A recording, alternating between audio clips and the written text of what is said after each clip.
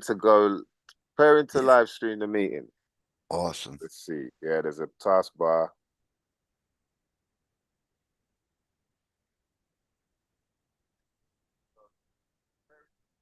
Good gosh, we are live. Really? We're live, Vinny. Oh, nice. Hold I'm on. the only one watching. Nice. All right. Can you hear that? I hear you. Okay, Oh I think yeah, I I need to see it mute. now. It is live. Yeah. All right, I think I All need right. to mute. Um, well, I guess I'll explain real quick for the show. This was an idea I had to where I wanted to do an end of the year 2025 special, Hmm. and I wanted to bring on some of my favorite people and personalities, experts, and the special guest is Dave Weiss, to me, the biggest and best flat earther. I got Aaron Murakami and Eric Dollard, modern day Nikola Tesla for the science people out there. We got Killer Priest showing up for, amazing rap legend. We got Johnny Cerrucci coming up later and possibly Bart Sabrell.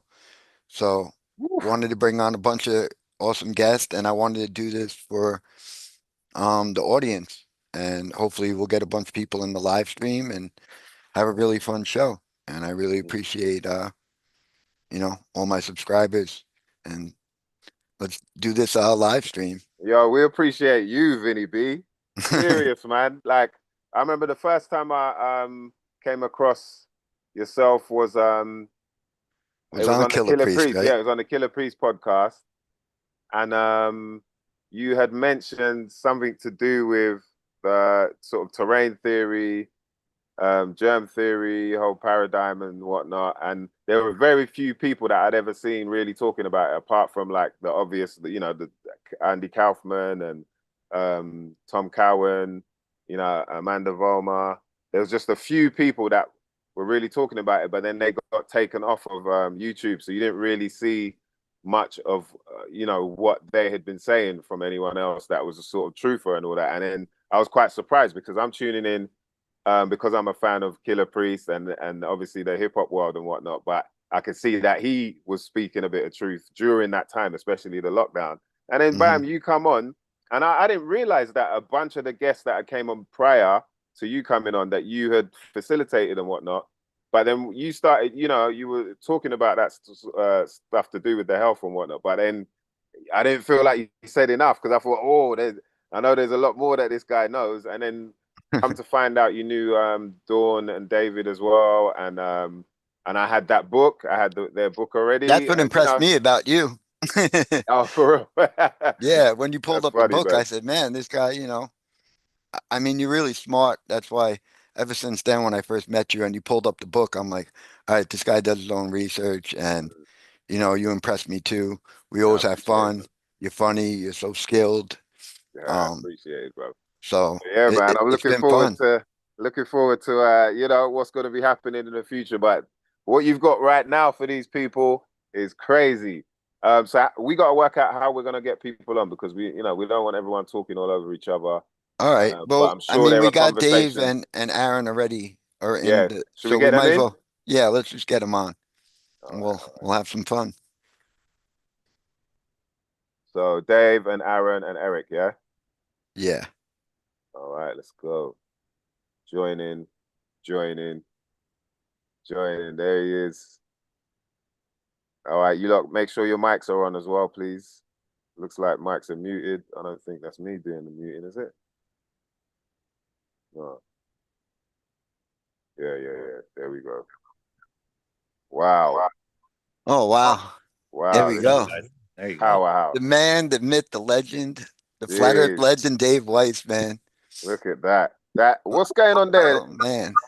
Dave, Eric Dollard. that's the Oh, TV screen behind you, yeah? No, this is really. I built a giant clock and a Yeah. wood brick wall behind me. It looked like a giant phone. I'm not gonna lie, it looks like a giant phone. Like if my hands weren't holding my phone, that's hilarious. Green screen. Yeah, there you go. And that's my plasma generator. Yeah, that's heavy. Yeah. Oh, Right, his that's really Killer cool. Priest is hitting me up now. He should be joining soon, hopefully. Wow, man. Vinny, you see what you do? This is like bringing together some kind of super, you know what I Well, mean, like superhero group. well, like I said before they jumped on, I mean, these are my favorite people. I mean, Dave is to me done the biggest and best for Flat Earth. Yeah. So funny, also and smart.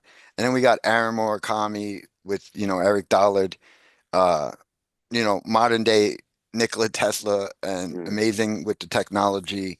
mm. Um, and these are all people I brought on Killer Priest, like we were talking about, where for you guys, Mike Stiggy found me on the Killer Priest podcast, and that's how we ended up hooking up together. Yeah. And the show that Aaron did on Killer Priest was amazing. Mm. One of the best shows. And then Dave had a killer show, and Lord Jamar showed up. I mean, Yeah, uh, yeah, yeah. yeah, you saw that one, right? Yeah. So Well, this is the beautiful thing is that you've managed to draw people from different communities and all like, with like understanding of trying to find the truth, trying to find out, okay, is this for real or not? yeah, That's the common sort of thread with a lot of different, whether you're into the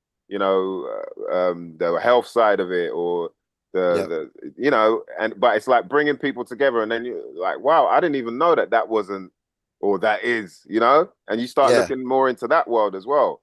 And I think And it's to me, important these for are the everyone. experts. And to me, like that's what I originally went on to Killer Priest, like you said, was I went on to talk about the health stuff, germ Mm, theory, and expose the Jesuits.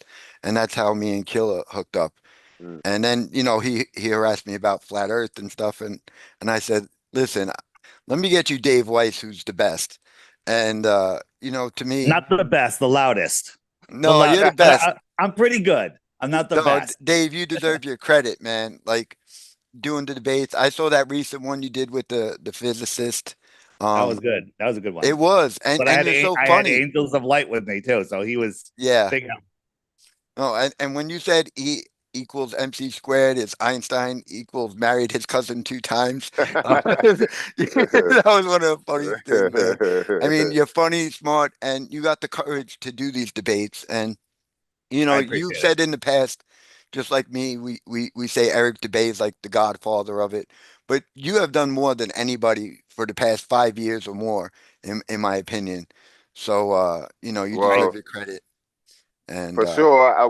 When we had because yeah, Dave, I think you remember DVG Mehmet, Mem DVG off the Santos Bonacci. You had the school that you guys were yeah, working with, and yeah. through that you'd come on the show with myself and Dan. Yep. And we had a bunch of people, a bunch of crowd that were like, "What are you talking about, man? Flat Earth this, flat Earth that." But then by the end of the show, they were like, "You know what? Like, he made a good point." You know what I mean? That's, And that's at least if we can do that. If if there's anything that we can do, is at least make people, I, I tell people don't believe, think don't outside the box. And yeah, don't just believe me. Just I'm showing you some doors. Investigate, yeah, yeah, verify yeah, everything yourself. yeah. It's important, man. And that's the thing. And even if after you're like, nah, I still don't believe, then cool. But at least you've had a look. Something later on down the line might make you realize, that right, I didn't get it back then. Right, right. That was a fun show with Killer Priest too. Is he coming on? That we had Yeah. Yeah, he's going to Yeah, be joining us too. I wicked. know and he's on the road from, is but Bart coming? Bart Sabrell coming? that he's trying, but the whole thing is, to get all of us, like, Aaron's West Coast, you're East Yeah. Coast, Diggy, UK. Well, He's in like Philippines area, so it's like 5 a.m. 5 all right. Oh a.m. wow. in the morning. Well, So well, if Bart comes on, and if you're listening, I don't want to talk about flat Earth with you. I want to talk about that interview with the astronaut. yes, You did a yes. great job, and I just have a couple questions for you. You did a great job. So hopefully you come on. I'd really like to give you props and I'm gonna propose something that maybe you didn't think of, and tell me what you think. No, All Dave, I right. definitely want that to happen. That was Yep. one of the things is for you. And if it's like he doesn't get up in time and get on here, I will set up something I will do my best to set it up to where you could All right. have Cool. some with Bart. Me personally, I think it's kind of good that Bart isn't a flat earther. Because if he Yeah, you were was, saying this he'd be yesterday. having to do what you do, Dave, which is battle all these people. And instead, he's just a whistleblower. And for the Maybe flat earth he's community, secretly a flat earther, and he and just that's doesn't another want to tell thing I anybody, think about too. right? Like, don't Like talk about that. Killa is a flat earther. He is. Yeah, you reckon But he's a he- flat earther? We're gonna yeah, find for out. sure, man. We have to For find sure. out because that's what No I was doubt. saying to Vinny. I was like, man, do you reckon he like? He seems like he's getting it. He seems like he's getting it, but you don't know. Well, hold on. Now, I want to get Aaron involved because I love Aaron. This guy is amazing, super smart, Mm. and It- I see him just listening to us go on. Yeah. So Aaron, went- you have Eric. Are you using Eric Dollard's computer, or is that just your screen name? I was testing Eric's Zoom call account to make sure he could log in and stuff when I had the verification Oh. thing on. Okay. should So I I take forgot to Eric log out out? of it. So it's Should I take Eric out? Should I take Eric out? I Because can You can change his name. You can just click on it, I think. I guess I can log out and log back in. no, I can. I think like Dave was saying. You mean do that? Yeah, I can change your name. No, I can change the name. Okay. So I'll put Aaron there, yeah, instead of. So should I take this one off then? The one that says Aaron, should I So, take so that the one that off? says Aaron is my mobile phone. That was just in case, I could He was walk show around the and show warehouse. anything. Right. Otherwise, the laptop is logged in on Eric's account. Okay. So what I'll do then, I'm just gonna yeah, we'll stop that video, and then when you're ready, we'll start the video again. Yeah. I think that So might you be would just easier. stay logged in as Eric's Ye- account. Yeah. Because and then we'll just carry on like that, and then when you want to start showing us some of the equipment, Okay.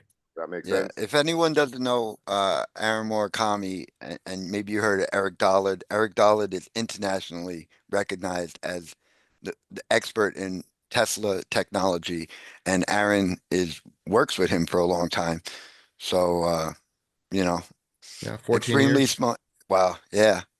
I know it's been a long time, and Wow. yeah.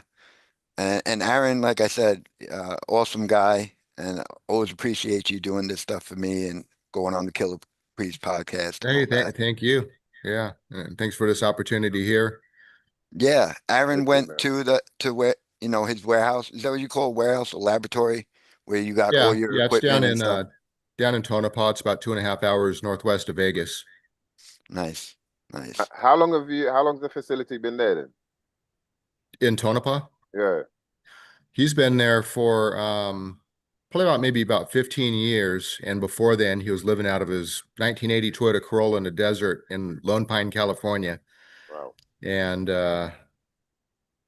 so before then, he was in Landers, California, doing a lot of stuff with listening to Earth signals, and he had a big radio antenna system complex there, doing all kinds of experiments and stuff, and that was kind of taken from him, looted and everything else. And so he was kind of in refugee status. And so some people pulled him out of the desert and started a nonprofit about 15 years ago, and they tried to screw him over and try to push him out of his own organization as if anybody else could take over and do what he does. So he came up to my second conference, and I got attacked for being involved with him and helping him by those people. And so ever since, I've been publishing all his work, working with him, helping to get funding for the projects. But, we're doing a lot of stuff like transmitting into the earth telluric transmission, the way Tesla did. Wow. Radio waves and proving different things that go against the conventional. None of it is electromagnetic waves. It's just longitudinal stuff that a lot of people erroneously says scalar waves. But what they mean by that is longitudinal, which means it's instantaneous propagation. Extraluminal, it's outside of the whole Einstein propaganda paradigm. Nice. I got a rookie question for you here. Does Eric view the Earth as a plane or a planet? A planet, but there's indications that it's hollow because of actual radio signals being projected into the Earth. And because in Landers, California, where he had this setup, he was able to listen to the Earth on like a Earth stereo, with different phases of Earth signals coming out, and doing these experiments with, broadcasting signals into the Earth, and the way that they moved and propagated gave an indication that it's hollow, and that the whole concept of the Schumann resonance is kind of faulty, where it's supposed to be, kind of this average signal of all the collective lightning strikes around the world. It's like a waveguide between the atmosphere and the Earth, where this frequency is going, and based on what the waveguide, distance is, there's no way that it could really be how it's conventionally explained. So he more believes in the hollow Earth, kind of, a spherical Earth, but a hollow Earth kind of concept. And I'm kind of leaning in that direction myself. What, so almost like a gutted out egg type thing, or sort of. gutted out board? Eric doesn't like to speculate a lot because he likes to stay more, scientific, objective, but he will go into, some of his beliefs. He hasn't really gone too much into it, but this concept of, a molten iron core spinning, creating the Earth's magnetic field and all this, I don't think he really believes in that. I don't believe in it. When iron heats up, one of the first things it does is it loses its ability to retain magnetism. So how is a molten iron core creating a magnetic field? He explains it more in an electric solar system model, where the Earth's magnetic field actually comes from the sun. And there's all this electrical activity between the sun, the Earth, the moon, the whole solar system. And there's a lot of these electric solar system models that seem to be a lot more accurate than the conventional explanations. But a lot of people in the modern day who are presenting themselves as these gurus on this, electric solar system, electric universe kind of model, a lot of it is kind of knocked off from somebody named James McCanney, who a lot of people haven't really heard that name, but he's the one that kind of seems to have pioneered a lot of that electric solar system kind of model. But they don't give them credit, but nobody gives anybody credit. They try to present themselves as the experts. And one thing we like to do, with myself, with Eric, and a lot of the people that I've known and, have been mentored by and so forth, we're strong on looking into the history and the genealogy of where different schools of thought came from. And we're always giving credit to where, the genesis of different ideas come from and how they evolved and stuff. And lot of the most popular, gurus out there in different fields of physics and health and all this kind of, and consciousness. I look at their work and I can trace back most of their schools of thought to, people in the early 1900s or, further back, and they're not saying anything. All they're doing is repackaging information, giving a little spin, and pretty soon they're the expert. So I won't name names on who those people are, but it's obvious when you start studying the old material. Have you seen much of that this year, 2025? Have you seen a lot of that sort of, people just repeating?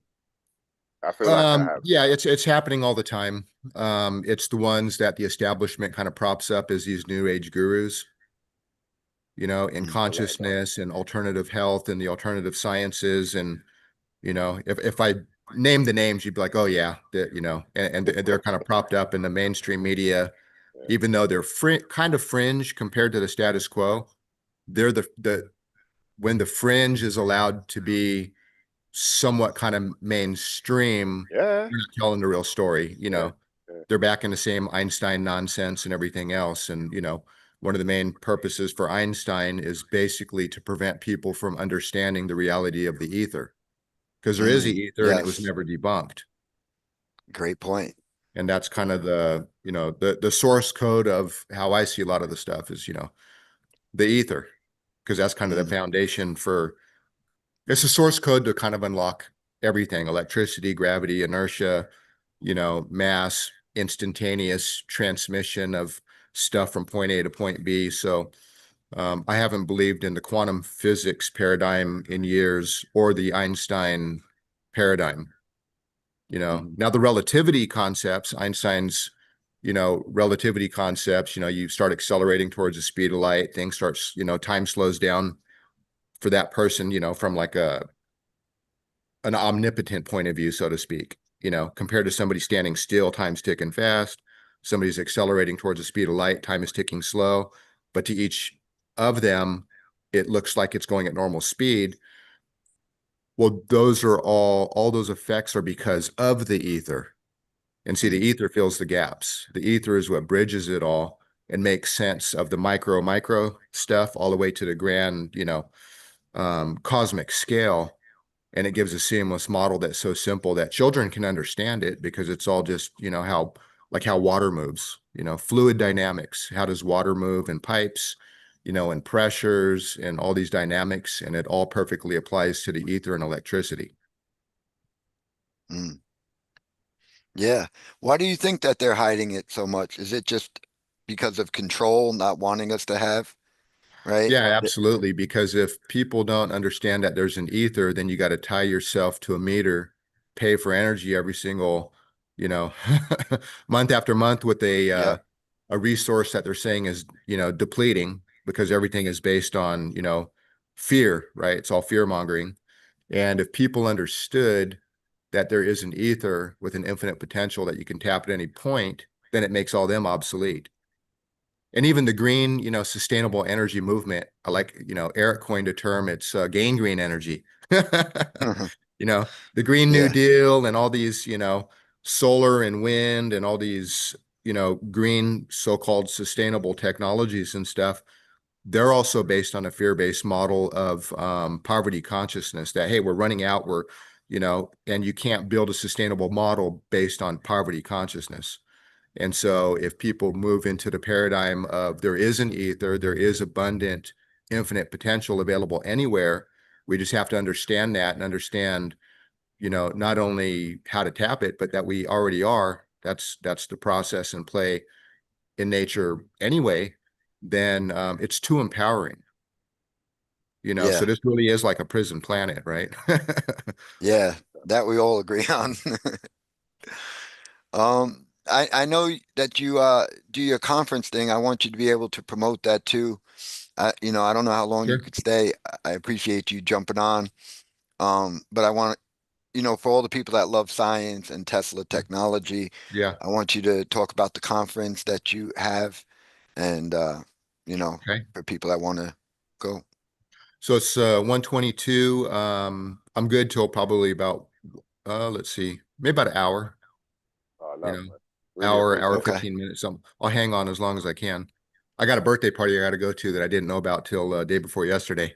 Of course, I'm the Well, last one to find out anything.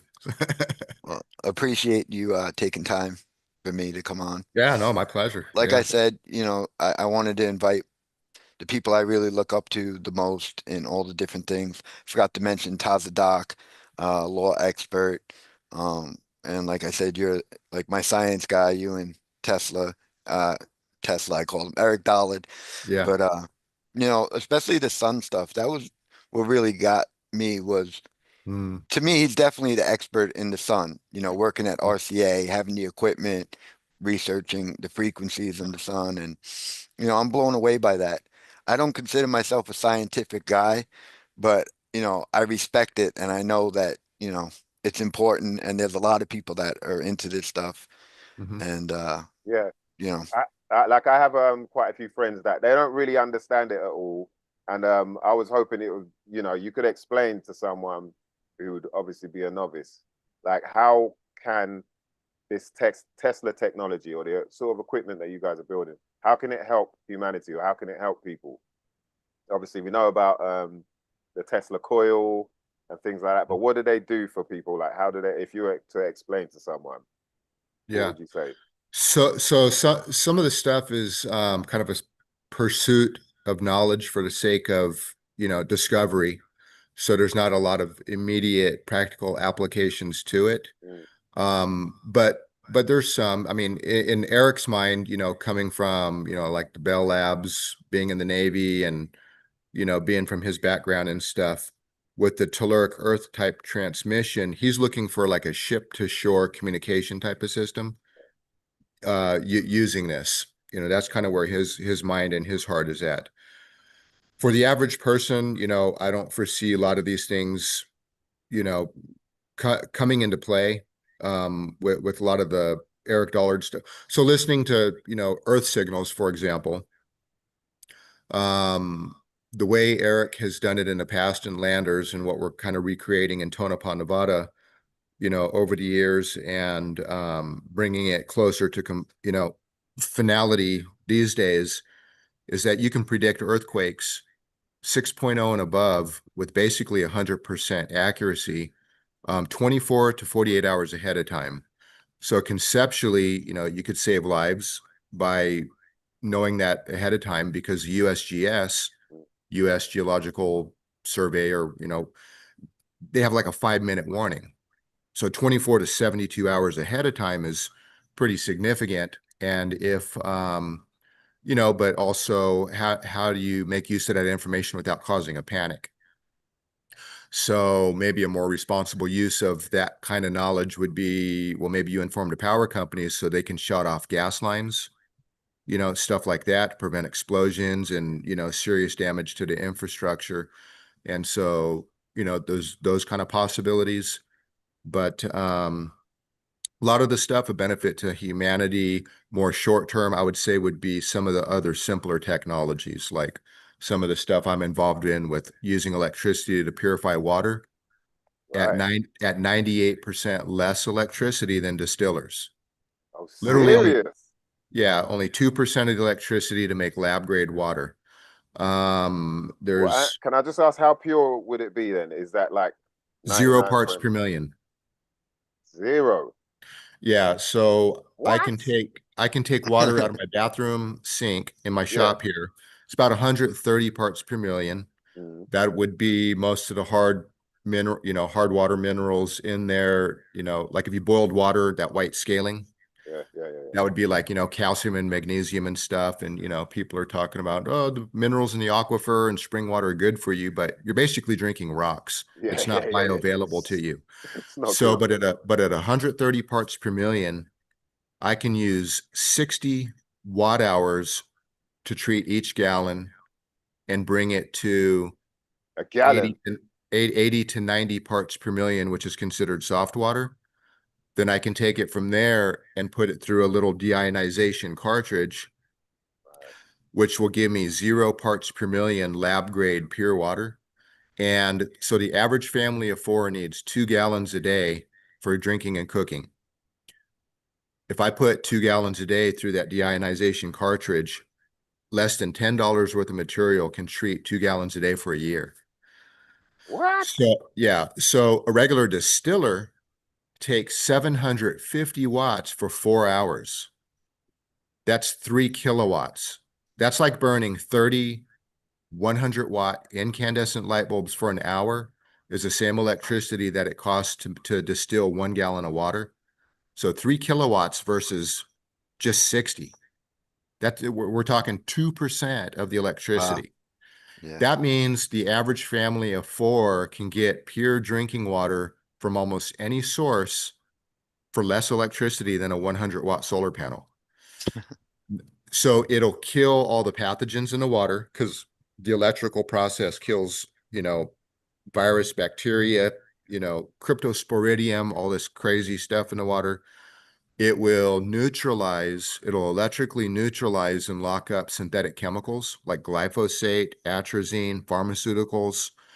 It will take out it'll lock up all the heavy metals. Wow. So even something Then like fluoride, because people make it like you can't get rid of fluoride. it'll, Would that so there's some filtration systems that will take out fluoride. Fortunately, we don't have fluoride in Spokane right now. okay? Crazy people at the health department's been trying to put it in the water for years. Miraculously, they haven't succeeded in Nice. Spokane County. But this process will take out fluoride too. Wow. So it's the most efficient, effective way of purifying water from almost any source.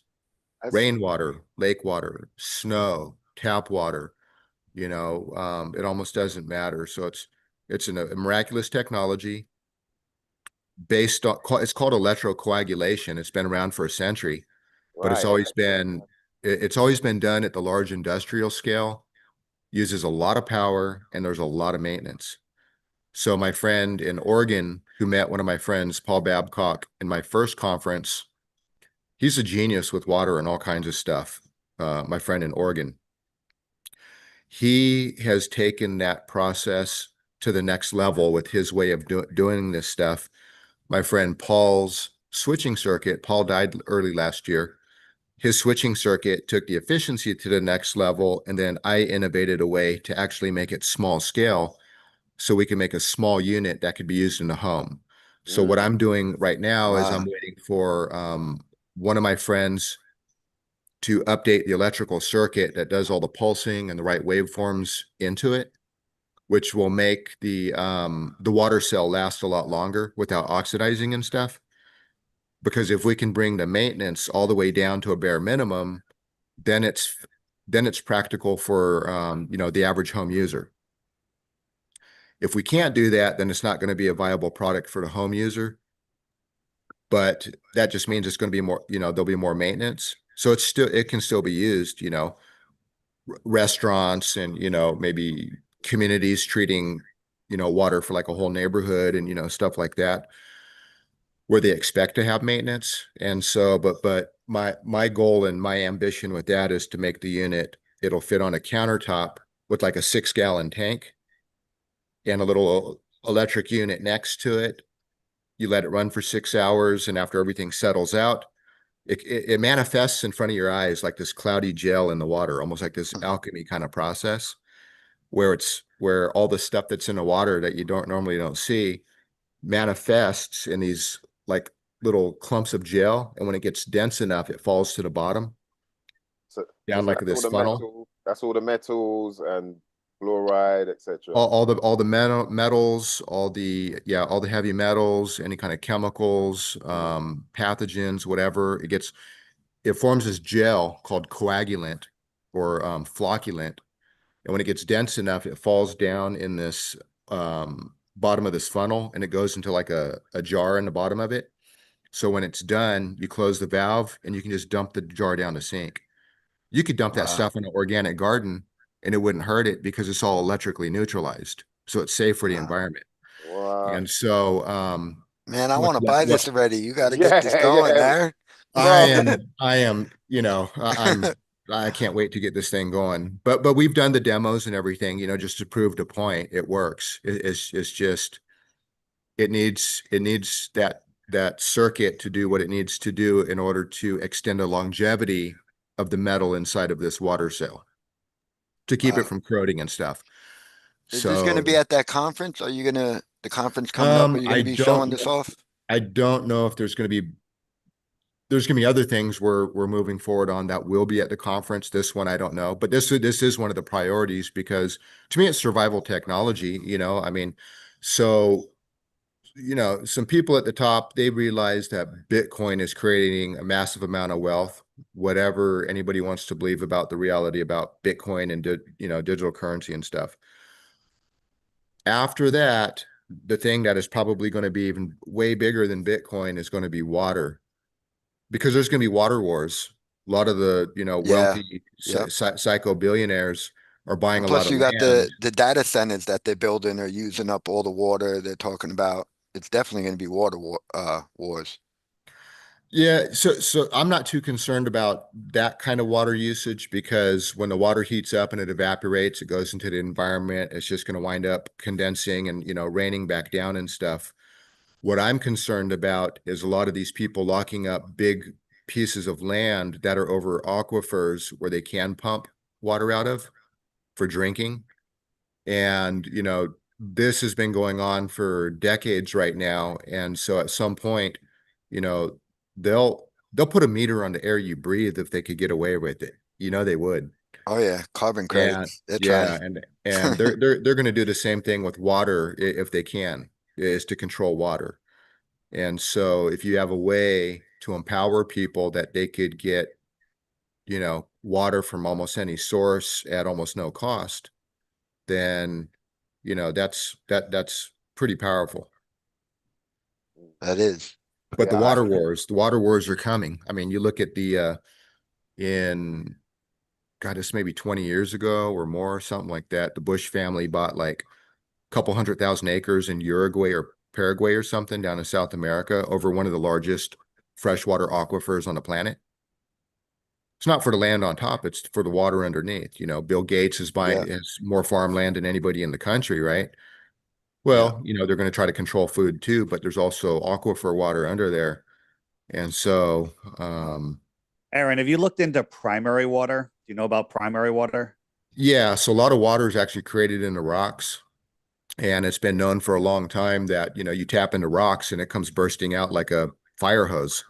Wow. So I don't know a lot about it, but I know that there's a lot to that. And, you know, they've discovered down in the ground that there's a massive reservoir of water that like is more water than all the oceans in the world combined. Correct. example. So yeah, so when you talk about water wars, you know, like in California, they only let you drill a well to something like 300 feet, because if you go any farther, you're going to hit primary water, and it's going to be in not a reservoir, an ocean of pristine water. So when you say water wars, it's just a matter of a lot. There's enough water for everyone to have their own reservoir. You know, gigantic reservoir for every person. That's how much water is. Gaddafi discovered primary water under the desert when he was drilling for oil, and built the. Have you heard about the Great Man-Made River? It's one of the biggest kept secrets. It's the biggest disaster. Well, the biggest plague on humanity, whatever you want to call it, that's ever happened. Where for 40 years he was building aquifers, you know, to transport water all across Africa. And when he was finished, the Obama and Clinton's blew it up with depleted uranium bombs. I mean, it was the biggest water aquifer project in known history. Won't say it's the biggest ever. So, so I agree with you. Water is the next big thing, but it's not like there's a shortage of water. It's just who's going to be able to access the infinite amount of water that there is. Yeah. So just anyone that's interested, has never heard about it, the Great Man-Made River, on my channel, DITRH, if you just search Great Man-Made River, Muammar Gaddafi, I made 2 videos on it. They're short. Check them out and do your own research. That's interesting. I've heard that about oil as well. Oil, apparently there's primary it's everywhere. Too. It's everywhere. It regenerates itself. Yeah. It regenerates itself. Yeah, they pump the oil out, come back years later, and then it's full. It's like the earth creates oil. I think it's like a bacterial process or something. Right. But it's in constant production, and there is no oil shortage. You know, that's all part of the, you know, fear mongering on all, you know, running out of resources and this kind of thing. But yeah, the oil is the same way. Are you saying there's an infinite amount of dinosaurs? Yeah. That's a joke. I do believe there were dinosaurs, but I do not. But I do not believe that oil is fossil fuels. No, I think it's a bacterial process. It was a Russian or Ukrainian. I can't remember what the name of the model is that they have for where the oil comes from. That seems to be one of more accurate. And I don't know if it's necessarily related to bacteria, but I do think it's a bacterial process. Yeah, I've heard some people say it's the blood of the earth. I don't know how, you know. That's interesting because years ago, I talked to John Bedini about this. John Bedini was another genius in a lot of different technologies that I'm involved in. And he was a mentor of mine for about 18 years. We're talking about earthquakes and stuff. And one of my thoughts was that if you're drilling so much oil, that might be like lubrication for the tectonic plates. And if you pump that oil out, no more lubrication. And so the pressure builds up, and then we're having all these these earthquakes and stuff.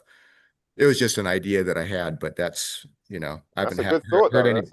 Sounds pretty accurate. Wow, man. So yeah, I wonder what else is primary out there then. What else do we think is running out that is really there in abundance? There's got to be some other things out there, man. That's pretty crazy. You know, and the whole, like, obviously the idea of even selling water in the first place is kind of crazy, but it kind of adds to the, you know, it makes people feel like, okay, yeah, I better get some more water in case I run out. Oh, water might be running, you know? Like, Vinny, can you make me a mod so I can post links in the chat? Oh, yeah. Mice, you want to do that? There you go. All right. I just posted a link to the Great Man-Made River. Save it for after the show. Check it out. 5 minutes. Yeah. You know, Dave, so the bottled water. You on about on YouTube, Dave, you on the Yeah. Yeah. I'm on the YouTube channel. DITRH. It's Vinny's channel, right? Vinny's Yeah. your channel. Yeah. I know, but I'm bad, Dave, at this stuff. So I wanted I have my All you Stiggy do is right click doing on it the for three me. dots next to my. But are you recording right now? Is it not Yeah, recording? this is live right It's now. live stream. Yeah. It's Oh, it live. is live So, streaming. Okay. Yeah. Yeah. It's live streaming. It's not recording, but it's live streaming. Well, So that's funny about the bottled water. What does Evian spell backwards? naive. Yeah, exactly. And your dose of microplastics too. You Yeah. know, and Yeah. most bottled water is municipally treated water, which just means tap water going through a mediocre carbon filter, and that's it. It's Yeah. all, most of it is all garbage. And it all has all of the energy from everything it's ever touched. Right. Water holds memory. So I do believe yeah. that. when Absolutely. you start, everyone knows about Emoto, what's his name? The guy that did the pictures in the water. There's Yeah, another Dr. girl, Emoto. I'm spacing on her name right now. She took it to the next level. Amazing, amazing stuff. I'll think of her name in a minute. I think I've heard about who was it? Yeah. I've heard something about a lady. Hold on. So Emoto was the one they did like a bunch of singing by a swamp, and then the water became pure. Was it, or they were praying or something like that? Yeah.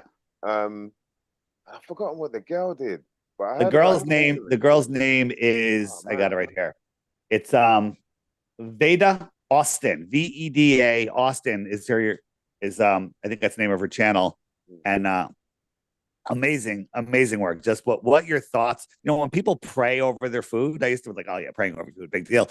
You're literally changing the structure of the water in your food, because you can everyone knows about the rice experiment, where you hateful, you tell the rice that's in the water that you hate it, and you tell the rice that you love it, and then the rice that you hate will turn black and the other one will thrive.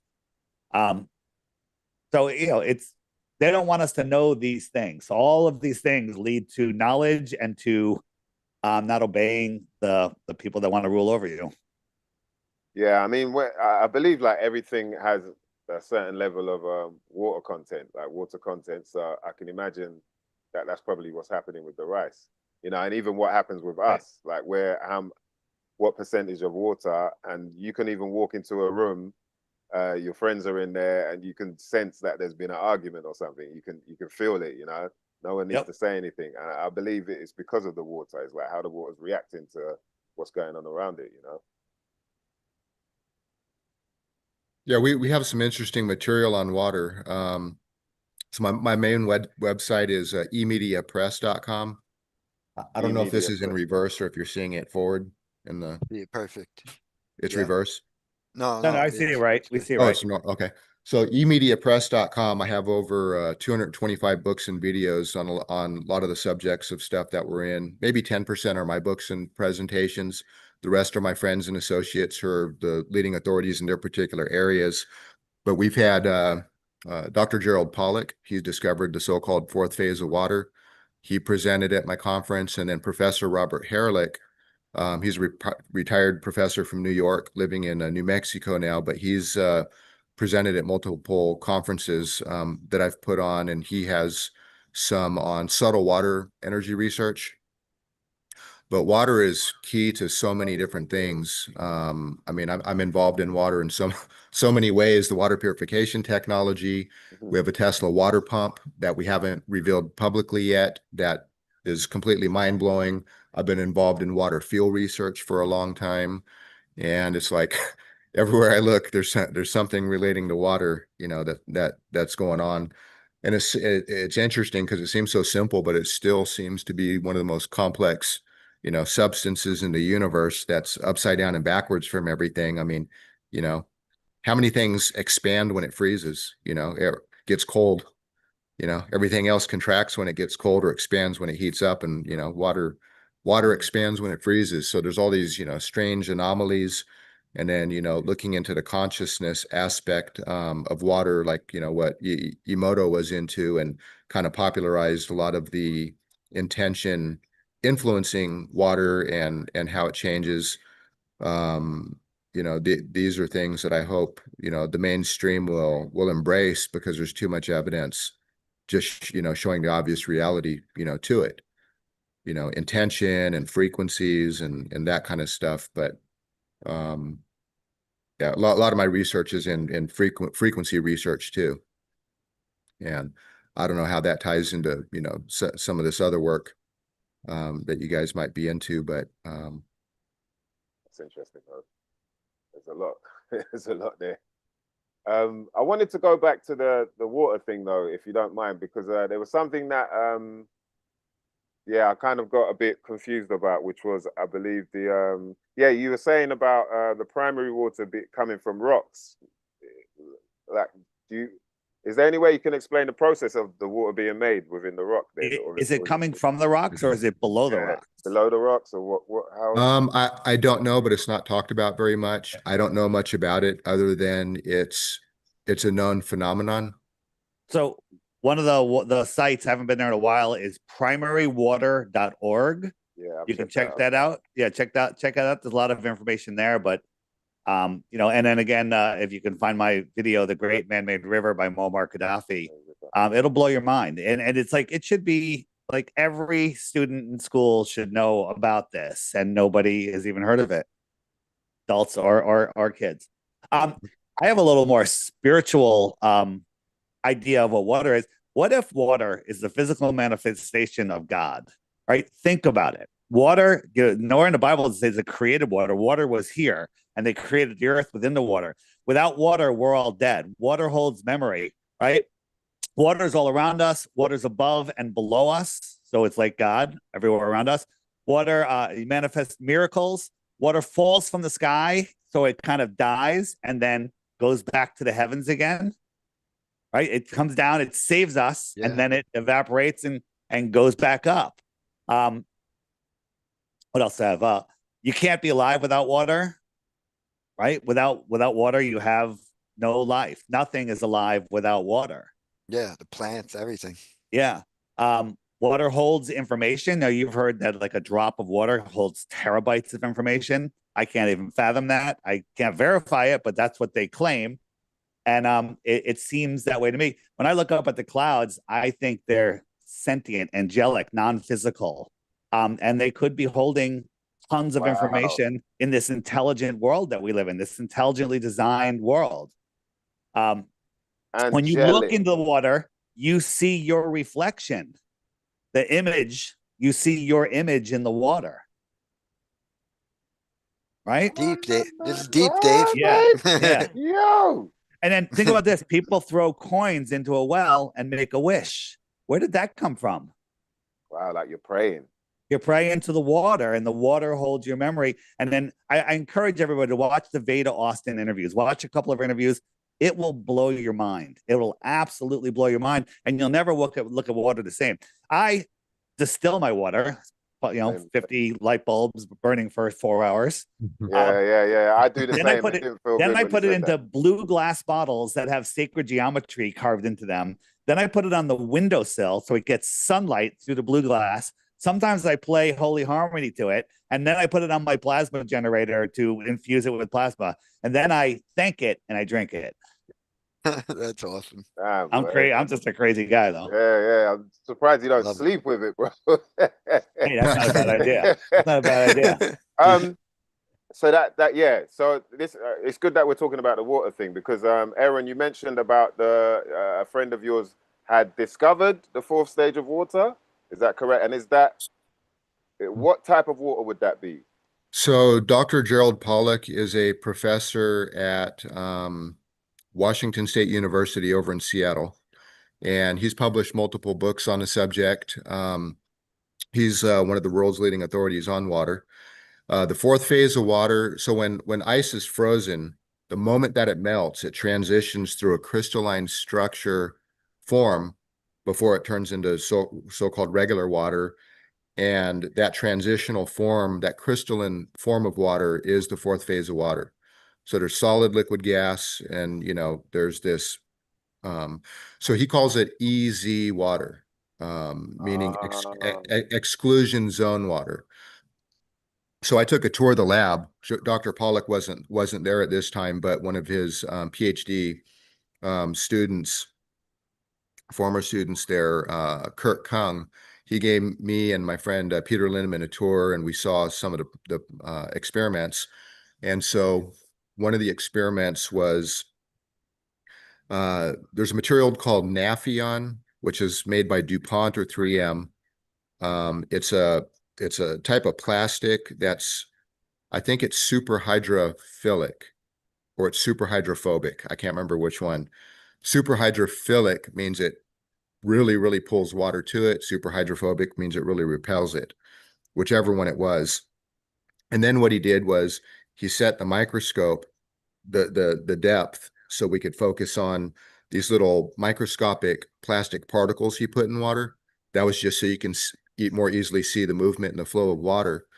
And when we were looking at it, where this piece of Nafion plastic was, there was like a zone, an exclusion zone that pushed all the plastic microscopic particles away, and there was this little clear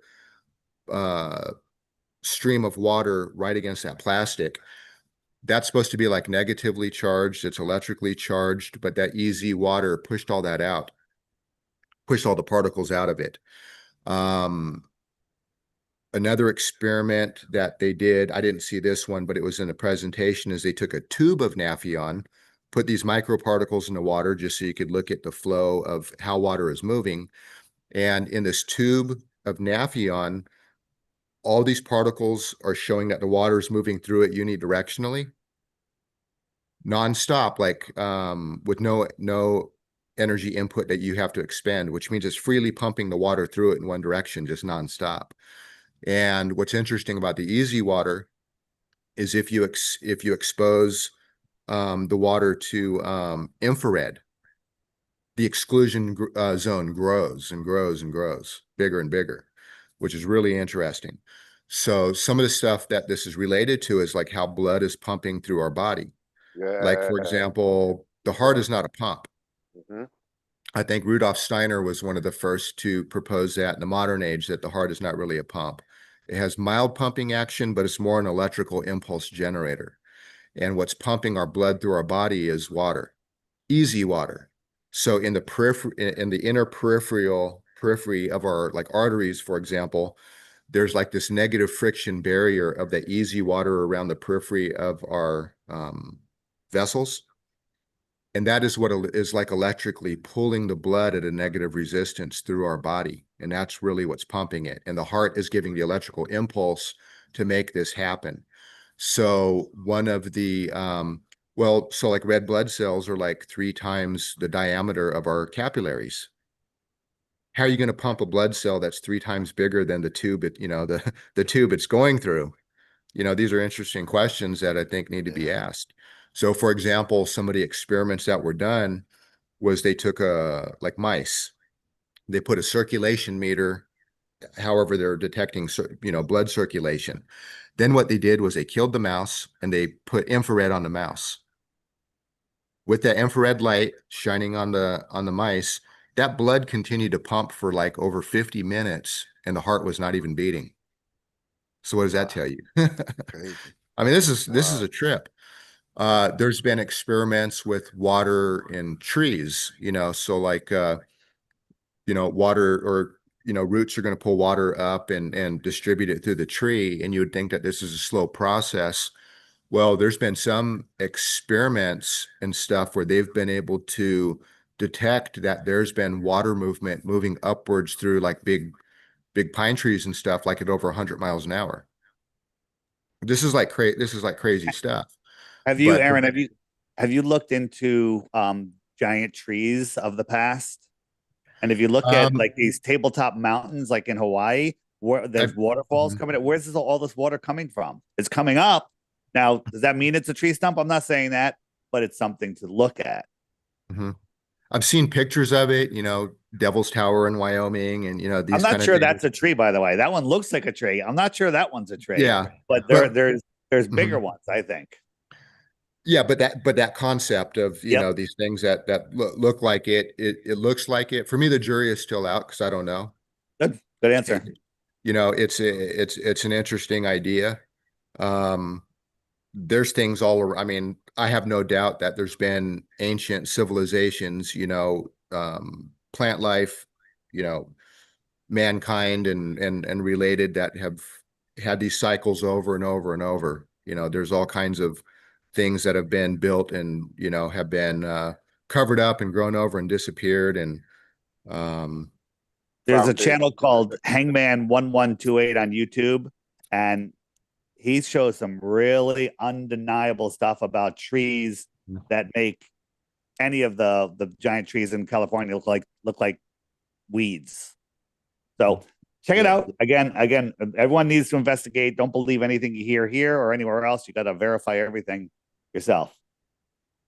So what's the deal with the giant trees? They chop them down or what? How did they? I don't know. Who are they? Are the angels, the god, or giants? Who knows? I have no idea. I wasn't there. Big chainsaws, or Like, that looks like a pretty clean cut.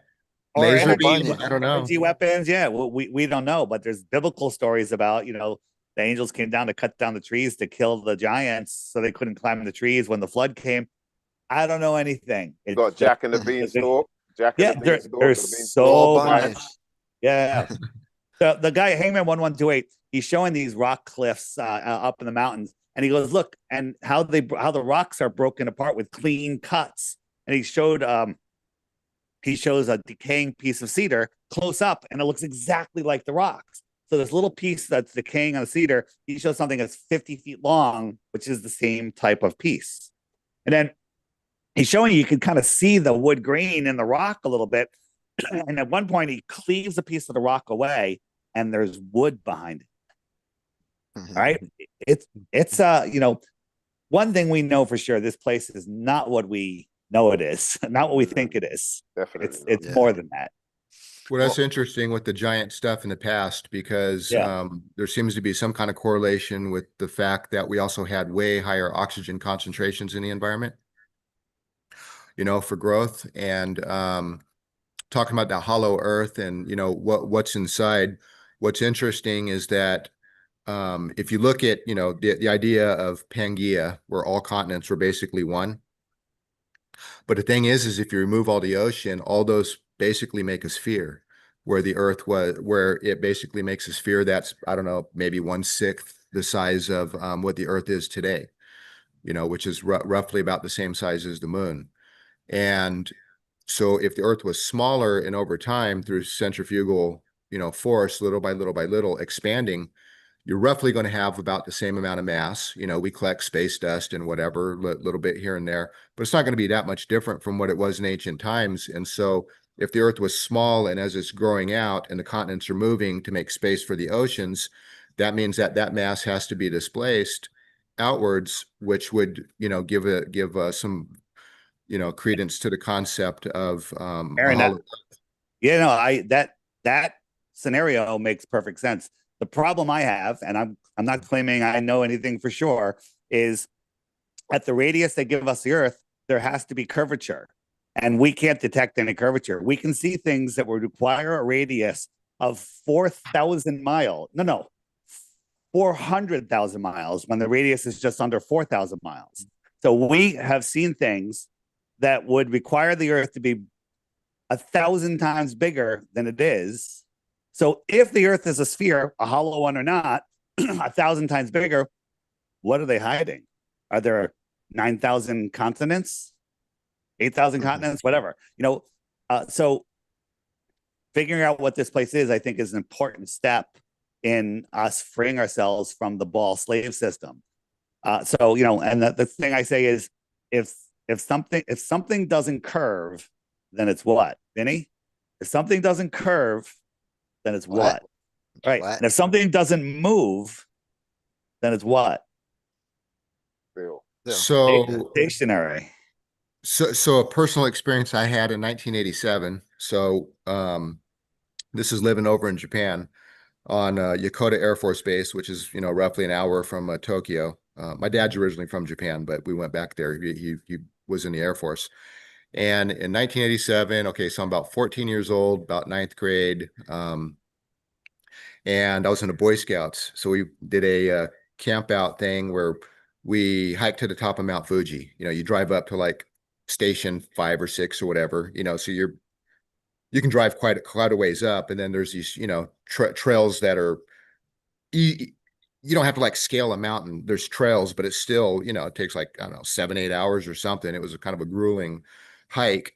And going on, when we finally made it to the top, it was dark, and there was two things that made the biggest impact on me from that experience.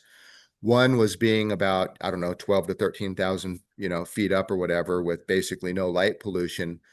Looking up, it was like the canopy of heaven, right? It was like, I did not know it was possible to see that many stars from Earth.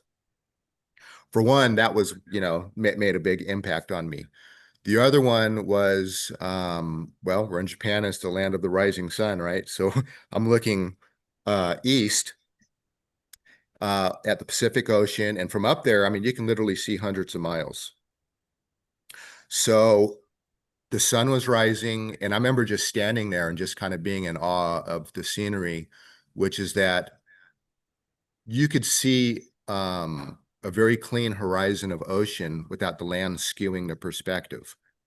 And as I'm looking all the way to the left, and I'm looking all the way to the right.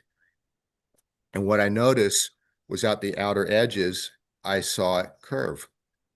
And this was before anybody was suggesting, like today, that maybe the earth is flat or there's no curvature or whatever.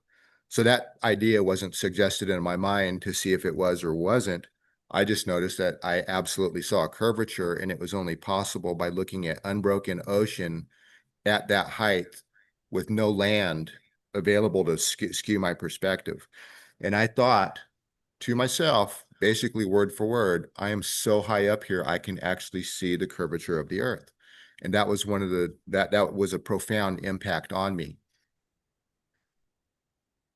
Even the so-called scientists, and whatever you want to call them today, disputing flat earth, would also say that that's not even high enough to see the curvature, but I did see it.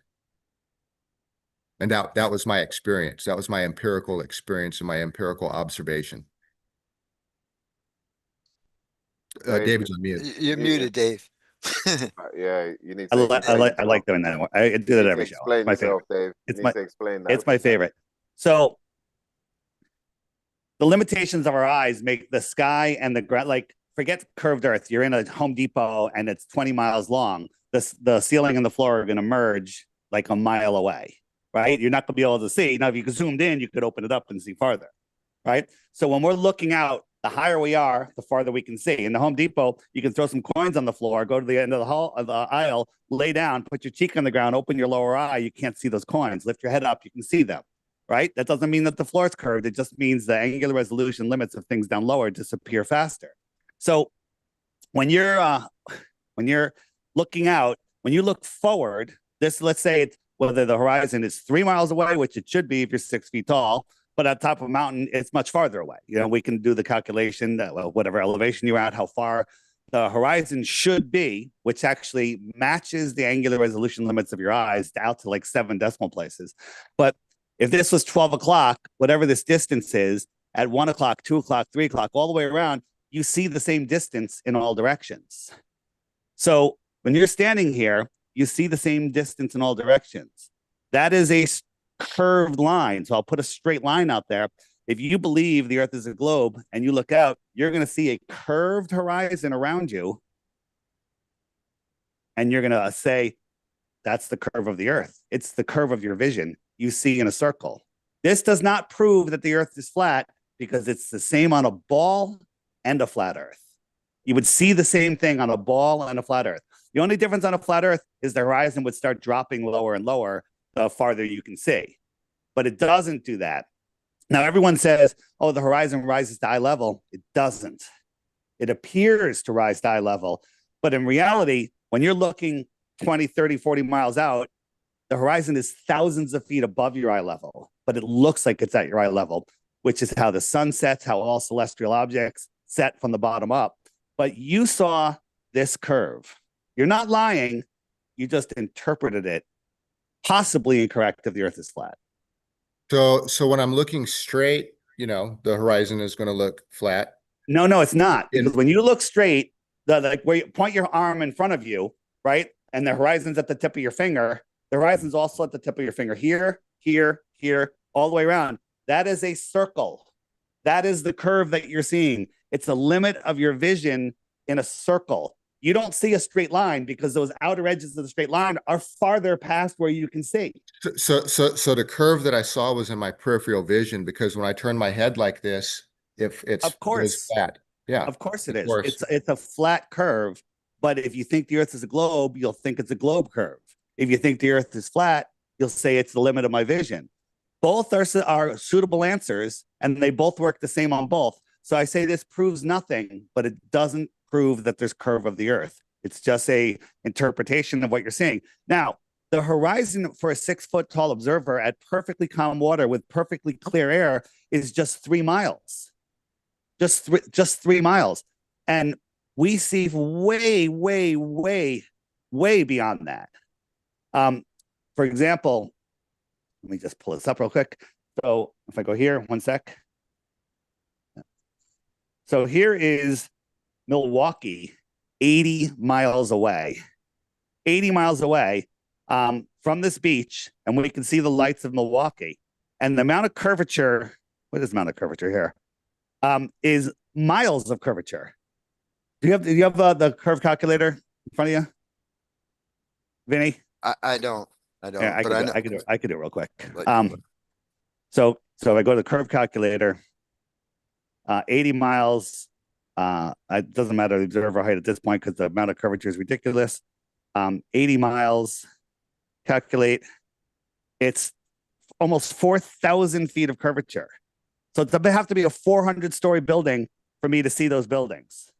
So again, we can't detect any curvature. We can see far, far, far beyond the limitations of a ball would require. Now we can also see not as far as the ball would allow. That's because of optical stuff. But on the perfectly clear day, on a ball Earth, there is a limit, a required physical limit of how far you can see. At 10 miles, there should be 66 feet of curvature.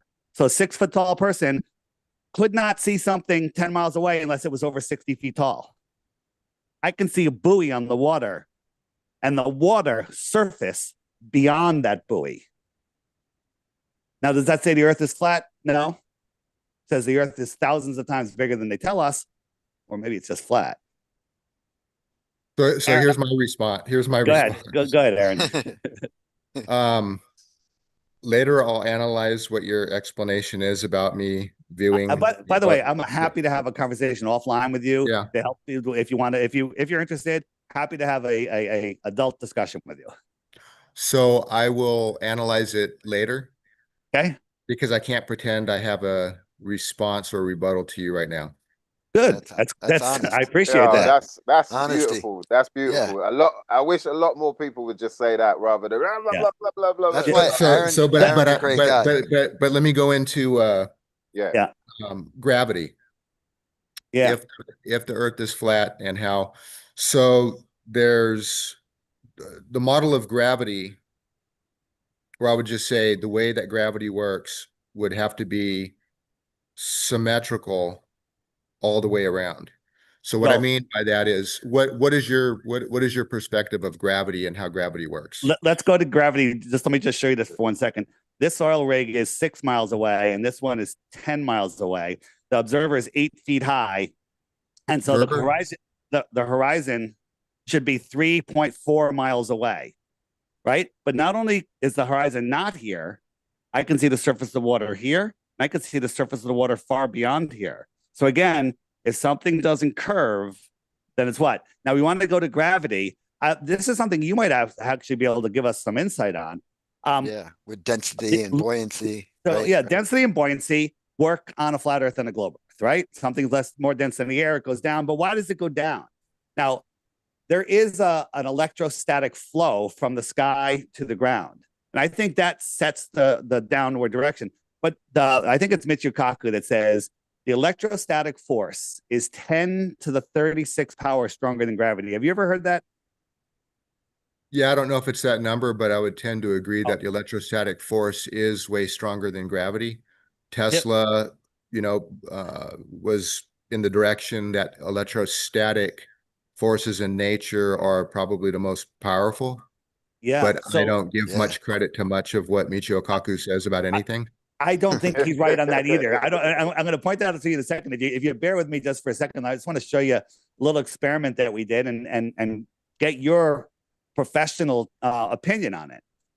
Because we're just, trying to figure this stuff out. And if you're working with Eric Dollard, you probably have some good insight. So I'm just scanning, trying to find my thing. Is this it? No. Give me 1 second. Here it is. Where the hell did it go? 1 second. All right, here we go. Is this it? All right, so we got some leftover helium balloons. I got a button here. We tied it to it, and it's just neutrally buoyant a couple inches over the floor. That wire is going to a Van de Graaff generator. Now, if the ground is neutral and the sky is positive, when we add a positive charge to it, it goes down. And then when we discharge it, it goes back up. So we're independently manipulating the electrostatic charge or something. We're not manipulating gravity. So we could say here pretty clear that we've changed the electrostatic force to make something go down. Now we can do the opposite too. We can, this tinfoil, we can add a negative charge to it and it goes up. Turn it off, it goes down. So we're not changing gravity. We're changing electrostatic charge, buoyancy, and density, sort everything else out. And then I'm sure you know about some of the aircraft that uses electrostatics to fly. This is the Silent Drone by MIT, and it uses electrostatics, no moving parts, to fly. All right, so we can scientifically test electrostatics up, down, buoyancy, and density. Great. Now the theory of gravity. So let's pretend gravity's real. Let's pretend, hey, I proved gravity. And let's pretend Michio Kaku's right, which is a reach. Do you know how big 10 to the 36 is? If I had a grain of sand and I made it 10 to the 36 power bigger, do you know how big it would be? Do you have any idea? Well, it's about 1/3 of a Google. So, well, okay. Well, so Right? Vinny, That's Vinny, running it with 100 zeros, and 36 is about 1/3 of a. Yeah. Well, there you go. So, Vinny, take a guess. What would you compare a grain of sand 10 to the 36 power bigger? Yeah, I have no What would idea. you compare it to? Would you compare it to a house, the moon, solar the Earth? system or something? Yeah, it's ready for this. Mountain. It's 10 million times bigger than the known universe. Okay, That's so crazy. now we know Michio Kaku's full of shit. Okay, because 10 to the 36, I don't even think that number exists. Wow. But that's how big it is. So the people that believe in gravity are throwing complete and total bullshit at us to make us just melt our brains so we don't question them. But nobody's ever independently isolated gravity from electrostatics and proven it. The Cavendish experiment had the sun and the moon pass over twice during the experiment. That's electrostatic, that's changing everything. It has nothing to do with gravity. So it's something to look into. There you go. Great job, Dave and That's Aaron. amazing. I know, Aaron, you're pressed for time. And I can give my 2 cents on the subject a little bit. Please do. Your Okay. 2 cents is worth Yeah. 5 cents. And Vinny, I got to say, we got to do this more often. yeah, well, no,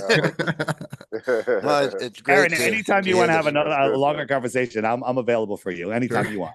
Okay. Beautiful. You're obviously someone who's, we're to respect your opinion. Eric Dollard is a hero. Long before I started looking into flat Earth or anything, I was a big Eric Dollard fan. I was like, this guy is onto something. Yeah. And Aaron too. I mean, so much respect. So it's great to see this dialogue. But I also know you're strapped for time, and I do want you to promote your conference before you go. Yeah, definitely. And people, And I how want people much to check time you do out. you have?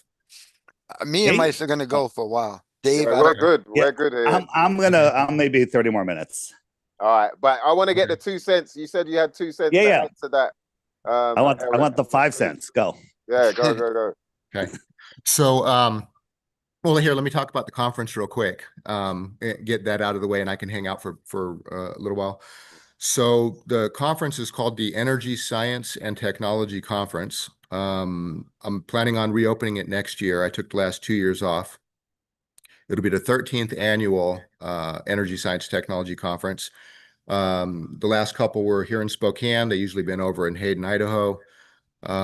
It's been a 5-day event from Wednesday to Sunday. I think this is going to be the last week in June coming up. So in about 6.5 months. And the website is emediapress.com/conference. That page is under construction right now. I'm working on putting the schedule together, and then I'll open up for tickets and stuff. But I mean, we've had people from, 15 different countries over the years fly in to a place in the inland Northwest here, and almost nobody in the local area even knows about it. But we'll have usually 17, 18 presenters, maybe 20, 22 different presentations on, energy sciences, so-called free energy, which I can give a distinction on what free energy means. And it's not the perpetual motion and violating thermodynamics and all this nonsense the cynics out there are claiming. The real Tesla sciences, not the popularized nonsense online. There'll be consciousness stuff, wellness, agriculture. It's a lot of the cutting edge stuff. We'll have presenters who are the world's leading authorities on their particular subjects. These are all recorded and become paid presentations that are available on emediapress.com. That's what kind of builds the catalog of this material. And but if you get a chance to go to emediapress.com and kind of go through the product catalog, you'll see what's on there. There's a lot of free downloads too, also the panel discussions at the conference. So you can get an idea of who presents there and what kind of material that we're involved in. I didn't put it in a link, but if you search my name, Aaron Murakami, in YouTube and go to my channel, I have about, I don't know, maybe 450 presentations, or not presentations, 450 videos. There's a lot of video excerpts from a lot of these presentations, and recordings of live calls with Eric Dollard. And on my website, if you join Energy Times, there'll be a pop-up that comes up. Or if you go to the blog, you'll see the sign up in the left column, or you can go to emediapress.com/Energy Times. That's my main newsletter where I give all the announcements on the Eric Dollard, live Zoom calls, conference updates, books, videos, blog posts, and that kind of stuff. So we have a good time. It's usually limited tickets. Last two conferences I actually had in my shop. It's about a 5,000 square foot shop. And people don't seem to mind coming into a shop instead of some fancy hotel, because it's like coming to the underground. But we have a lot of demos and stuff like that we do, at which some of them are too big to haul around and everything. So it works out pretty good. So hopefully we'll see you at the conference. That's awesome. Right. I will also try to add your links and stuff too. Okay, appreciate that. Yeah. So also, so some of the stuff I'll get into on, gravity and electrostatics and stuff. I have a presentation called Hacking the Ether. It's kind of an expanded version of a book I wrote in 2005, 2006 called The Quantum Key. I just use the word quantum to represent small stuff. Not that I necessarily believe in quantum physics. And it's basically my unified field model, which is an etheric fluid dynamic model. And originally it was called Synthesis of Matter, and I never intended it to be published or anything. I sat down and I basically wrote the book in about one day. And it was because I had these ideas in my mind about what I learned from John Bedini, Tom Bearden, Peter Lindemann, these kind of people who, build things that work that go contrary to what's supposed to be possible, plus my own experiments and insights. And I'm able to see what they're saying. And over the years, knowing Paul Babcock and then Eric Dollard, I had a good bird's eye view from people who are demonstrating remarkable things that go contrary to the common belief of what's possible. Plus my own empirical experience with experiments. I kind of used all that as like a Rosetta Stone to kind of crack what they're all saying in their own language, talking about the same stuff. And that's what I came up with the model, which is an amalgam between all those, to where I was able to come up with a very plausible unified field model based on a fluid ether that explains gravity, inertia, how to tap the ether for electricity, these kind of things. And so that kind of ties into gravity. But it's interesting with the lifters that you were showing. I never seen it done with helium balloons. That's pretty cool. I actually saw a plane fly in electrogravitic mode, and it was actually the B-2 bomber. This was maybe 12 years ago, something like that, maybe 10 years ago. I was down in Tonopah, Nevada, sleeping in one of my cars in the back of Eric Dollard's shop out in the yard. And my moonroof was open, and it was 3 o'clock in the morning. And I just woke up, and I looked right out the moonroof, and all the stars were disappearing and then reappearing, like in a sequence. I'm like, what is that?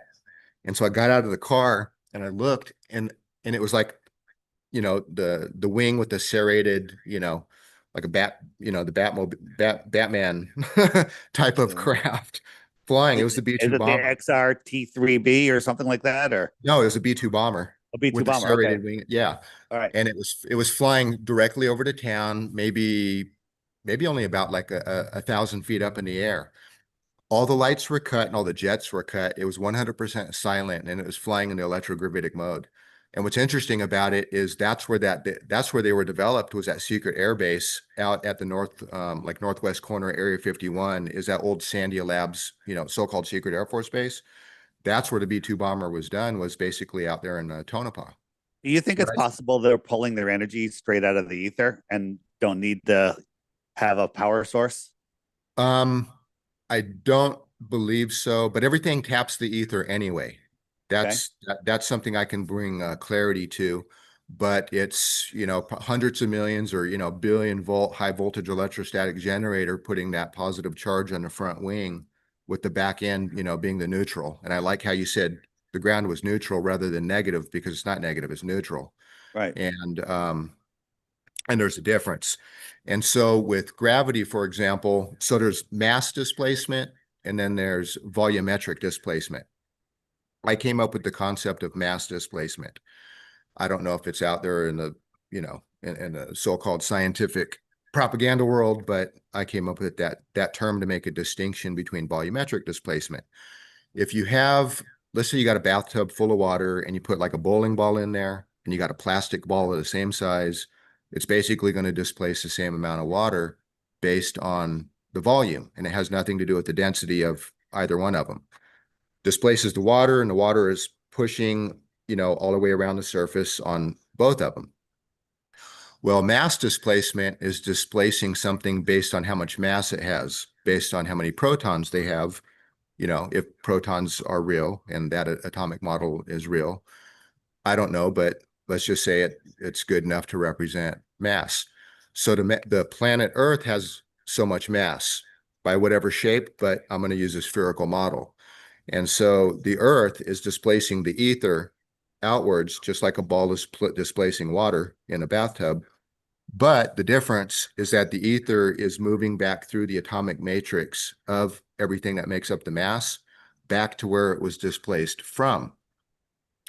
Now that ether is moving in a downward direction, imparting like an electrostatic type push on the protons that make up the mass. And so there's no gravitational pull. Everything is being gravitationally pushed to the surface of the planet. So if you have a block of wood and you have a block of lead, if they're both 1 cubic foot, the lead has a lot more atoms. The mass of the lead is a lot more.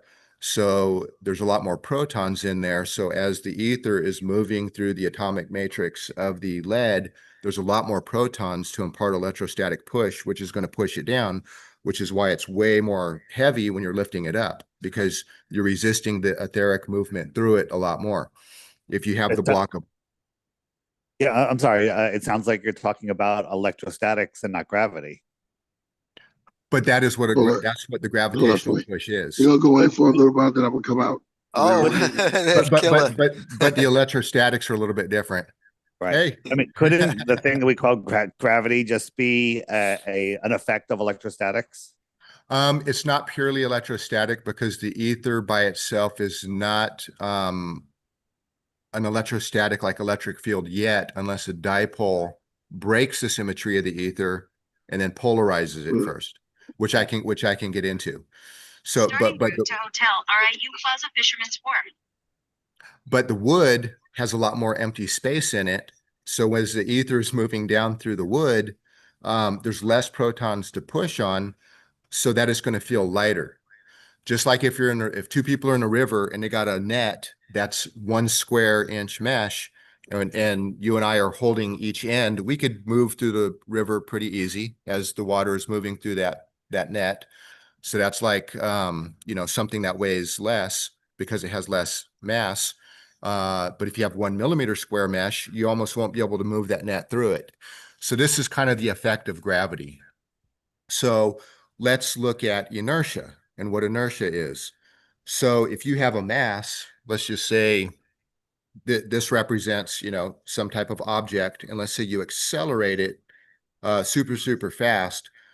As something accelerates, it's going to have inertia, which is resisting its acceleration. So the effect and the mechanics of inertia is that as a mass accelerates, this mass is experiencing more ether per unit of time, which means it's giving an apparent increasing in density of the ether against that object, which means more ether per unit of time is imparting a push on the mass that makes up that object. And that is what the effect of inertia is. So that's the true gravity and inertial equivalence, because if you have, let's say, two planets that are identical size, but one has 1,000,000 times more mass than the other. Let's say one is Earth and one is Krypton, but they're the same size. And you have, the Superman planet where he got strong because he's going against more gravity and all this, and if you could survive on it. So if you're on planet Earth, and let's just say that's 1G, well, as the ether is moving down through it, that ether is only at a certain density.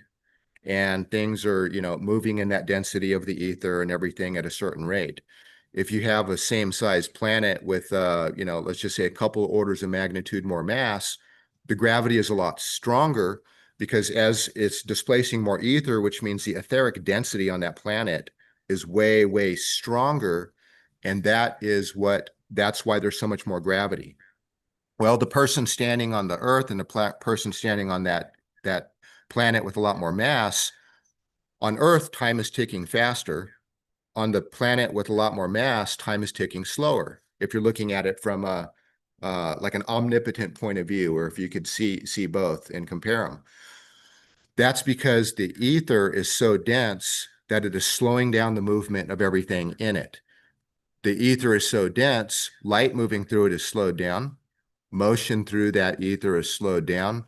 The person's perceptual apparatus, their brain, all the neural synapses are firing at a way slower rate because space is literally compressed. So everything is moving slower, but to that observer, it all looks like it's going at normal time because their perceptual apparatus is slowed down proportionately. If you're standing on Earth and time is ticking faster compared to that, light is moving faster, our synapses are firing faster, motion is moving faster, but to us, it's going to look like it's moving at normal time. That is why those effects happen and why it always looks like it's moving at normal speed, the so-called constant.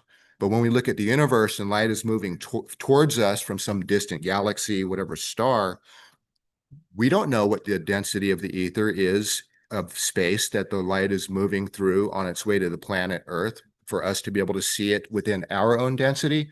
That's why it's going to look like it's moving at a steady state. But in reality, it's moving through high and low densities of space, which means it's speeding up, slowing down, speeding up and slowing down.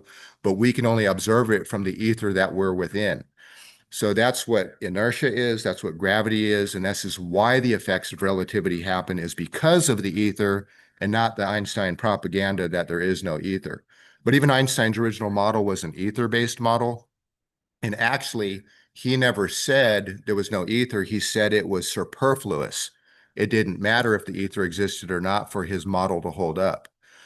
But the thing is they're going to say, well, Michelson-Morley debunked the ether in the late 1800s, early 1900s with their interferometer experiments, which is beaming light through, light on two different paths. And as they come around, if there was an ether based on the ether drift model they were looking at, like there was this ether wind moving across the planet, that if you have a light beam going in one direction and a light beam going at 90 degrees, then the ether should shift one of those light beams either faster or slower, which means by the time they meet, they're hitting the plate at a different time, which will create these interference patterns. And if there's no fringe patterns, then there's no ether. Well, they actually always had a positive result. It was just small. And scientists don't debunk things. They just find evidence that's going to either support something or not. You can't prove that something doesn't exist. You can just find evidence for something and then, come up with your own, beliefs on what you want to believe about it. Well, I remember last time, Aaron, I told you Michelson and Morelli did do flat Earth experiments, and we're into that. But I don't No, I want you wasn't to. aware of that. Yeah, they did like level experiments. They did something with Okay. stars too, trying to prove that the Earth wasn't moving. Can I ask you a question, Aaron, about your? I'm sorry, were you done, Vinny? Sorry, go finish. Yeah, no, it's fine. I know it's like we're pressed for time, and I'm afraid everybody's gonna be leaving. I know Killer Priest is gonna probably be showing up soon. He's just waiting to pull over. So, I have a quick question for Aaron. yeah. It's not my quick. In your cosmological model, are the stars distant stars like we're taught? Yes. They could be, but what's complex about it is that it's possible that light actually doesn't even move the way that we Okay. think of it. Another thing is in space, light is basically invisible. I understand that. So, but are the stars? There's the stars, super distant, infinite distances away. Who knows? Oh, good answer. Good So, answer. so here's the thing. Let's say we're in the plains of Kansas, and a couple miles away there's a train going parallel to our vision, and it's going at a consistent speed. And I do a time lapse. The train's going to go a certain amount of distance in my viewfinder because I did a time lapse. Right now, let's say it was 10 miles away, whatever. Okay, 10 miles away, and let's say I move 50 feet closer. And I do a time lapse again, am I going to see much of a difference in the time lapse? Probably not, right? It's very tiny difference. So if we do a time lapse of the stars from sea level, and then we go top of a mountain, 10,000 feet, same place, the stars move significantly faster in the same time. Now, to me, that rules out infinitely distant stars. That what we're seeing, I think they're electrical phenomena. That's the best explanation I have. Are super close, like within our world. I've never thought about it. I've never think about that. Yeah, never looked into it. Yeah, but looking into the electrical phenomenon, like these lifters and what electricity is, for the sake of what is electricity, tapping the ether and these type of things, is that so real quickly, there was somebody named Dayton Miller. He replicated a lot of the Michelson-Morley experiments, and Miller pretty much conclusively showed that there was an ether. Always had positive results. He did it in a higher altitude to get out from being on the surface of the planet, where Michelson-Morley's interferometer had all these big heavy rock work around it, like a basement wall or something. Miller always had positive experiments, and it was written off by somebody named Shackson or Shackelford or something like that, who just wrote it off as like temperature invariances. He didn't do any experiments. He just said that, and that became the holy gospel. The other thing is Dayton Miller was actually in correspondence with Einstein, and Einstein is quoted as saying something along these lines: if Miller's findings hold up, my entire theory of relativity falls like a house of cards, and the only thing that remains is the equivalency between gravity and inertia. And the other thing he said later on, towards the end of his life, which is recorded in whatever archives in some university in Jerusalem or something, it's all public record, is that he said, something along the lines of, from afar, everything looks good, but up close, it's much different. There's not one thing of which I think will hold up, or something like that, which means he had zero confidence in his entire model of relativity, the way that it was portrayed. Because Dayton Miller interferometer experiments that conclusively proved that there was an ether is what made Einstein doubt his own model all the way at the very end.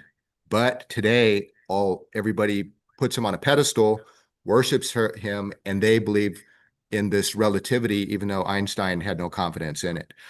But if we look at the ether, it's homogeneous and it's symmetrical in all ways, and that's the general nature of the ether. And so if you have like a battery, for example, and the battery has two terminals, this is a dipole, so that would be two poles connected by a common medium inside. And so with a dipole, what a dipole does inside a space that it's sitting in, which is the ether, space is not filled with ether, space is ether. If there's no ether, then it's counter space, in my opinion. A dipole breaks the symmetry of the ether. So it separates the ether, and you have a high and you have a low potential. And if you connect a wire to those terminals, then you give a place for that organized, polarized ether to move from the positive terminal over the surface of a wire to the lower terminal. That's how it moves from a high to a low potential. And that etheric flow, also known as the so-called Heaviside flow, Oliver Heaviside was one of the fathers of electrical engineering, actually the father with his Heaviside equation. But in any case, this flow is moving towards the speed of light. Those potentiate and get the electrons in the outer orbit of the copper atoms in the conductor itself, in the copper wire itself, to jump ship and go to the next atom and the next atom and the next atom from the neutral terminal towards the positive. And those only move at a couple inches per hour, but that's what we measure in amperage, which is the conductive current, so-called electron current, if electrons even exist. So you got that positive flow from positive to minus, light speed, and you got electrons moving the opposite direction. So that's where electricity, as we know with normal voltage current electricity, comes from, is by a dipole breaking the symmetry of the ether. So everything automatically breaks the symmetry of the ether.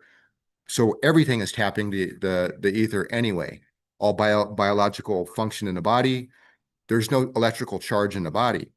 When you have a chemical and you have these chemical activities like sodium potassium pump or whatever it happens to be, that's not electricity by itself. Those electrical actions create gradients, a high and a low potential, which breaks the ether at those points, at that chemistry, to let the ether, which is polarized now at a certain pressure. Voltage is just a gas pressure reading of the ether. And then that potentiates those electrical activities in the body.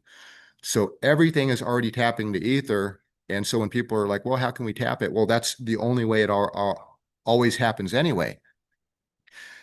So that electrical activity right there is how we already are tapping the ether. And so electrostatic force, if you build the pressure and the gradient, you create a sharp enough gradient where you're able to potentialize or polarize, break the symmetry of the ether and polarize it at a gradient so high, let's say 1,000,000 volts, then you have an electrostatic potential available there. And then if it's going to move from point A to point B, for example, like I have a machine called a Lakhovsky multi-wave oscillator that my company produces. It's one of only two in the world that's based on the real thing. I don't go into claims on it or whatever, but the two antenna, for example, are oscillating at a high frequency. Well, when it leaves one antenna, it's instantaneously at the other antenna without taking time to get there because there's no velocity. It's extraluminal, and that's what electrostatic potential is. So there's luminal, which is light speed. There's superluminal, which is faster than the speed of light, and it's easier to demonstrate faster than speed of light propagation with Tesla coil type stuff. Then there's extraluminal, which means it's outside of the light speed restraints, completely outside of the Einsteinian propaganda. Extraluminal means it's transmitting from point A to point B. It's instantaneous. So we live in a capacitor. The Earth is the neutral. The ionosphere is the positive on the high voltage electrostatic capacitor called the Earth ionosphere. And all life thrives inside of that. Well, it's not traveling. It's like instantaneously there, just like, guitar strings that are taut, real tight from one point to another. It's just instantaneously there. And the instantaneous business, to give an idea, is if you and I have a rope and we pull it, and if I whip the rope at one end, it goes like this, like a wave, which diminishes by the square of the distance. The amplitude gets weaker and weaker and weaker by the time it gets to the other end. That's how electromagnetic waves travel, like through the airwaves, is electromagnetic But if you waves. pull the rope, it's instant. It's instant at the other end. Yeah. So those are called transverse waves. Yeah. And if we pull it tight and we tug it, it's instantaneous at the other end without taking time to get there. Not only that, there's no loss 90 degrees to the direction that it's moving. So that's the longitudinal wave mode, which Tesla was, all about. Today, Eric Dollard is the master of the science of longitudinal transmission. And this is what electrostatics are. But the electrostatic is basically a high voltage potential without current. So when you're looking at these lifters, for example, if you have a high voltage positive, for example, did you say that when you put a high voltage positive, it actually brings it down to the ground? So it's attracting to the neutral on the When I ground? add positive to it, it brings it down. I push negative into it, it goes up. It's repelling against the Yeah. earth, which is the same way clouds float, is that repulsion. Dr. Gerald Pollack with the fourth phase of water, he goes into some interesting explanations on that. This is just like bumblebees, bees, the way they fly violates, aerodynamic type of, principles and stuff. But as their wings are fluttering, they're creating like a negative charge around them. So that's repelling them off of the negatively charged earth. But with the lifters and stuff, if you have electrostatics, the lifter phenomenon is interesting because if you're doing it lifter style, the positive, they go up, right? So what happens is as the electrostatic potential is moving, as the ether is moving down, the gravitational potential, it's deflecting the positive potential of the lifter is electrostatically repelling the ether around it, which means instead of the ether moving down through the lifter in that electrostatic field, it deflects it around it, which means there's less ether moving through it, which means there's less of a push. Therefore, it's not going to have the same gravitational push on the lifter because that which imparts the gravitational push is being deflected around it. Just like if you have an object and if you accelerate it super fast, you got it's more ether per unit of time is imparting that push on the protons, and that's the effect of inertia. But if you put a super high voltage positive potential on the front of this, as it's accelerating, well, what happens is the ether itself is being deflected around the hull, which means there's less ether moving through it, which is a reduced inertial effect. And so the ether is pulling it through it at a negative resistance. So that's how you get around that's one of the three ways I know of how to get around gravity is use a high voltage positive to basically deflect the ether around it. Then you have a negative resistance effect. And this is why the lifters go up. I read an Army paper a long time ago on lifters, and they said that the lift cannot be accounted for by ion wind alone. I have one more question, slightly off this topic. Is in your cosmology globe, hollow globe, whatever it is space a void of like a vacuum? Is space empty or filled with ether or whatever? But is space a low pressure system? So space is not a void. It's not a true vacuum. Space is filled with space is ether. So if there's no space, it's counter space. I got that. Is it a low pressure system? Like if you sealed my room off and then took me into space and then opened up a window, am I dead? The ether is already there. It's basically moving through everything. But there's ether here, there's ether there, but there's air here. Is there air up there? It's void of atmosphere. Well, no, there's gases floating around through the universe and stuff because when you look at a galaxy, there's all kinds of gases floating out in there in space. But for the most part, for the most part, it's empty of actual gases. No atmosphere. A super low pressure system. It's like if we had the Sandusky vacuum chamber, they can get it down to not even as low pressure as space. So my question to you is, why doesn't all the air go poof into space. The gravitational gravity is holding Gravity's holding the air down, but pushing it down. scientific papers say that gravity gases flow independent of gravity. So here's a question I have: if we take this, oh, that's not what I wanted to show you. Hold on a second. There is something called stratification where, you know, right, the denser gases are at the bottom and lighter ones go up. I got it. So here we have gas, a valve, and a vacuum. Mm-hmm. I can make this vacuum like big as a house, as big as infinite space. Gas, a valve, and vacuum. Gravity is below me. I didn't turn gravity off. And when we open the valve, the gas goes up and away from gravity. Why didn't gravity hold it down? Okay, so it's the same. So my model predicts the effects of Brownian motion, for example, which explains the interaction with gases and how it does push gas down, even though gas can move up. So Brownian motion, you know, if you have, let's say, a true colloidal silver, for example, with the water, and it's got these micro colloids of silver in it. A colloid is known to, randomly move around like that in the water, right?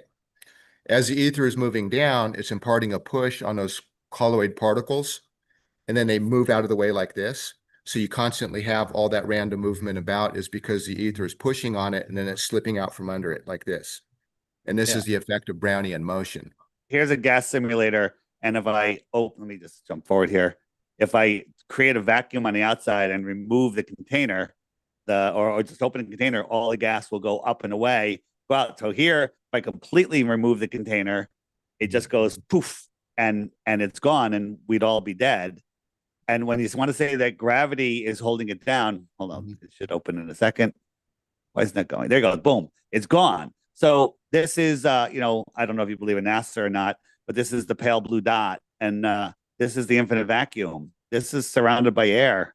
What's holding the air down? And it can't be gravity because I can take a straw and I can create the weakest low pressure system imaginable with my mouth and lungs and pull water and air up and away from gravity effortlessly. So if space is a vacuum, a low pressure system, what's holding the air down? Gravity. Something to think about.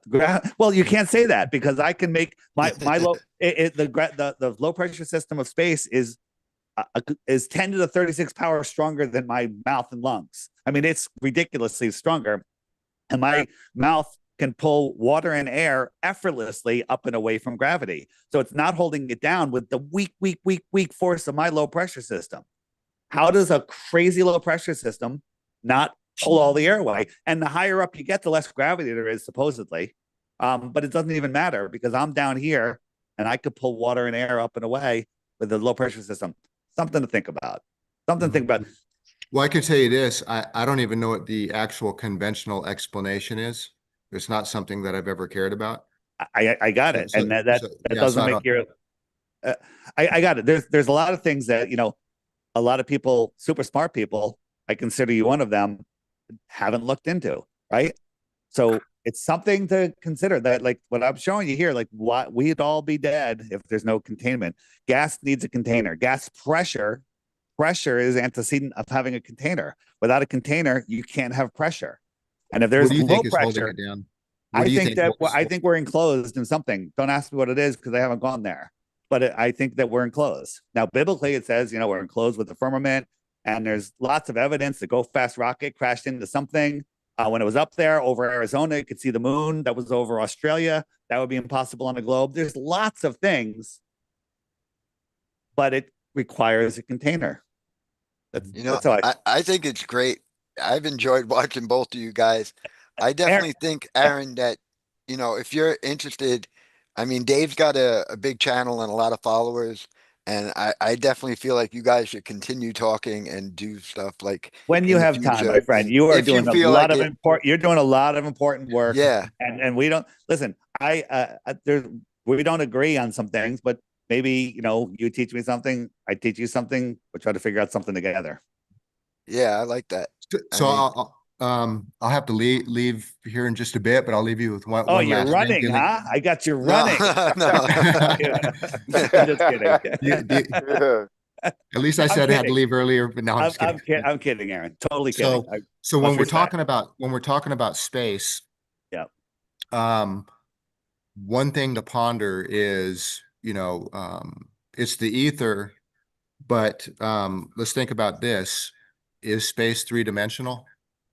Because this gets into the heart of the ether. There's this idea of 3D space and the fourth dimension of time flowing and, time space. And so that's all propaganda nonsense too. So space is one-dimensional, and that's dimension of space. X, Y, Z are coordinates, and coordinates are not dimensions. Conventionally, they want to equate coordinates as dimensions. Well, right now, you're in a different X, Y, Z coordinate as I am. But if they want to say X, Y, and Z are three dimensions, they have to admit that they're claiming you're in a different dimension than I am, and that's completely stupid. All four of us on this call right now would have to be in different dimensions if X, Y, Z is 3D, if space is three-dimensional. We're Interesting. obviously all in the same one single dimension of space. That's the dimension of space. It's one-dimensional. Right. But all four of us are at different XYZ coordinates. We're And that's- actually at XY coordinates, longitude and latitude. I mean, with slight variations in elevation, but our whole world is mapped out on a flat XY orientation. Where's the Z axis, right? How come my friend in Australia isn't have a massive different, Z axis? It's X and Y. Yeah, go ahead. Well, I mean, if the Earth is a sphere and somebody's on the other side of the planet, they are at a different Z than us. And but so what if they're not? And it's just X and Y like we use. So, but see with this coordinate system where the propaganda comes from, and this is the entire model of physics, falls flat on its face, is that space is one-dimensional. But the point is that coordinates are not dimensions. Coordinates are just not. I don't think space is one-dimensional. I think it's fake. So there is no space. Rene Descartes came up with the XY to find a position, on a flat plane, which you're talking about. Isaac Newton is the one who proposed a Z axis, to take it to a different area. But what Rene Descartes did was he knew that X and Y was only a tool to measure something. He didn't mistake the tool for reality. Isaac Newton introduced Z, so there was X, Y, and Z, but Isaac Newton did believe that represented reality. So now he's using the tool for reality. Einstein and Minkowski, with their nonsense, latched onto the X, Y, Z as being, three dimensions of space and locking in this space-time nonsense. And that's where we're at today.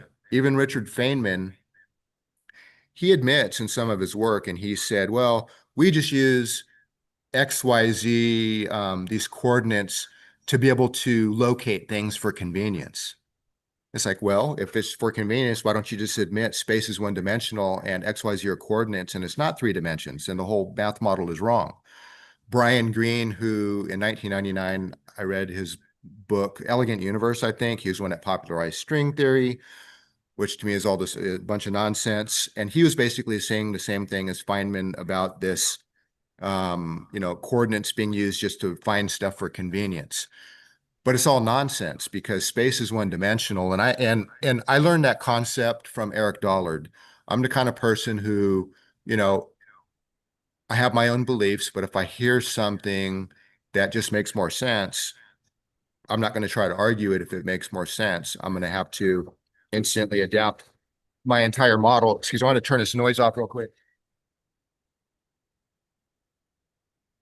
Oh, I can't hear nothing. Can you hear it? But David, I know you want to go, but please, I'll hang out for a few minutes because I definitely want to get to one thing important right. before you. No go, problem. Jim. When Aaron's all Yeah. set, But I can end it. I can end it man. there. Okay.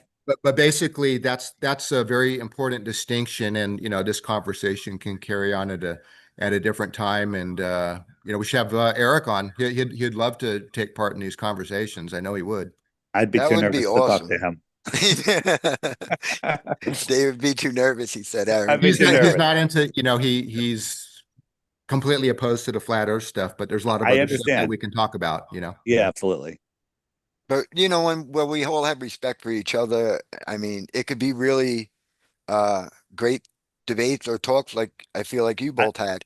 Not, And I don't consider this a debate. I think we're just sharing a couple yeah, ideas here and which is raising a awesome. couple eyebrows. That's it. I hope the audience enjoys it, and you Yeah. know, you both deserve respect for it. And I hope something in the future where we could set up where, you know, even Eric Dollard involved. Sure, yeah, and he specifically said he had fun on the podcast he was on with Brother Sanchez and Oh, the one we did, yeah. Priest and stuff like that, and he still Wait, had he was had a on good with time. Bro Sanchez, and he's not a flat earther yet. What the No, hell happened? I brought him on the yeah. I Yeah. brought him on the Bro Sanchez thing, but then it got a little heated with the flat Earth. Yeah, So, yeah. but it Oh, was is it? fun. I don't get heated. I'm just having a discussion, and Yeah, that's it. I appreciate your knowledge. yeah. I Okay, think you'd well, have more fun with Dave. I'm gonna get going, guys. Thank you so much, Thank you so Aaron. much. We'll be in touch. I'd love to do it again. And check out eMedia Press. And there's a contact us link on that website if anybody has any questions. And Yeah. we'll see you next People time. check out Aaron Murakami's YouTube channel, and I'll put some information. I mean, thank you again, Aaron, for showing Yeah, up. man. Hey, take And Really care. talk Thanks, to you appreciate soon. your time, man. Okay, take care. Take care, man. Yep. Yeah, man. So Wow. Dave, That so was Dave, deep. this is the He's got to, before he starts talking bad, wait until he gets off his iPhone. no. So it was actually, I'm glad he brought up Bro Sanchez because this Yeah. is going to tie into perfect where I wanted to go with you before you go. No problem. So when I'm the one who set that up, and I went on there and I brought Aaron and Dalit onto Bro Sanchez. So after that show, your buddy Jaron Don't was call a my bit, buddy Jaron. your ex-buddy, Your your ex-buddy Jaron. no, And my no. ex-buddy. So this is what I want to get into is after I did that, Jaron and I believe it was Crow 777, maybe it was the other guy. They both hit up Sanchez and were like, you know, big fans. How do we get in touch with, you know, we want to talk to Eric Dollar. Dollar. Right. Is that And then Pro had him on after that? No. Oh. So they hit him up privately, like, hey, how'd you get Dollar? And he's like, Vinny's the guy who's got the connection. So talk to Vinny. So Sanchez told me this. So I was like, you know, I'm very open. I want to get along with everybody and help out. And, you know, so I even reached out to Jaron and Sanchez told him, and Jaron refused to talk to me.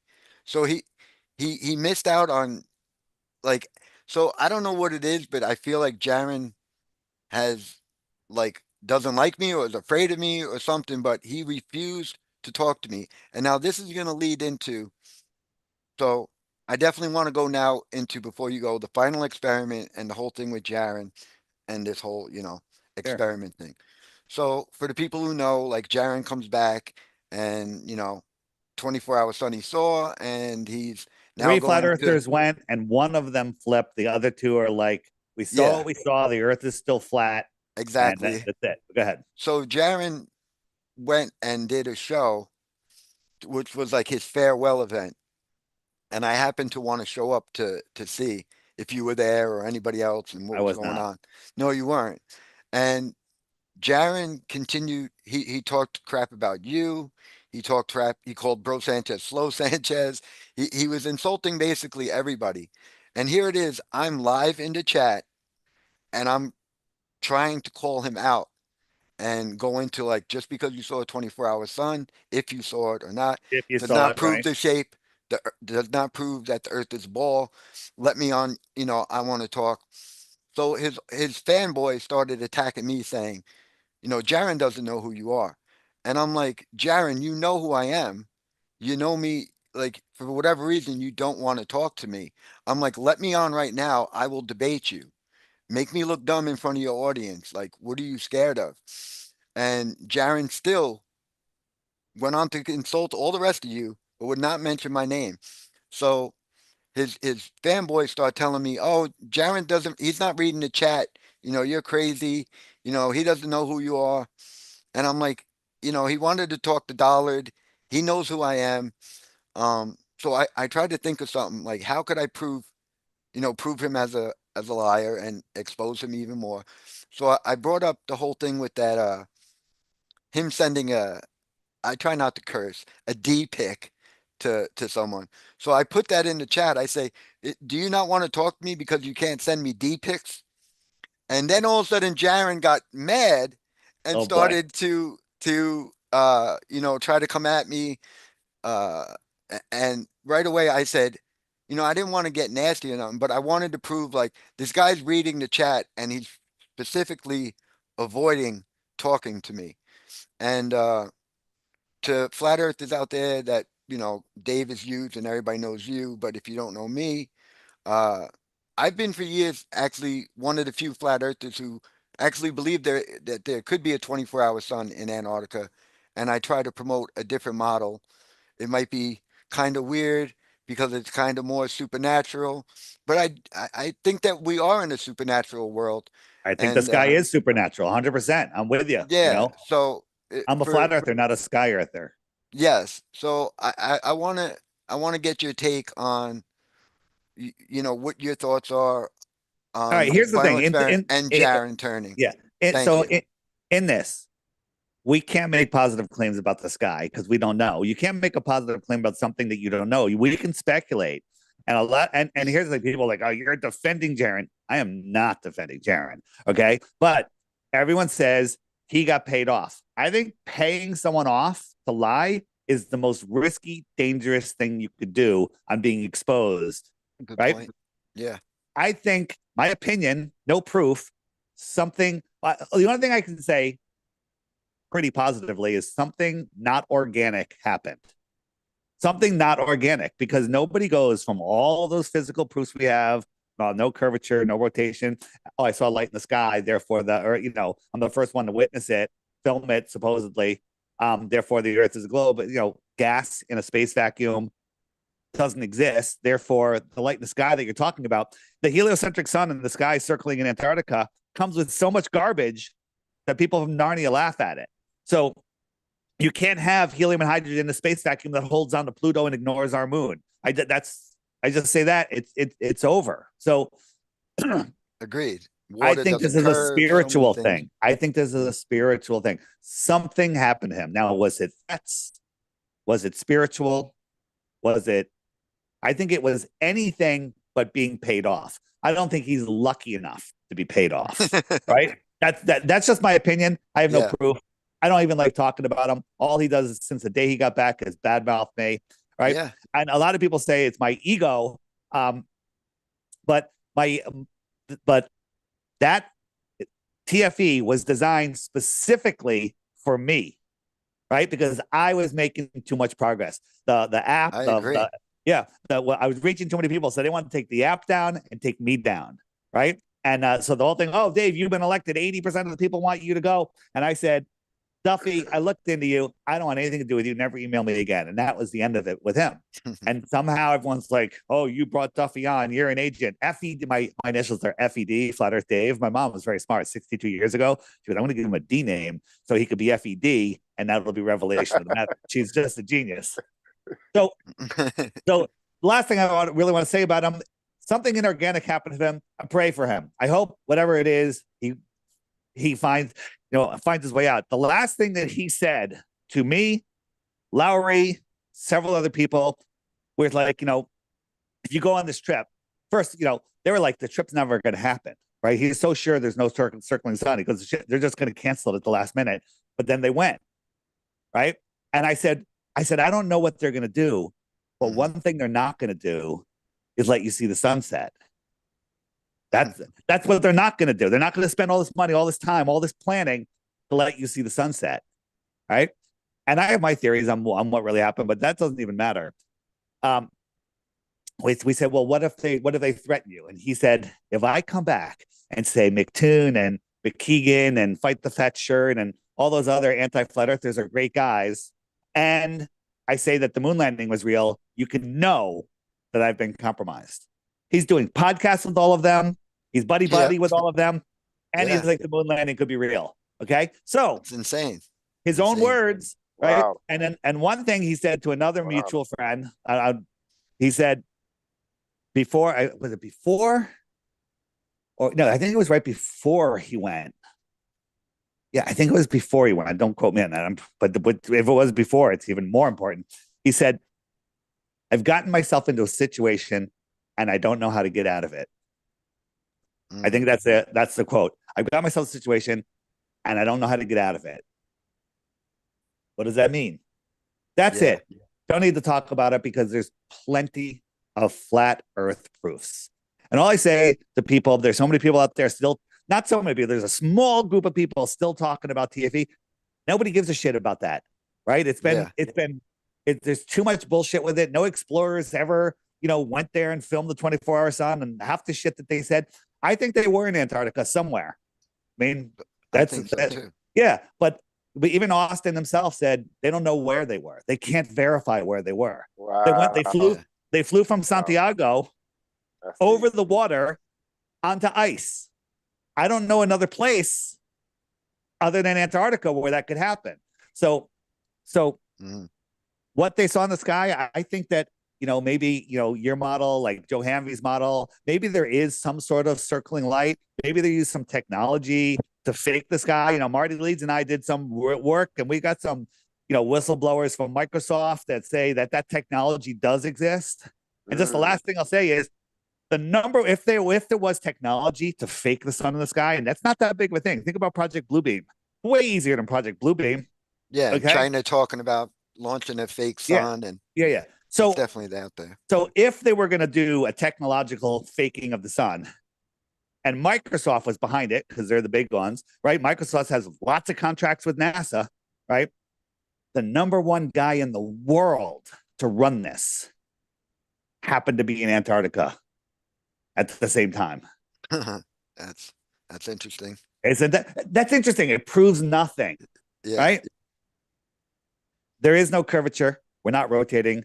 High pressure can't exist next to a vacuum without containment, right? You can't have your globe cake and eat it too, right? Yeah. So there's too much proof. The light in the sky, we don't even know what the F it is, right? We don't even know what the sun is, right? Look Or at the Crow's, go to Crow's his videos of the sun with his hydrogen alpha, whatever, his hydrogen telescope. It is the most incredible. It looks like consciousness. It looks like God's mind. I think we get our consciousness from the sun. Without the sun, I think we're all dead without the sun. Yeah. So I think it's far beyond. This place is amazing. That's what I believe also. Yeah. And to me, I have more of a supernatural one. I hope that maybe at least people should know that I didn't jump on after they went to and said there was a sun. You were there beforehand. Antarctica. No, Thank you. That's what I wanted. You and I completely disagreed. Okay. Yeah. That was the only thing we disagree on. That's okay. That's okay. And we're adults. We can have a disagreement. Yeah. I don't agree with some of the stuff Aaron says, right? Yeah. But he admitted 3 times during that interview, just not an interview, that discussion we had. He said, "I've never looked into that." That's being important. Honest. Yeah, being honest. And I think that's why we get along too so much, and I have so much respect for you. Is we're both honest, and I don't claim to know everything, but it was just I years ago started looking into it, and I thought that it could be used against us. So Vinny, when they did it, you and I, we don't have we egos are what the problem is. People have huge egos. You and I have completely killed our egos. That's why we know we're better than everybody else. But Dave, I did want to know, what do you think? What's your idea on Vinny's model then? Like Vinny's model of the shape. Is your model similar to Joe Hanvey's model with the reflecting sun going around? No. It's, to me, it's the Book of Enoch is what really got me. With the gate, right? With the gate. Yes. Yeah. Like it, and it's supernatural, and I know it's hard. I can't rule it out.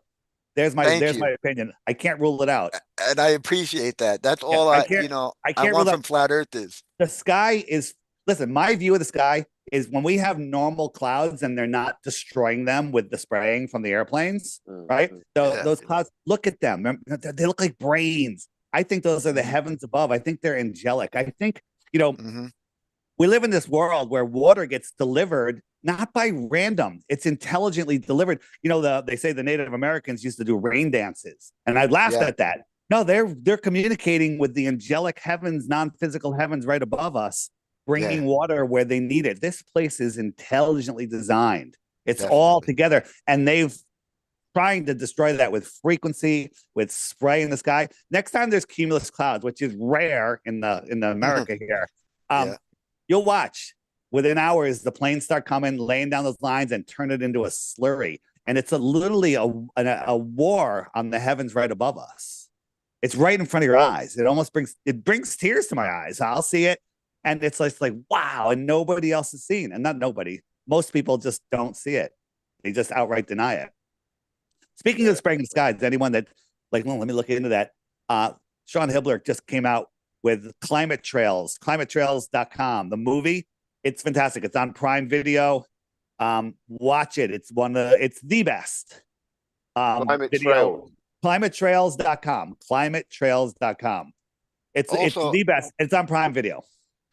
I also like that guy, Dane Wingington. I'll give him credit, although he thinks we're on a planet or whatever. But Yeah. So he's done a lot he has done a lot. He feels like a little bit of a gatekeeper to me, but he's still waking up a lot of people. So I'll take the good, leave the bad. Everybody needs to watch Hibler's video. If you go to climatetrails.com, you can rent it right there, buy it right there, or watch it on Prime Video.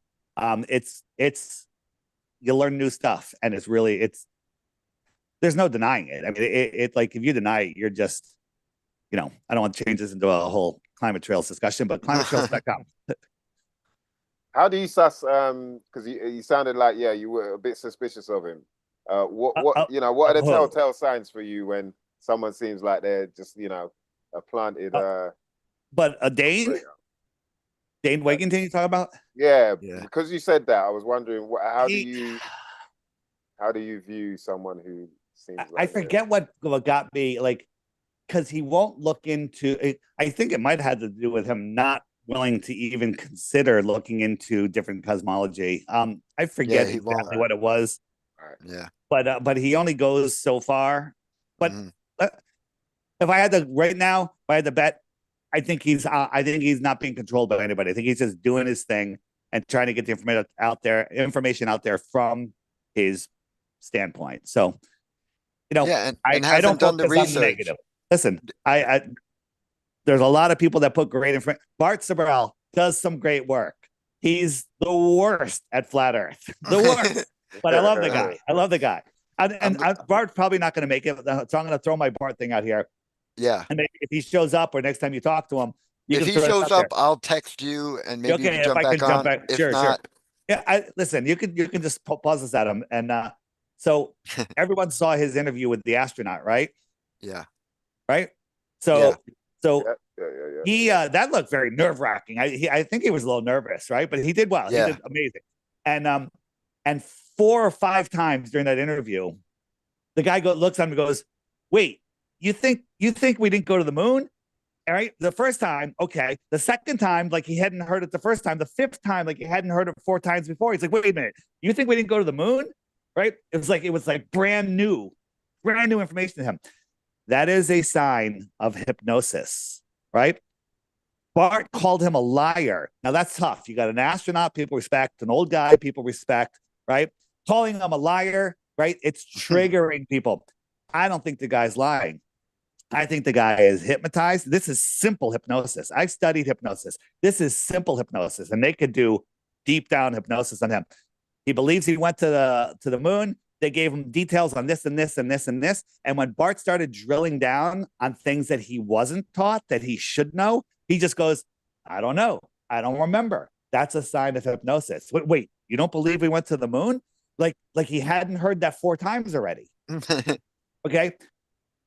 So Bart is wrong in calling him a liar. He's not a liar. He believes what he's saying because he's hypnotized. That's a great point. That's a good I could point, see. man. I definitely could agree with that.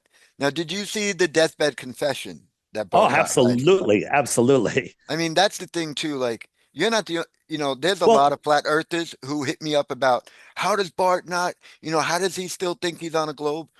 And this is my comment. I actually think it's better for us flat earthers that he's not, because he's just a whistleblower, basically. I totally And agree with you. I and totally it's agree. actually better for us because it's not like, well, it's a Dave Weiss, it's a flat earther saying this stuff. They're crazy. I'm This is with a you. whistleblower, and Coming from all different angles, I think it's perfect where he is. But here's the thing he said. He goes, so the military guy whose deathbed confession, or an astronaut that works for the government that is, has a top secret clearance, has to lie to his wife. Why wouldn't he lie to us? Right. So which one? He goes, one of you is lying. That's not necessarily true. true. Okay. That Yeah, one, you're the right. whistleblower is telling the truth, and the other guy believes what he's saying. There is no liar. There's wrongs being told, but no one's lying. You could be right that It's so it's the hypnosis and if you haven't looked into hypnosis, it is so simple. I literally, the people I used to hypnotize, we used to do all sorts of things, right? I could say, you believe you're a space station person, you've been on the space station for 6 months, you just got back here, it's hard to walk.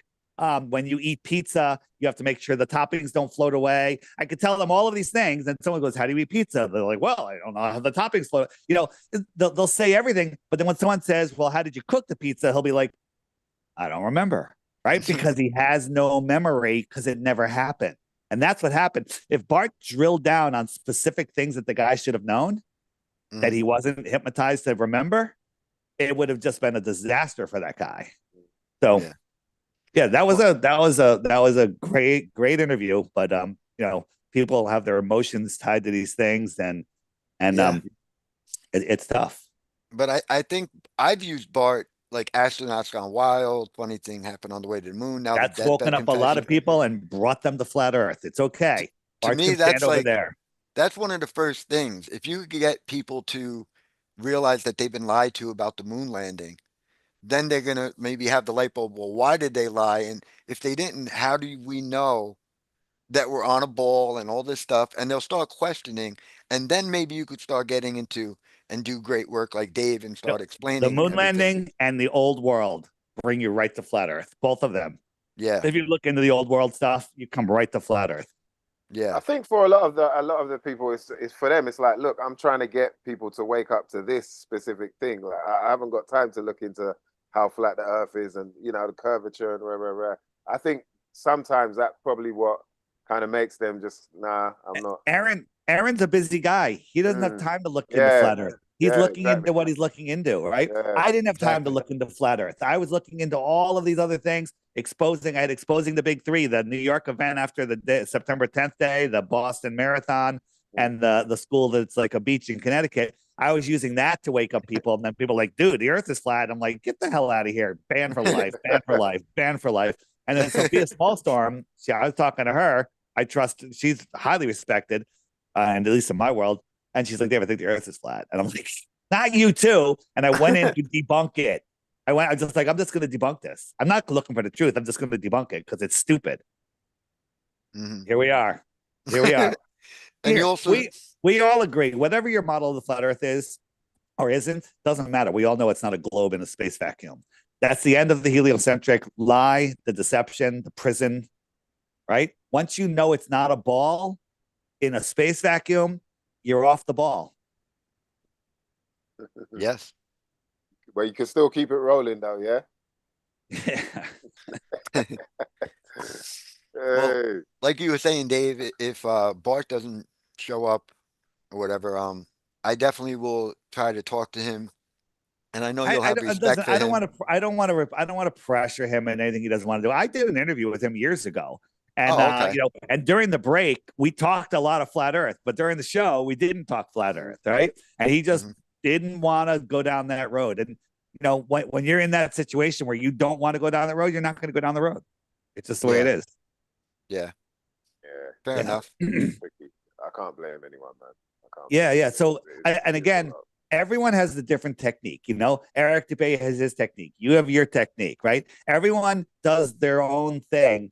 And together it makes a great flat Earth soup. If everyone was just serving potatoes, it would be really boring potato soup, right? You have to a little bit of this, street activism, YouTube videos, short videos, long videos, right?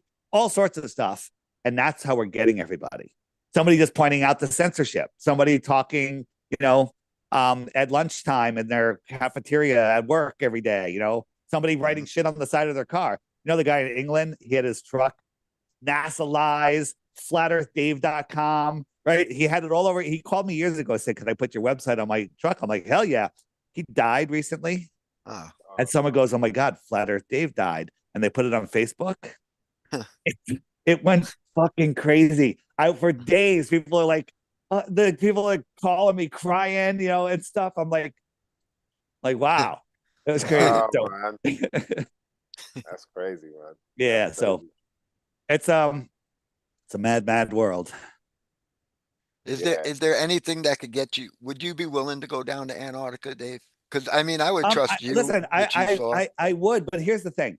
Let's say one day, I don't think there's a 24-hour sun in Antarctica, right? I think, Okay. and maybe your model, I don't know if how it would work, but if I saw a perfect sun circling around Antarctica, you know what that tells me? How well we understand the sky. That's all it tells me. It tells me that we don't understand the sky. And there might be a problem with the model that most people are going with. Maybe, yeah, absolutely, yes, no. But here's the thing: no explorer has ever filmed a 24-hour sun. We pointed that out in 2014, 15, 16, 2017. 3 or 4 videos come out, clearly fake, provenly fake. So fake videos come out, and then in 2024, a bunch of YouTubers taken down by a deceptive fake pastor who's under huge financial crimes, could be going to jail, high motivation to participate in a scam. Takes a bunch of YouTubers to Antarctica, and they're the first ones to film it. I think this Antarctica trip was as big as the moon landing hoax. Okay. Got you. It's as big as the moon landing hoax. It was planned for years, right? Duffy was doing his sermons in his church. Never once did you hear a baby cry or a person clap or a hallelujah. Nothing. Just his face on an altar, like he was in an empty church. And then after like a year of these, we pointed it out, like there's no one in your church. All of a sudden, there's like 10 or 12 people in this church. Okay. Like, yeah, what the hell's going on? And then we find out his whole life is about the TFE, but he's got a FINRA record longer than anybody, which is the financial, reporting of financial brokers. And he's paid like $1 million in fines. He has the SEC after him. He could be going to jail. He has another $1 million in fines. He has new charges happening while he's announcing TFE, and all he cares about is TFE when he should be. And he has to raise money to help take the third flat earther, right? But he's facing millions of dollars in charges, possible jail time, and all he cares about is the final experiment.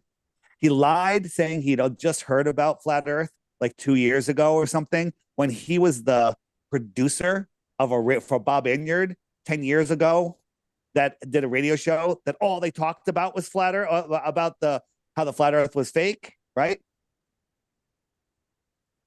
It's incredible that people believe anything about this. So, because of TFE, I have less belief that there's a 24-hour sun. Now, they'll point out, Dave Weiss said, if the circling sun in Antarctica, that proves the globe and disproves flat earth. I did say that. You know what else I said? The earth was a globe back then, right? Before then, right? I'm allowed to change my mind based on new information. I don't know what happens in the sky down there. I'm going to stand on the side there's 24 hours of light.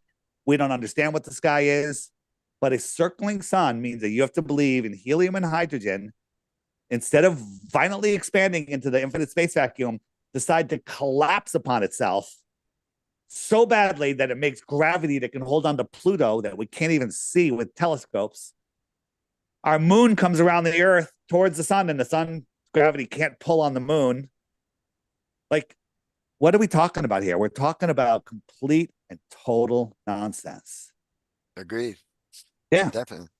No, that's why I was just so shocked and was going hard at Jaron in that chat and his audience. Like, okay, I'm someone who, again, I believe that there is a 24-hour sun down there, but even if there is or isn't, that does not prove the shape in of the the shape of the earth earth, right? The being a lights globe, How do you go 100%. from all the things like you said for all these years, pointing out these so many facts?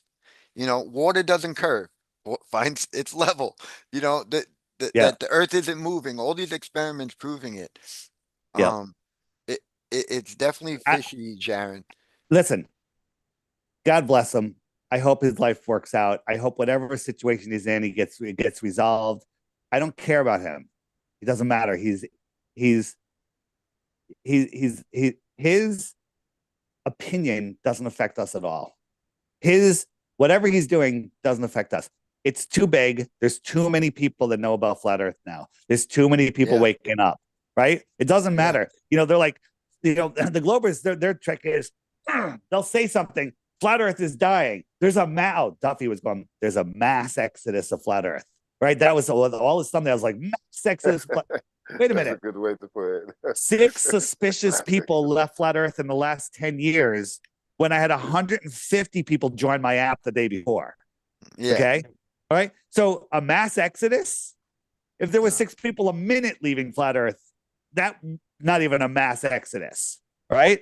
But 6 people in 10 years under all of them under highly suspicious circumstances. No, it's blown up, and I'd like to Yeah. give credit to people like you who probably done the most. Like I've And been saying. you helped me And- do stuff. I still have people today, like I'm on TikTok lives and they're like, how did you become a flat earther? They're like, I heard you on Kill a Priest.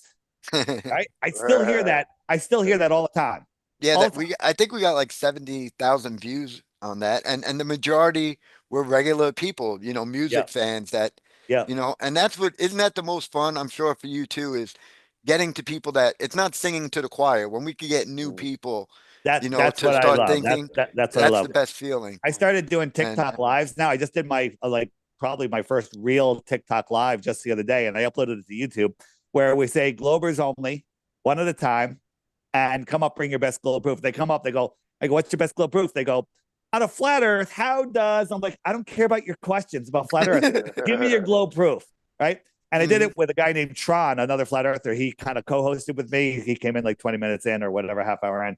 And it's great. It's really good. People love it. So I'm going to do that at least once a week now.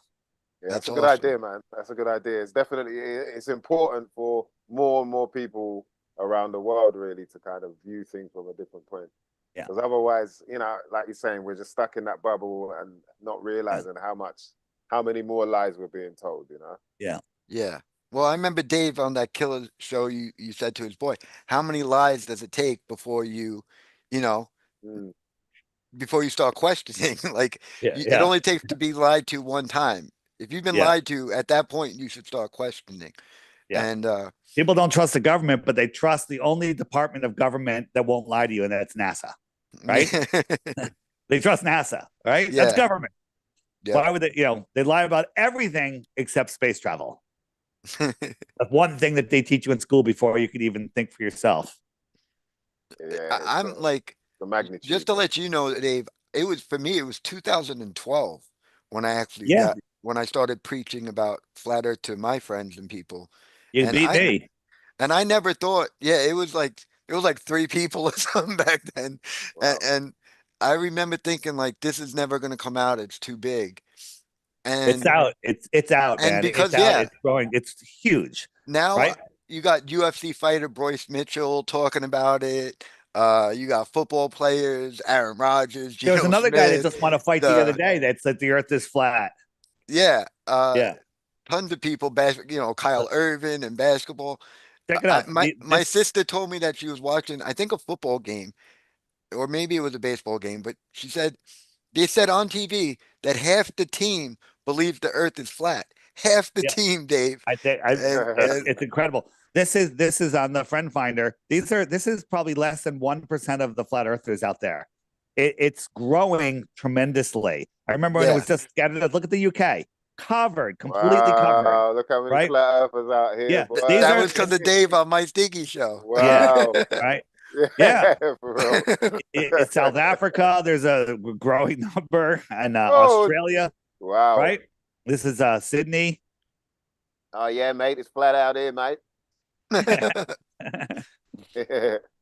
Wow. Yeah, it's not so going away. New Yeah, Zealand, check out New yeah. Zealand, right? New Zealand's getting it. Flat Earth, So, bro. Oh yeah, you um, got to talk with the eyebrows in New Zealand, bro. yeah. So Gotta talk with the again, eyebrows. now my thing is, people are like, well, I don't have a big channel, I don't make videos. Do something. Do something. Just go out, leave cards, leave flyers, right? I actually made some card. People ask me for cards. If you go to the images section right here, these two, you can just go to like the Vistaprint, buy 500 cards or whatever you want. It's super cheap, and I leave these everywhere. It says, you know, Earth is flat. We checked. You didn't. And it's on the website, right? And then the other side, just my website, and you leave those out. I like I was at a party the other night, a Christmas party. I was just dropping them in everyone's coat pockets. The hell is this? The hell is this? All right. Yeah. You know, comedy is another big way, and I feel like you've been good at that. You know, Dave, again, to go back to Killer Priest and our shows on there. When you were on there, you did the cool story, bro, and you put on the glasses. Oh I yeah. still use that phrase to this day. Me and my wife will say that, you know, the cool story, bro, which I got from you on the Killer Priest show. Cool I story, mean, bro. being funny, like I said, Einstein equals married his cousin, second cousin twice. Einstein married his cousin twice, Yeah, right? I mean, comedy is a great way, you know, instead of the ego and anger, and that's why I think you do so much better than others. Um, and obviously, you know, the amount of debates and things you're doing, you just get better and better. Like the one I There just we go. watched you. The Cool, school, cool cool story, bro. story. Yeah, cool Yeah. story, Bro. bro. That's it. So, I I think as forgot. well. I actually forgot how to do that. And, I was like, wait a minute. it's- Let me do that again. yeah. So there we go. Cool story, bro.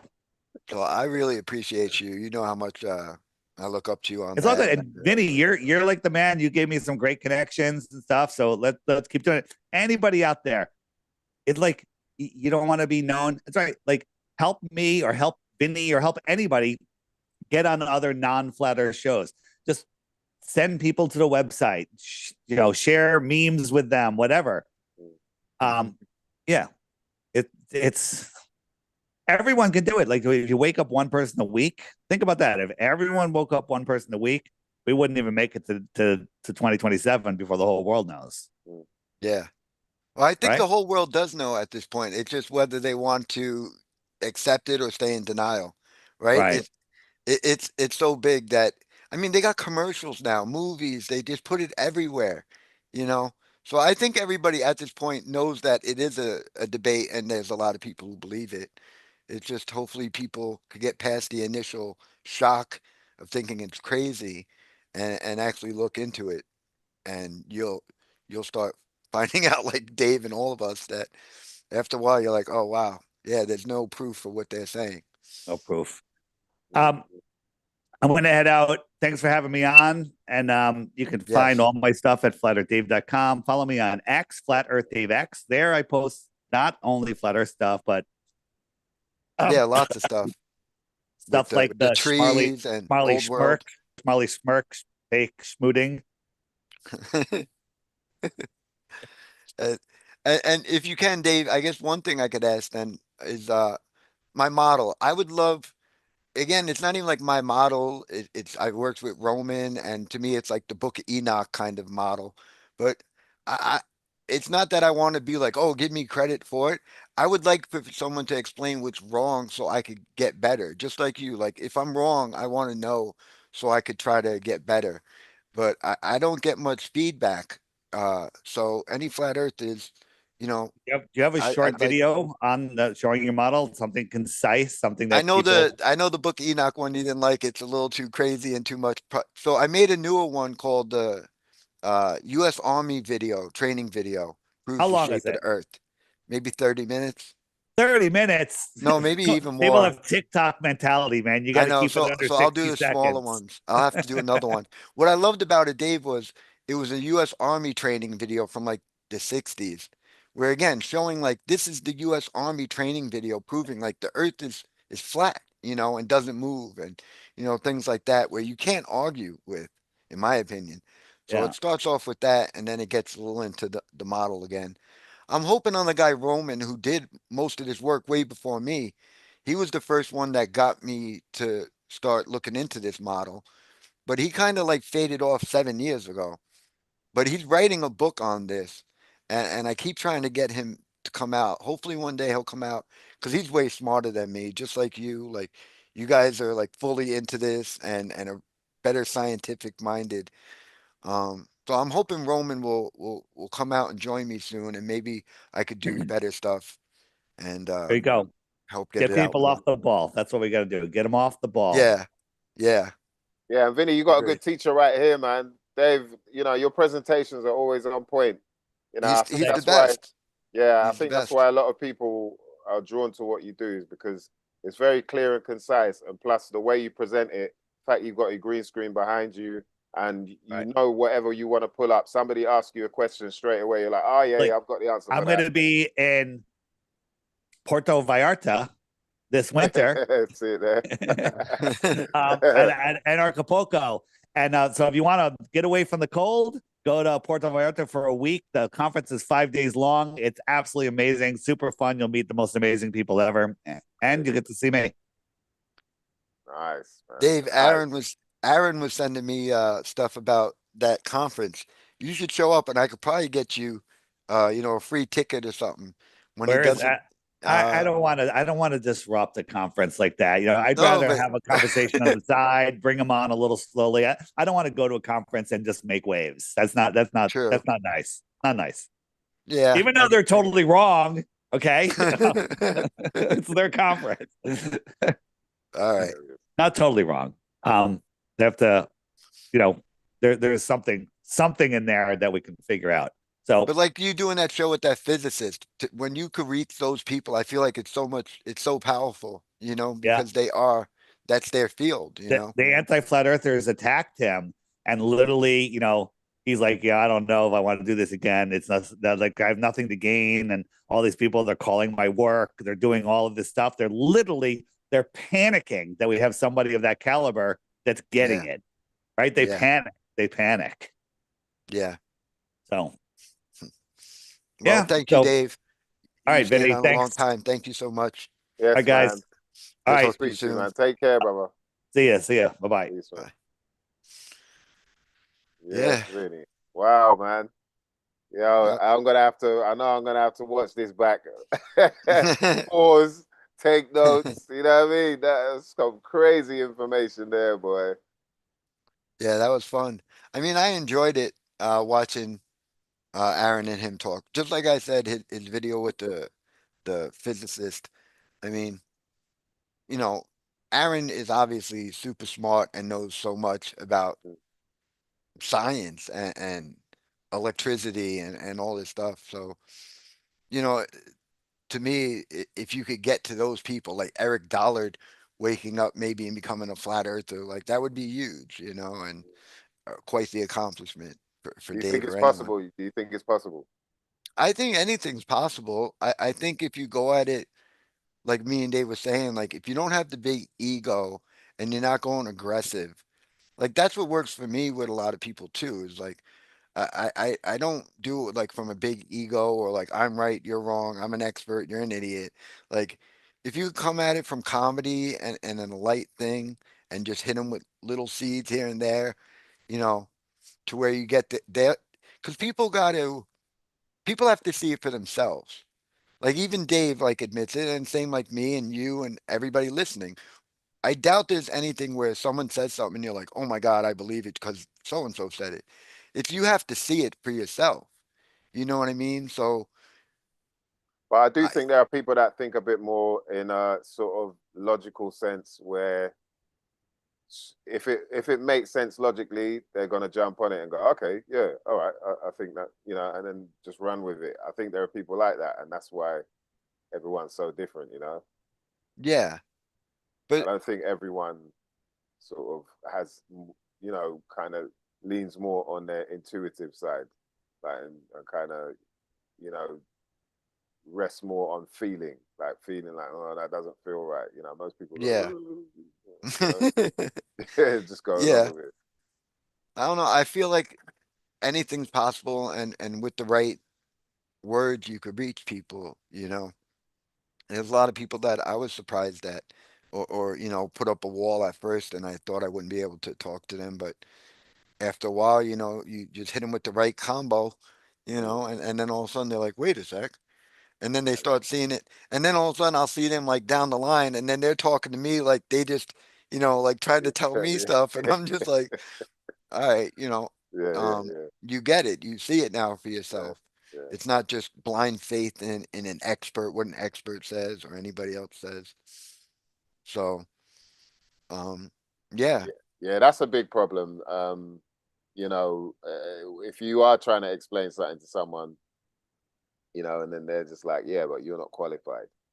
yeah, Like, who are you to tell me when all these qualified people on the telly are saying this, and forgetting the fact that those people had to learn. There was a time when they weren't qualified, but they could still tell you quite a lot about that profession because they've learned. yeah, It's like up yeah, until the day before you even do your exam for you to pass anything. Does that mean that you don't understand, yeah, what you've just studied? yeah. You're not qualified then, are you either? But and And I think Aaron could be, because I've been, you know, for years poking at him a little bit. Like even when he was talking about Mitchelson and Morielli, and I'm always like, you know that they were doing flat Earth experiments and that yeah, yeah, yeah, Mitchelson and yeah, yeah, Morielli yeah, believed the Earth was flat. yeah. You And he threw is that in always like, there. oh yeah, yeah, you know, I forgot. And just little things like that, not aggressive, not pushing, which is, you know, I admit I used to do that in the beginning with a lot of things, with 9/11, with even Flat Earth back in 2012, which would, you know, cause problems. Doing it to my own mom and family and people, and you know, I regret a lot of that, Yeah, and but I know what I've you learned to mean. got better.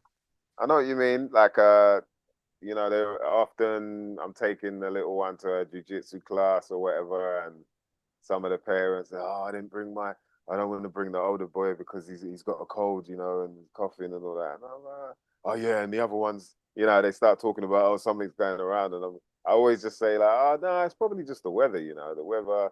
They call it a cold for a reason, isn't it? It's because the weather's cold, your body gets cold, and then you're just bringing up stuff, and you know, just kind of keep it subtle as opposed to like, no, there were no viruses, blah, blah, blah, start Yeah, freaking them out, and because it doesn't make sense, man.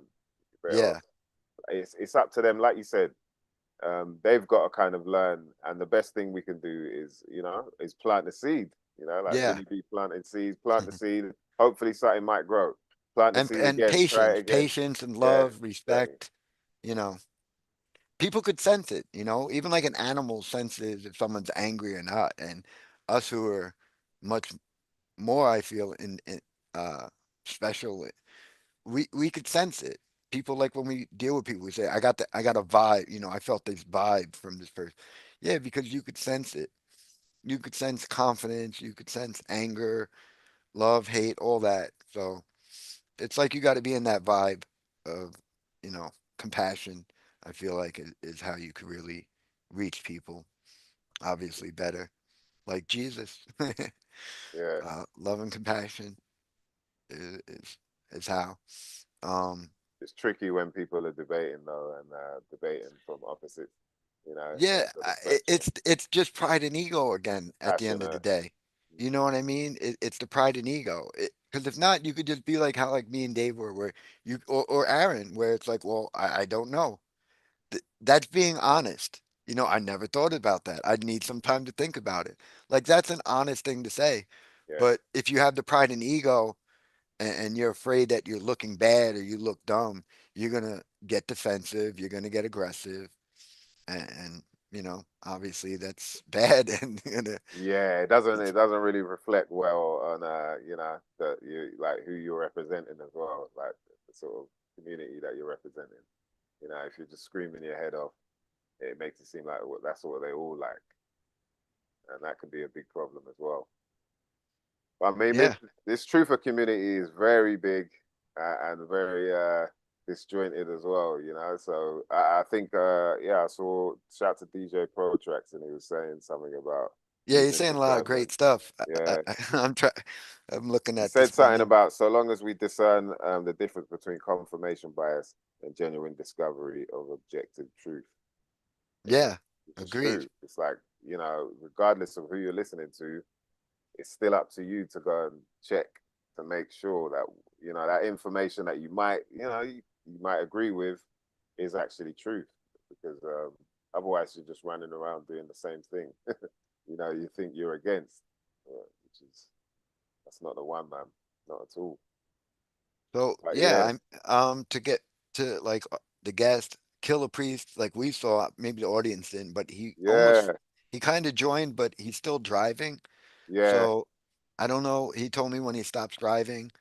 So we'll try to keep going. I want to, obviously would love to get him on, especially to driving through meet the you. states. Um, Yeah, Johnny said he was going to be on like 40 minutes ago. Uh, but he said he's doing something with his wife. yeah. It'd be good to hear from Johnny. Tazadak is still busy right now, hoping maybe he could jump on. Who was the doctor, like the professor that you Dr. had on? Dan? Dr. Dan, that was it. Dr. Yeah. Yeah, I saw that debate, man. That was a funny debate to watch because you know, like it was nice and calm, and it was good amounts of information going back and forth. Um, and then yeah, it kind of got a bit Yeah. wilder at the end. Yeah. Johnny started to get a little more Johnny at the end. Yeah. But No, you know what was I hilarious was for me to impressed though see? with Johnny. I thought he did great, and Dan too. To me, it was great to see both sides. I thought they represented both sides good. Yeah, I don't like Professor Dave and Dave Farina and these people that are insulting. Again, that it's just not to me. I don't enjoy that putting people down, insulting. Like I want to hear an intellectual debate, and I thought Dan was good for that. yeah, he was for And, sure. and Johnny, I thought did great representing our other side. For terrain theory people. I couldn't have done what Johnny did that day. And, No, and I for don't sure. even know if Kaufman and these people who might, even know more than Johnny, but Johnny's got, that New York of the East Coast. He's done a lot of research into it, Yeah, done a lot of debates. I thought he did great. yeah. You No, he pulled up know? some wicked, like there was some the stats that he pulled up. You know, as well as like just going into stories that had happened in the past. There was one bit that really I was like, wow, you know, he pulled that up really quick as well. But it's just tricky because obviously, you know, it's like he's more so about the whole Jesuit side of things, you know, as Mhm. opposed to. So it'd have been interesting to see what you know Kaufman or Cowan or whoever would have come up with. But I think Yeah. for them, it's just like, look, I've done this a million times now. You know, there's not really much to debate. There's nothing that anyone can really say now that I haven't already answered. You know, so I'm not Yeah. surprised. But I think Johnny definitely handled it well. And even at the end, like to be honest, even towards the end, I felt like it was funny. It made it more, you know, like oh, you know what, these guys, because you were like, I know Johnny said, so no, I can't help it, man. I'm Italian, and then Dr. Dan said, oh, I'm Italian. Then you were like, oh, I'm Italian. We're all Italian here. Yeah, that was hilarious, man. It's like watching TV, bro. uh, but yeah, man. You know, I think more of these sort of things need to happen. That way, the viewer can watch and take away the information that they need Yeah. kind of confirm what they feel. You know, because I feel like people who would have watched that debate would definitely have felt a bit more like, okay, you know, there were Could see certain things both saying this. sides. You get Yeah, a better understanding. yeah, yeah. And And even here, like I could hear what Dr. Dan was doing with some of his rebuttals. It was sort of like veering off to somewhere else, and it would very much take Johnny away with that with him as well, you know. And it's mhm. like, hold on, you haven't really answered this question. You're just saying like all you know, all the doctors do this, or all biologists do this, and it's like, okay, can you prove that they all do this, you know? Mhm. But yeah, I think it's gonna be forever ongoing, you know, as long as the regime is this big, you know, the Well, establishment this big. it's because most people have their mind set up already. I feel like the majority, it people have their mind set up. just like, you know, Democrat, Republican, and they're never gonna even entertain listening to the other side because they already made up their mind. But uh, there are people that are open-minded, even though I feel like it's probably the minority. Uh, and those are the people I'm trying to reach. You know, obviously the people who think they know everything and that they can't be wrong and aren't open-minded, you know, they're not gonna, I'm not gonna be able to plant seeds with them. They already know everything and they can never be wrong. And that's fine, you know, make fun of me or ignore me. I don't care. It's the people that are looking for the truth will find it, you know? So it is what it is. Yeah, you're never gonna have 100% of anything, but if just the open-minded people, the people that are searching is who I'm talking to, you know? What do you think the deal's been with you know, like during the lockdowns and whatnot, a lot of these YouTube channels got shut down, like a lot of people got taken off, but then all of a sudden now everyone's back on again. I don't know Yeah, if you've great noticed that. question. It's something that, you know, I talked to my friend Matt about when it happened Uh-oh. too. Like, what Uh-oh. happened? Someone coming? Uh-oh. Yeah, it looks Is it like Killer or Johnny? thinking it's Johnny, boy. He heard his ears ringing. It's Johnny. Yeah. Oh, Yeah, nice. man. Yeah. What do you think about this, Vinny? Because I've been Um, wondering, like, there's some people that have I popped back up that I thought like they a were the lot, real ones, but then I'm like, oh, I'm not sure now. a lot of people like that were gone for 4 or 5 years, and all of a sudden they got their channels back. Mm, Um, I think that it might have to do with like this whole AI system of tracking everything. right. This social credit score where, like, I don't know if people know, but in China it already goes on. There are people like being banned from like getting a job and are now being homeless. They got websites to embarrass these people. Yeah, but Like, is it everywhere in China, or is it just like no, certain cities? Yeah, yeah, exactly. certain cities, but it's the beginning. You could already see that it's starting, and we know that it'll spread. And I know they're gonna want to do it in the UK. They're gonna want to do it in America. I mean, right now, I've looked this up. It's already going on actually in America, but it's not public. It's not like a government thing in public, but private companies are already doing a social credit system. And I don't How know if it's so? How so? like they're monitoring the Facebooks and all this stuff, and a score system is going on with, I think, the banking system or the credit system, something like that. I Oh, was looking oh, into.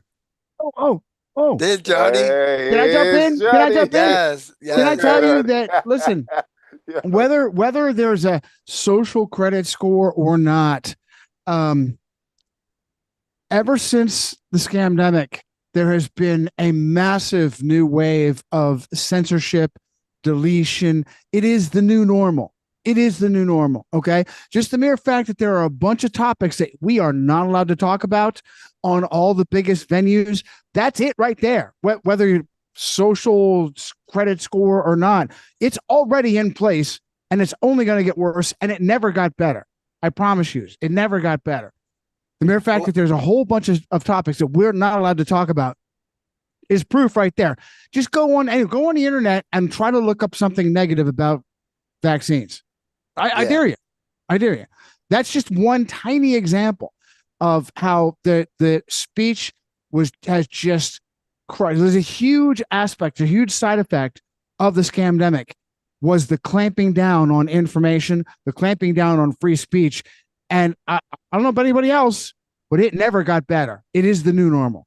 But I will say No, but with that, yeah. yeah, is that you're talking about on these platforms. If I provide you a platform and then you go stand on top of it and start talking, and I say, oh, Where else are you actually, going to go? man, Yeah, you can so you can go on your own. we still No got one's free going to hear speech. you. We're still, If you're not on Twitter, if you're not on YouTube, if you're not on Facebook, no one's going to hear you. Yeah, so that because they own the platforms, they got you. You may have freedom of speech in your own bathroom, but it's about reach too, and that's why they immediately ran in and took over YouTube. That was one of the biggest things. Agreed. Once Agreed, Johnny. And I mean, even me when I tried to first make this channel, um, I posted videos of me with an archaeologist and they hit me with medical misinformation. Like everything I did, a scientist, archaeologist, medical misinformation for things that I didn't even talk about. So, and I know what you went through and I understand, but I don't know if you heard the first part. It's weird that some of these big channels that got booted have been allowed back onto YouTube recently. And we were just wondering what that is about. And that is giving team players a flavor of being that's like putting Tommy Robinson in prison. Okay. He is on their team. okay. He is on their team. You either have, 100%. if you have a problem with endless waves of migrants in Europe, you've got one of two choices. You're either for it all, or Tommy Robinson and all of his antics and his stupidity and his that those are your choices. Okay. Now, realizing that not everybody was going to Tommy, they gave him a little prison time so you would give him some sympathy. That's the same thing going on with all the big channels that got booted off, and now they're allowed to come back because they were always team players. They needed street cred by being beat down, and now they're being allowed to come back and do their job. Yeah, that's what I'm saying. That's a That's good what point. it feels like. Now that they're back is where I'm looking at them like, oh, I don't know if I trust you anymore, man. It's kind of weird. Yeah, yeah, there's a few of them. Give me some examples. What channels are you thinking of? Well, to me, I'll throw What's out his one name? name is Richie from Boston. Yeah, Richie from Boston. Yeah, Richie from Boston. Yeah. What's the other guy? Mark Devlin. There's a guy called Mark. Oh my Devlin. goodness! It got my buddy Mark, who wants absolutely nothing to. So we have a test here. We have a test here, and the test is: are you willing to talk about the Vatican? Because that's my specialty, is the Vatican. Are you willing to talk about the Vatican? And those two examples right there. One, well, first of all, Richie from Boston. I think he's a good Catholic boy. Okay, so Yeah. he wants nothing to do with that topic. Mark Devlin has repeatedly given me the cold shoulder. He wants nothing to do with that topic. So here's what's deceptive is these guys like James Corbett. Yeah. It's misinformation by omission. Listen to what I'm saying. Misinformation by omission. They are really good and really solid on narrow topics, but they will not go out of those topics to give you a bigger picture. And that in and of itself is a form of misinformation. If they're not lying to you, they're just not giving you the big picture. Okay. Yeah, that's a great point. So That's a good Oh, point. so I'm getting the text. Killer Priest might be showing up soon, hopefully. Nice. I'm Nice, happy man. to shut up. No, No, man, Johnny. When he comes. So now that you're here, Johnny, I wanted to ask you. Sorry for being late, Like- brother. I love you, man. Appreciate you. No, I love you. It's fine. I told everybody, this was kind of last minute and just anything, if you gave me 15 minutes, I'd appreciate it. I'm yours. This is how much I love you. This is my decompression time. That's on hold. I'm here for my beloved Vinny. Oh, bless, Thank man. you, Johnny. Bless, man. and Mice, you started the show talking about me with Killer Priest and all the people I've work with. And to me, it's about going for the experts because I'm into everything. I've threw away what I was taught a long time ago and realized I've been lied to about everything. Now I want to figure out the truth. You're definitely a free and- thinker, and you definitely have the mojo. You, what big name haven't you talked to, pulled in, interviewed? Not lying, man. I Good appreciate grief, it. man. And that's why I wanted to lead up to you, Johnny, is I was saying early on that I went on Killer Priest because that's where Mike Stiggy found me, was when I was going on the Killer Priest shows. And I bought Dawn and David and all, all these different shows. And I went on to talk about, I'm trying not to use the words, but the 2020 stuff and germ theory, Rona. this and Rona. that, and the Jesuits. And I went on there actually with Johnny's 4 books, like promoting Johnny and talking about the Jesuits. And you know, just like I talked about Flat Earth, I did the best I could. And then Killer was kind of like into it and he was feeling a lot of the stuff I said. And he even called me the next day. He was like, yo, you got me thinking about some stuff. And I said, you know, if you're open-minded, I will get you better people. Like Johnny to me is the expert in Jesuits and so much stuff.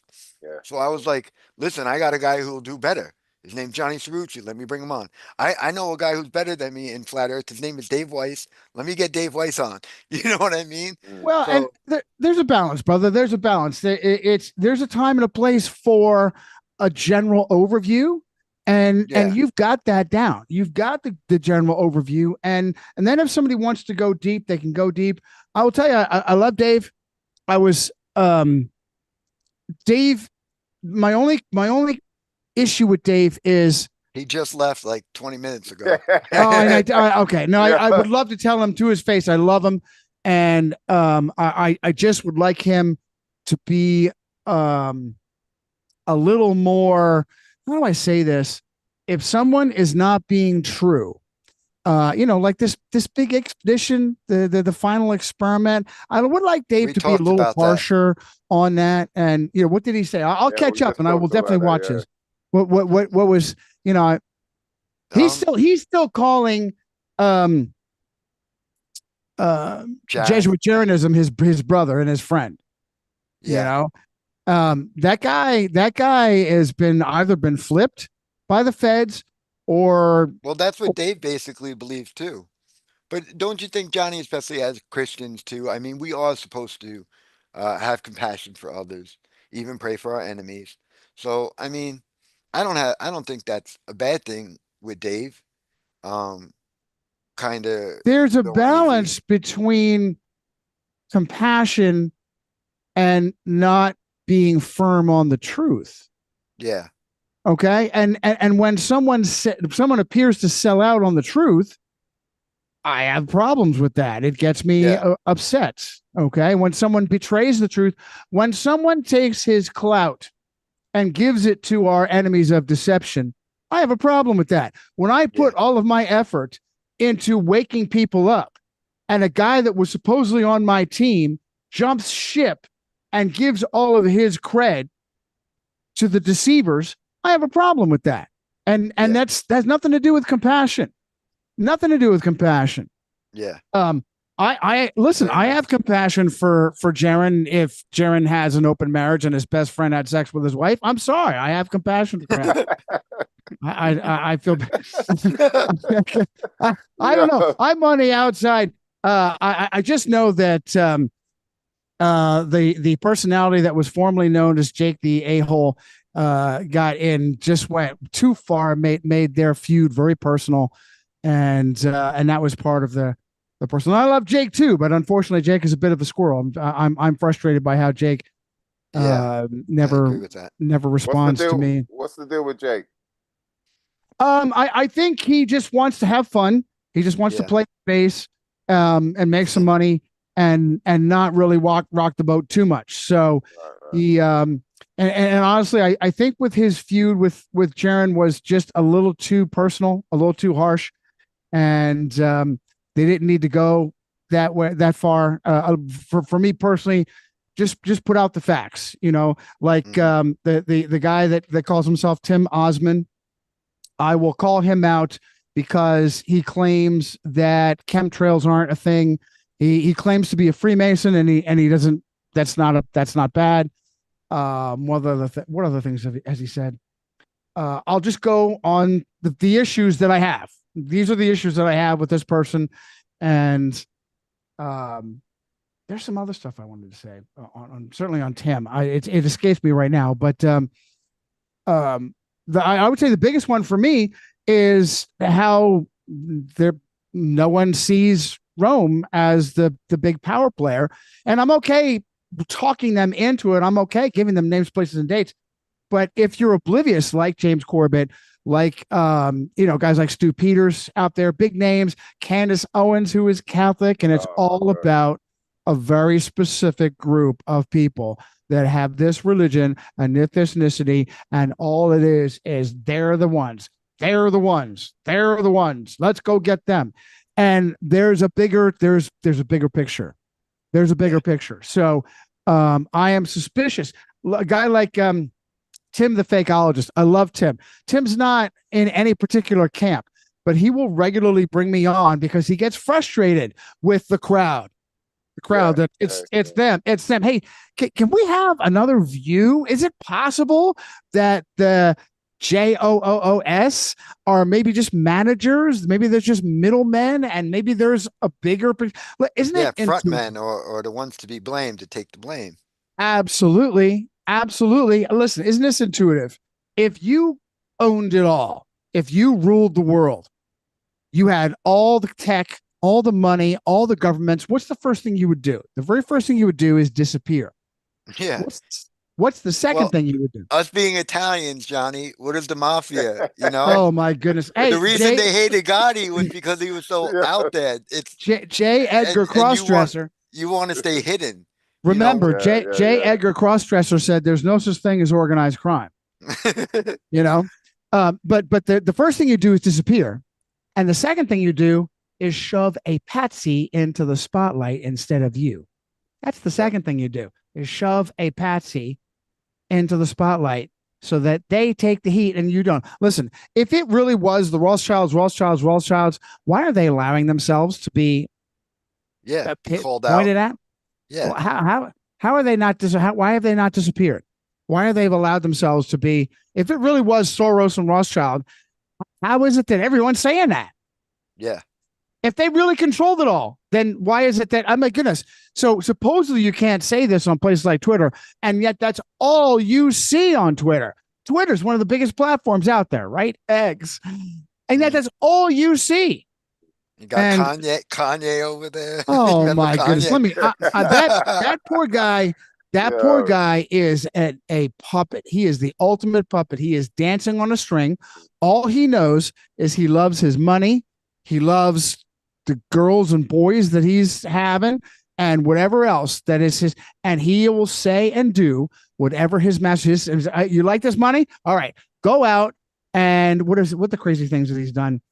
Isn't he put on a swastika t-shirt? Man, the guy, he wore like one of those, it looked like it was clan sort of. Oh yeah. Yeah. Look, any crazy thing. And I'll tell you that's I feel bad for him. He clearly is dancing on strings, and it's sad how much they control him. It's sad how much they control him. And I'll tell you that maybe a part of this was just aggressively scaring him. The story about how he had he'd gone out during a concert and said something to the effect of F radio because they don't know what real talent is. They only have their sets that they're allowed to play. And right after that, he had that sort of a meltdown. Right after that meltdown, he got whisked away to a hospital for a breakdown. And then they brought him back out. It's like, okay, did you learn your lesson now? Okay, good. It's a bit more swollen as well, isn't it? It's a bit more swollen. Yeah. All right, Kanye. Repeat after me. Jews. Repeat after me, Jews. So what? Okay. And Johnny, real quick, because I need to use the bathroom real quick. I'm gonna let you, Diggy, talk to him. Yeah, sure. But Johnny, Diggy watched that debate. We were talking about the debate with you and Dan. Again, lots of credit to you. Yeah, man. I couldn't have done what you did. I thought you did great. It was frustrating. It was frustrating. Yeah. I could tell towards the end, obviously, that he was getting. I don't blame you because he was kind of switching. I was saying to Vinny that it felt like when he was responding to you, he was kind of switching the lane. He started like veering off into something that would take you away from what you were even asking, and then carry on, blah blah blah blah blah, and then come back to you, and it was like, hold on a minute, I don't feel like you answered that. You know, not only that, Diggy, but he had an answer for everything. He was very smooth. Yeah, I don't believe that Dan was just a guy that does this in his free time. I think he's a prepared machine guy, and he's knowingly spreading disinformation. I'll give you one example of when I was going through the so-called virus isolation process that is just really, really sketchy.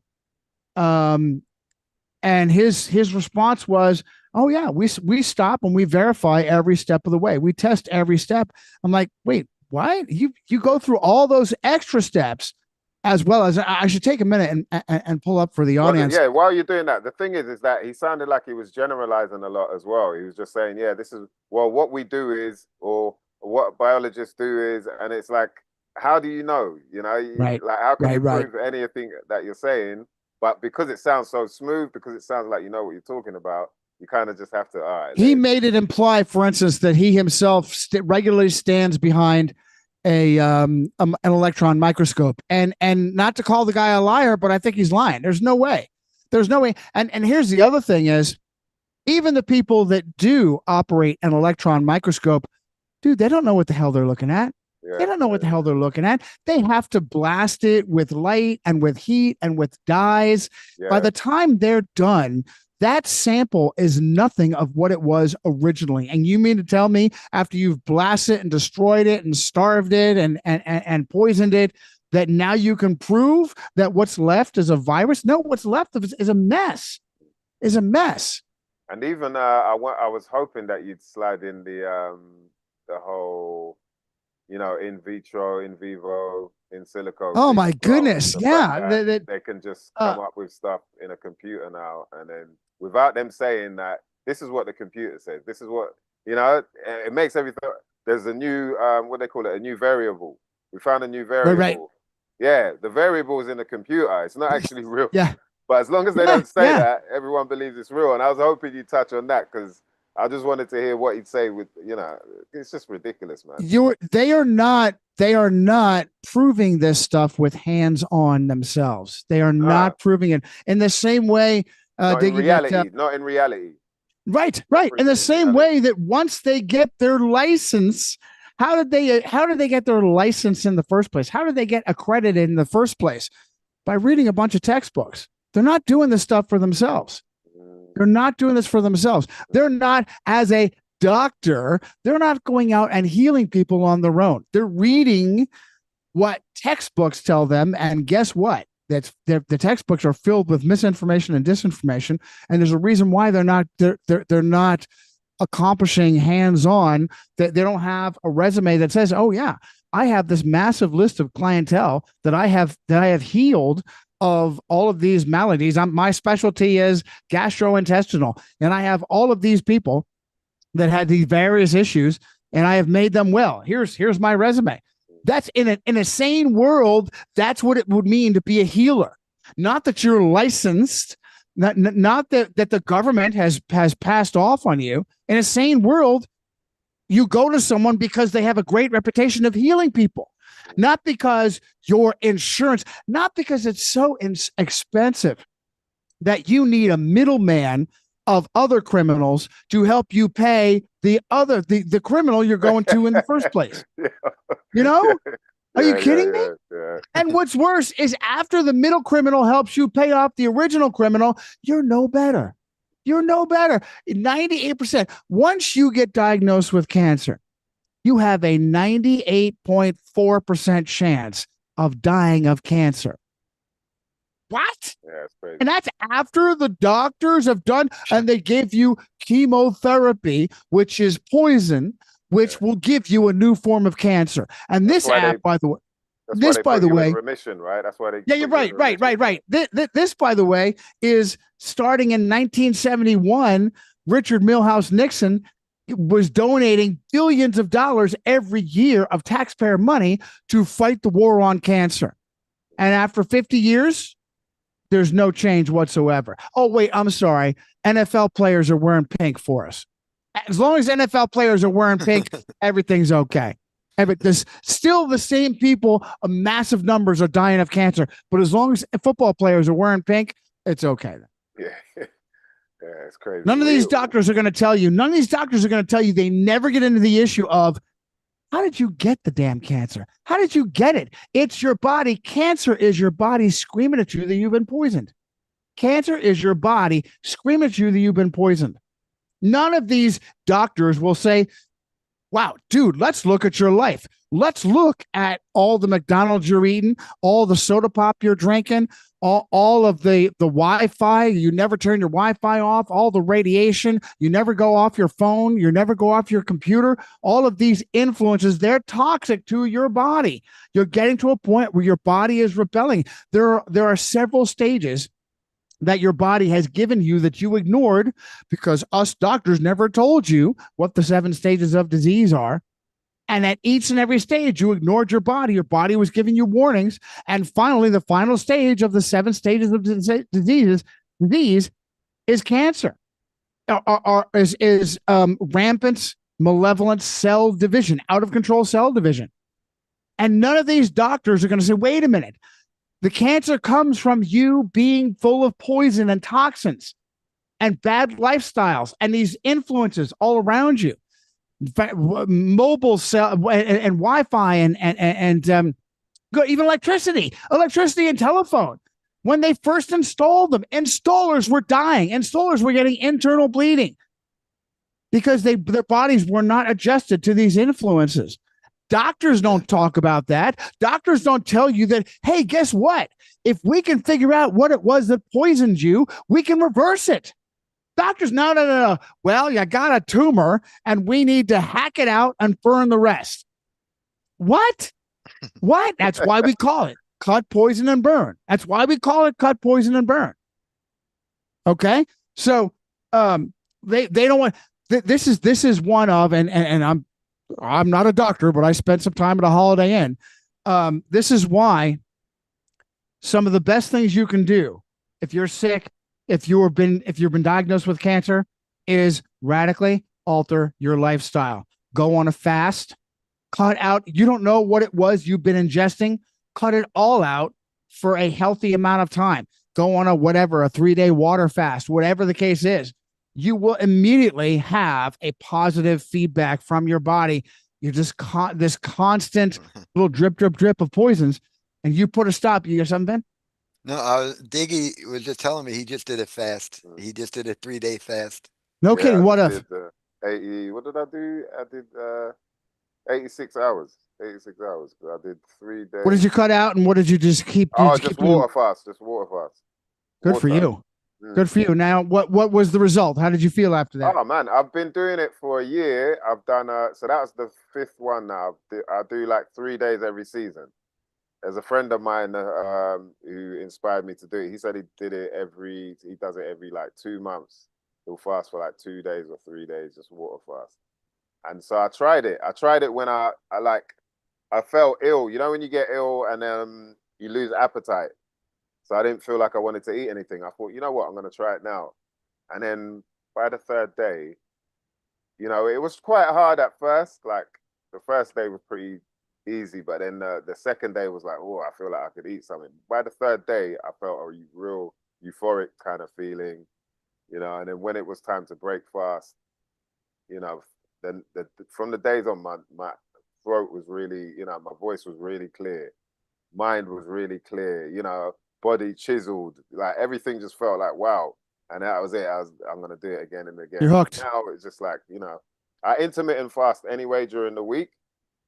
I learned that quite a long time ago, and I realized the benefit. I don't really get sick, you know. Just there's so many things that I realize way better for you, man.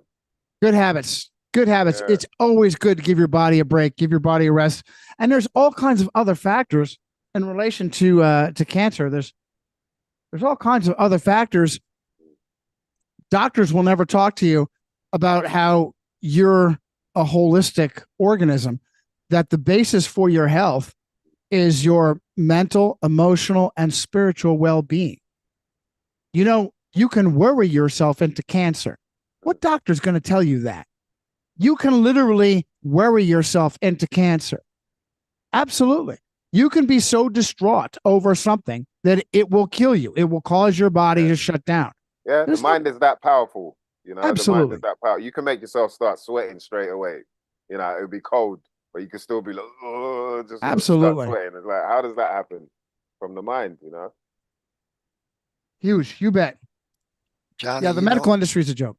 When I met Mike Diggy, and he had me on his show, I brought up, you know, the germ theory stuff when we were talking about it, and I mentioned Dawn and David. and he right away held up their book, and he actually Yeah. had Dawn and David's book. That's pretty cool. And that's when I was like, man, I really like this guy. He does research. He's smart, Nah, look, and check. we've been friends ever since. You read this one? It's the other way around. Can you see Can you it? catch a Oh, cold? no. Can you catch a cold? Oh, and Daniel Diggy, Reuters. Yeah, I think I mentioned it to you.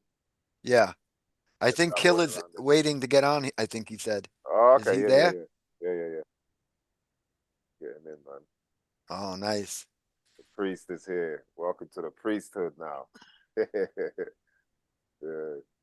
Yeah, man. But the germ theory stuff that really woke me up. That was through the lockdowns. Mhm. Because I just had a child, and but I'd already sussed Oh, that something yeah. was not right. Yo, Killer Priest. Uh, Turn his mic on. Good to see yeah, you, brother. there we Yeah, y'all go. can hear me? There he is. Yep, Yeah, James. there he is. yeah. The You land What's now. legend. You good, land. my brethren? What's good? Good to see you, Good, man. man. What up, Vinny? Vinny? Yeah, you Wow. got the great Dave Weiss in the building. Oh, what up, my bro? Yes, What's Good to man. see you, good? What's man. going on? Yeah, Yeah, Dave. man. It's good. Good to see y'all, man. It's good to see y'all. My man, Yeah. oh, you broke it down. London. Oh, yes, indeed. Yeah. Got the whole Dave just clique. Dave just left a little while ago, and he was saying, thanks again. He still gets messages from people who saw him on your podcast, bro. Yeah, man. You Yo, know, he did great, man. He did great. Yeah, yeah. he great. And there's the inspiration right there. Let's see him. The inspiration. Yeah, man. Yeah, I man. We really miss y'all, appreciate man. When y'all gonna come back? you know, me being busy, but now with the winter, things get slower for me. Yeah. Look at Killer. This guy's a legend, bro. Wow, Huh? Lincoln No, University. you're just a You Wow. can't, legend. you can't go I'm anywhere out here. without people recognizing you. Yeah. Yeah. What up, my bro? Good to Yeah. see you, Look, man. people check out the This Killer guy Priest here. podcast, man. Oh, brother. How are you, man? Thank you, And mister. What up? What up? He's What's loving good? the He's holidays. out and Oh, thank about, you, boy. man. I just joined it. It's my man Just What J up? right What here. up? What Yes, up? what man. up? What's What up, going man? on? Yeah, man. Share your sister, man. I'm about to Okay. come and get you. So we just got here. Just Okay. leave here. I was That's gonna call what's you. up. You know, What's I'm just good? getting the coffee, Yeah, man. exactly. My little I pathway. I I told know. him like, yo, Walk by just stuff. I don't care, 10 minutes, anything, Yes. wherever you're at, You just get got Yeah, on the the man. phone. No, it's great okay. to check in, man. Good to see him. Yeah. Okay, yeah, man, definitely. Yeah, No, I'm here. I'm let me go on mute. Yeah, go ahead, Bill. I'm right here. no, Killer. He's out on his own thing, boy. Nah, man, we weren't saying mute. Come back, man. Yeah, we've been waiting for you, Oh, man. okay. Bruv, where you going, man? You got the spotlight, brother. Just checking in. Yeah, everybody Yeah, loves you. yeah. And Yo, we Oh, come man. on whenever you want, man. Johnny, any of us, we all That's feel, right. Love you you. know, Love your show, Yeah, man. man. it's Yo, special to Yeah, Priest. be on thank your you. Thank show. you. Priest, We where you up got to? Gary coming. Where you I'm Yeah, up just to, Gary chilling man? right Wayne. now, man. I'm just chilling right now, man. I'm in Oakland actually. Oh, okay. I'm in Oh, Oakland, moving around. Yeah. I was in San Francisco, only 5 minutes away, but I'm in the park now. You know. nice. Yeah. You doing shows Yeah. out there, yeah? Yeah. I got one tomorrow. Yeah, it'll be dope in San Francisco. It'll be dope. It's tea. I'm doing some tea stuff. Hold on, Okay. let me hit y'all right back Yeah. though. All right, hit me back. Hit me back. Well, One. That's hilarious, man. Legend. Yeah. Chaos, boy. That's pretty Yeah. cool that he checked in. Yeah, man. Yeah, I feel It's love. blessed, man, to call Killer a friend. Like it's so real, like surreal to me sometimes. Like he'll hit me up Yeah. like, Merry Christmas, and we talk as friends. I got so much respect for him. And his podcast, he has everybody on. Yeah, it's There's the amazing. people that are always gonna find ways, like, with, oh, Bart Bro doesn't believe in flat earth, he's a shill. Oh, Killer doesn't, didn't do this, and people get mad. But Killer Priest obviously wants to hear these things. Like, he deserves respect. If he was like some gatekeeper or something, he wouldn't have any of us on. He wouldn't have me or Johnny or Yeah, like no, I half agree. the people he comes on. Yeah, for So, sure. you know, uh, 100% on that. he wants to know the truth, and I love that he gives everybody a chance. Um, and Yeah, I if agree. there's a Can't show, fault him for that. if he has someone on that you don't like, you don't watch the show. That's like with me, but then you might get where Johnny's on, or someone that you're gonna enjoy. It's that type of show. He's not a conspiracy show or a flat earth show. He's a podcast. He's a famous rapper from, arguably, I don't even think it could be argued. The Wu-Tang Clan is the biggest rap group that ever existed. Yeah. There's nobody even close. I don't think you could argue is like, so that's his thing, his music. The fact that he gives us that or gave me the platform to do these shows. Well, the thing Uh, is like anyone who grew up on Wu Tang would more than likely have an open mind, because yeah, stuff they used to rap about was like that. There were things that you wouldn't even think about, like, oh, how big is the earth, or how, all these different things. So yeah, like to have a podcast like was it the Priest Class, uh-huh, like I think it kind of it shows it's obviously drawing a lot of us in, a community of people that were into heavy metal back in the day, or yeah, whether it be the Jizza or but people that from the Wu Tang that were talking some deep stuff, RZA obviously. yeah, Now you're hearing it, you're hearing all these different minds come together, every week and share their ideas on something you might not have heard of before, yeah, which opens your mind to something else. Like so many of the people that you brought on, I've never heard of, Vinny. And thank now you. I follow their podcasts, or I follow their channels on YouTube, or Yeah, stay updated on other information that they bring out, because it's interesting to me. But I'd thank have you. never have known it without seeing that. And And and that's that's what I think Killer really appreciates about me.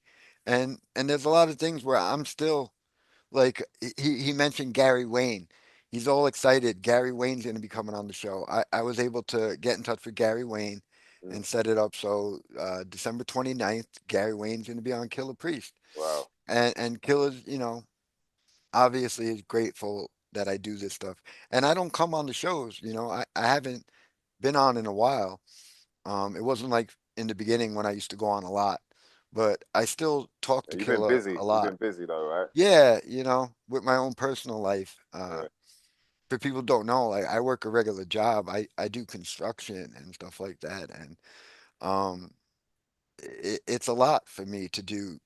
And like this year, I've been working like 10, 11, 12-hour days of hard labor, and then you come home. I got to spend some time with my wife, and then it's like an hour to go to sleep, and then get up and do it again.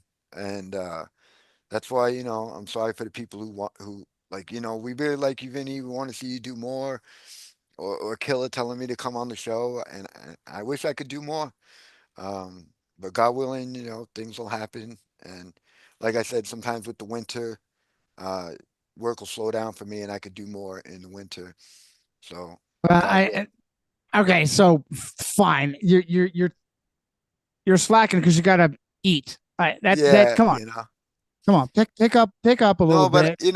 I feel like, I wish I want, like I love you. I wish I could be on your shows. Like you invite me to, and it sucks that I can't. I wish I could, and same thing with Killer. I wish I could do more, but I'm doing as much as I can. Well, and Uh, I think, but that is your appeal, and the level of your success is because you are a sincere guy. You come across as a sincere guy, and that wins people over, I and appreciate that. that helps people to trust you. And so as a result, yeah, you can't come be on my show, but if you ever said, "Hey man, I've got an open weekend," or "Hey man, I've got an open whatever, Yeah, whatever," or "Hey, can you please come stop by? I'm doing a commemorative." Done. yeah. Done. That's what it makes me feel good. See you, Dave, Killer, and Aaron, Tazadak might show up. Bart, it's still probably like 6 a.m. in the morning for Bart. I don't know if he's gonna show up, but even just to hear Bart like willing to come and do this stuff, it's been great meeting people like you, Johnny, and others. Um, it means a lot to me. Especially Killer Priest and a lot of this. You've got a hell of a resume, man. You've got a hell of a resume. Yeah, man. I Definitely. appreciate, you know. How many? If there When wasn't did all you? the censorship, like you said, Johnny, maybe I would have had a big channel by now or something. But Yeah. Yeah. Well, there's the I've been truth doesn't canceled pay. so many times. That too. Oh my goodness, yeah, truth doesn't pay. Truth doesn't pay. But imagine if I had my show that I started back in 2012, you know, I if I wasn't thrown off of Facebook, and like I'm not on anything. Like I don't have a Facebook for 13 years now. I don't have anything, and I'm not really interested to be honest either. So Did you give? I mean, this is a commemorative show. Did you give an overview, a summary of how you got started? Because you really should do that. no, not really. Yeah, do a summary Yeah. of remembering back how you got started. What we're doing the shows or conspiracies No, Just or no, like, yeah, everything. What what starts? Yeah, yeah. Okay. what sparked Start it? with What how. sparked? What Yeah, sparked your how you interest? got how you started to question things, and then how that moved you to the point of doing shows. Sure. All right. Well, it was 9/11, growing up living in the Bronx, and I was probably what, like 22 years old at the time. Up until that point, all I cared about was partying, getting girls, and having fun. Yankees and football. Um, didn't question anything, believed everything I was told about history. Initially believed what I was being told about 9/11. And then finally I found Bill Cooper, and Bill Cooper was the one who, like, it just blew my mind and got me to be like, wait a sec, especially that he predicted it, and then it started making me look into 9/11 and start questioning it, and then it didn't take long before I said, wow, I'm being lied to. What else is a lie? And then I just, you just go down the rabbit hole. I think it was about 2007 is when I first found out about the Jesuits. I know Johnny on one of your shows. It was actually a Seventh Day Adventist who brought it up to me, and that's when I got into the Jesuit rabbit hole. How did they Um, bring it up to you? Like, how was it I, mentioned to you? I was on the streets ranting about Obama, and this guy came up to me, a Puerto Rican guy, uh, Eddie, I think his name was, and he came up to me and was like, "Hey, and he goes to church and this and that, and he was a Seventh Day Adventist, and he came up to me, and he started talking about Rome and the fourth beast and breaking down this stuff, and was like, "You ever Wow. hear about the Jesuits?" And I was like, no. And to go back to what Johnny said earlier, we've all heard the Jews. Everybody points out the Jews fun stuff. And when, and I was like, why haven't I heard of the Jesuits? Who are these Yeah, Wow. people? yeah, yeah, yeah, yeah. And to mix Killer Priest into it, to me, one of the greatest songs ever written, Killer Priest did, was called The Bible, Mm. right? Yeah, And yeah, where yeah. he The talked basic about, instructions before leaving out. yeah, and Yeah, he talks about Cesare Borgia. And so I was obsessed looking into Cesare Borgia and his dad, Pope Alexander, and then that ties into the Jesuits too, because it was a little bit after that through Alessandro Farnese, and these people that the Jesuits were created. So I got hooked into the Jesuits and all this stuff, and just started going down the rabbit hole, and then Who knows that? 2000. Who knows that it's one of the black nobility. Alessandro Farnese was Yeah, Paul number three, who uh-huh, consecrated the Jesuits as an order. yeah, No one's heard of any of that, and I that to know. me is proof that that's legit. Exactly. That's Yeah, legit. yeah, exactly. And 2012. Well, okay, so it was the 10-year anniversary. So 2011, um, I showed up at Ground Zero for the 10-year anniversary, I'm okay. with the intention of fighting Alex Jones if he showed up. We were having beef. I was calling him out for years about, because he lied and insulted Bill Cooper. Um, and he kept trying to take credit that he predicted 9/11 when it was Bill Cooper. So I had an issue with him and some of the people with We Are Change, like Luke Rakowski and these people. So I was kind of like the bully guy harassing Luke Rakowski and them, and me and Alex were having words. And then, of course, he never showed up. But while I was there, I was just so excited to be around people that were open minded because, as us conspiracy theory people, we're used to our family, friends, and the majority of people do not want to listen to you, get mad, want nothing to do with you. So to be around a group of people that think the same way and are all, yelling about 9/11's inside job and we're all getting into this felt great to me.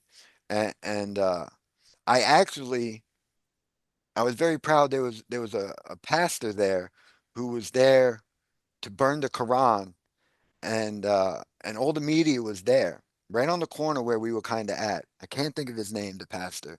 He was all over Fox News and this stuff. He was, you know, didn't want a mosque being built, and he was there to burn the Quran. And I basically went over in front of all the cameras and everything. And I just started abusing the guy. And I was like, this has nothing to do with Muslims. This has to do with Freemasons. This has to do with the Jesuits, Rockefeller built. And I'm going on. Yeah. And you just see all the camera people just start shutting off the camera and just running away. Good And for then you. all the 9/11 people got behind me. And I just started going like 9/11 was an inside job. And then everybody just started saying the same thing to where it was so loud, the guy with his blowhorn just stopped. And I basically shut down the whole thing.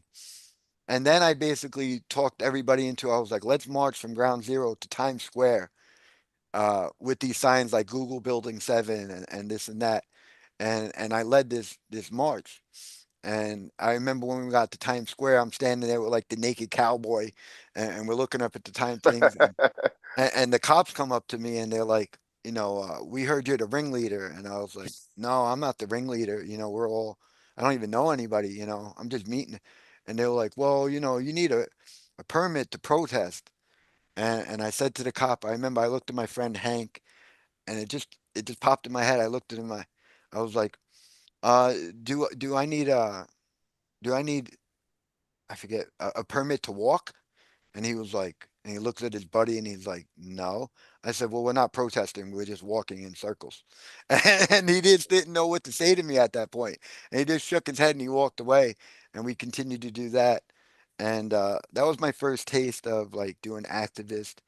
And I loved it. So then I started doing it more. And I met people there. I had recently moved to Connecticut. So I hooked up with We Are Change Connecticut from the guys I met there, and I was like, "Yo, let's start to do stuff." And I started doing stuff in Connecticut, activist stuff with about chemtrails and all this other stuff. And then there was a guy named Howard who was doing shows, and everybody was like, "Vinny, you know a lot. You should go on and do the shows." But I was like, all right, but again, I'm not really interested in trying to be a personality like Alex Jones or something. I consider myself a researcher, and I like learning from experts like Johnny and others where I could learn more. So I was like, I want to get guests, and I was able to get Fritz Sprigmeyer eventually, and other big name guests, and that's when it kind of popped off for us, and we got kind of bigger. So that's really how it all started and Yeah, how I it's ended up it's doing it's shows. questioning, but it's realizing you've been lied to. Diggy, how did what got you woke you up to how you were being lied to by official sources? Yeah. Oh man, where would I start then? I think it's probably a similar thing in terms of 9/11. Before that, I had a vaccine injury. So I had like in school, we get a thing called a BCG, which is leprosy and tuberculosis.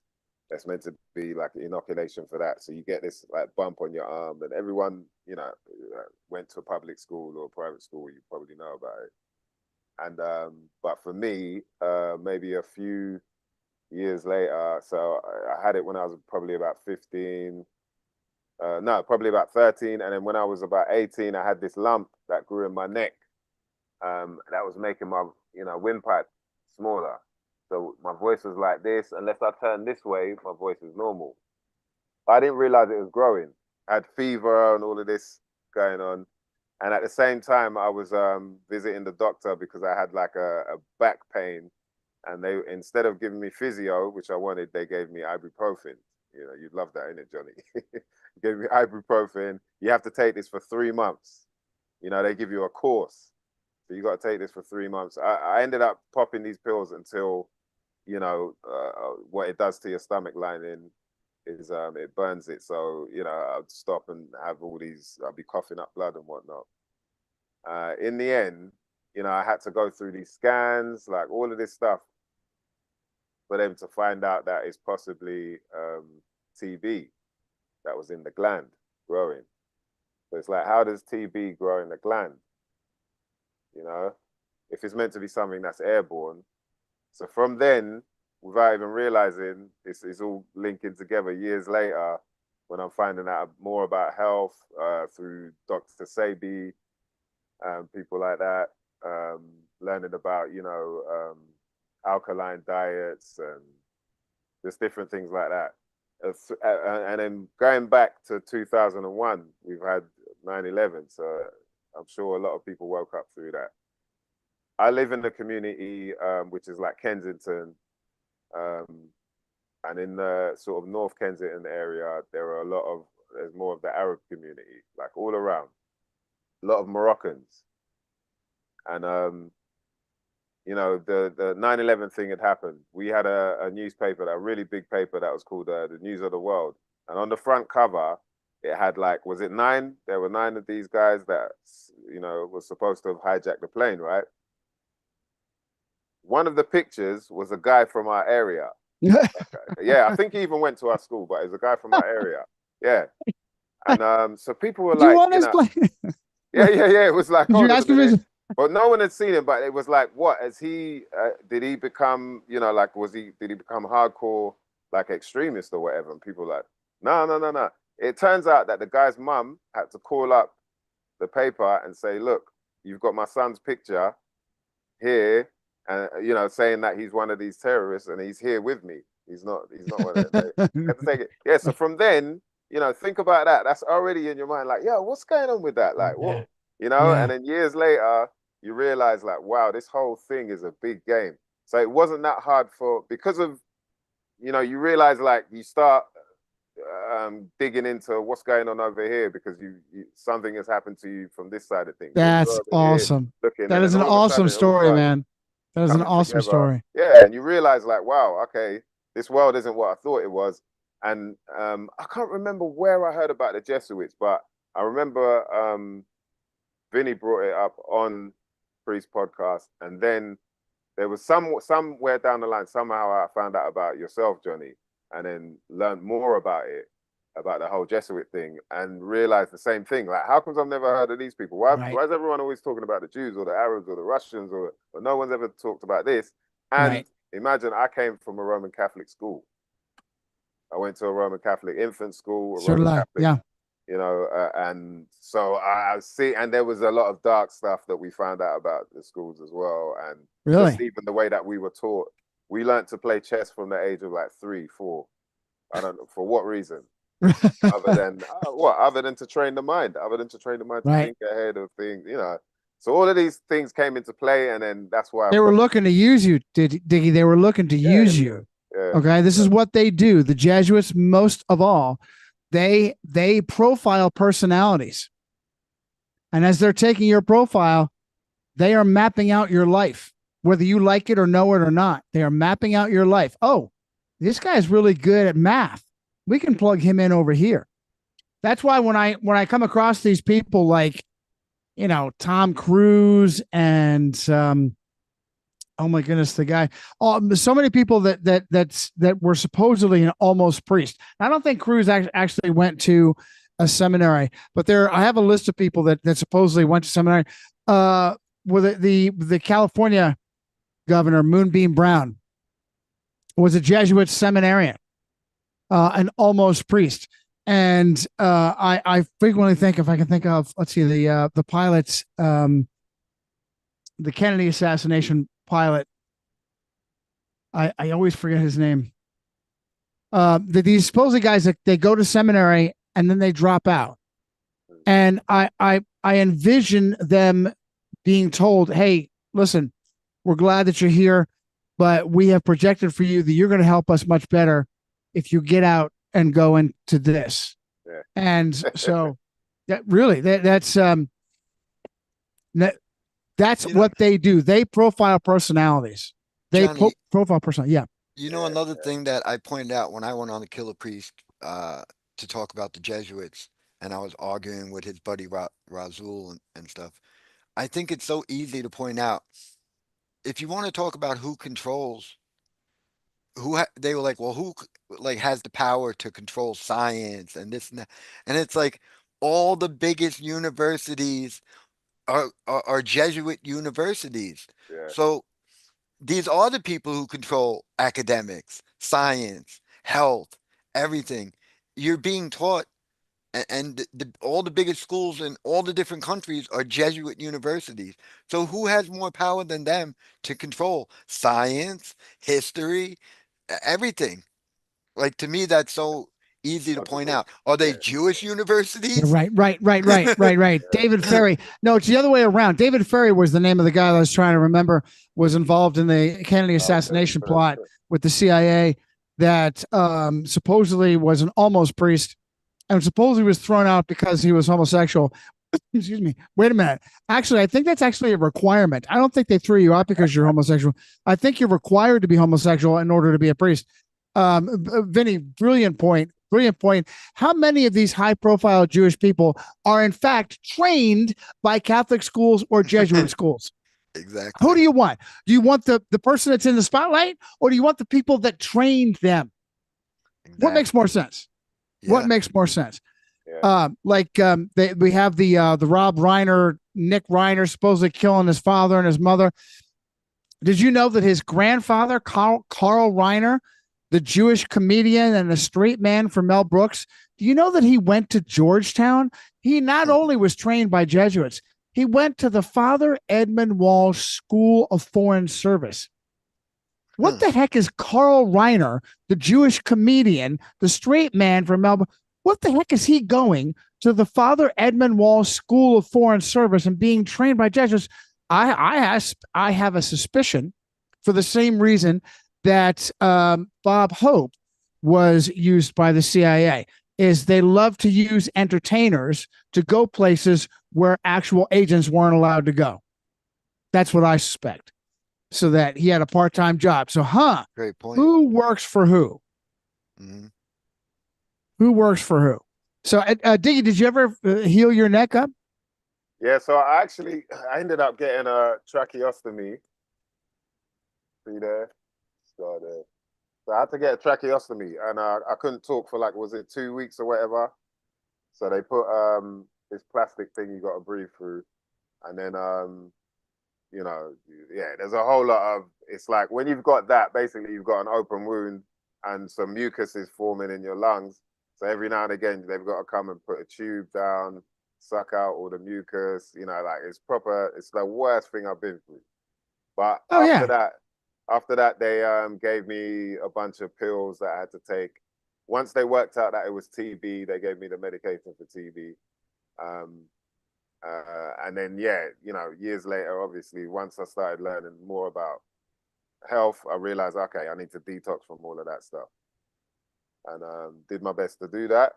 And and then from then, it took so from about 2010, that's when I really started getting more into the alkaline sort of based diet, training every day, fixing up my whole like lifestyle and everything.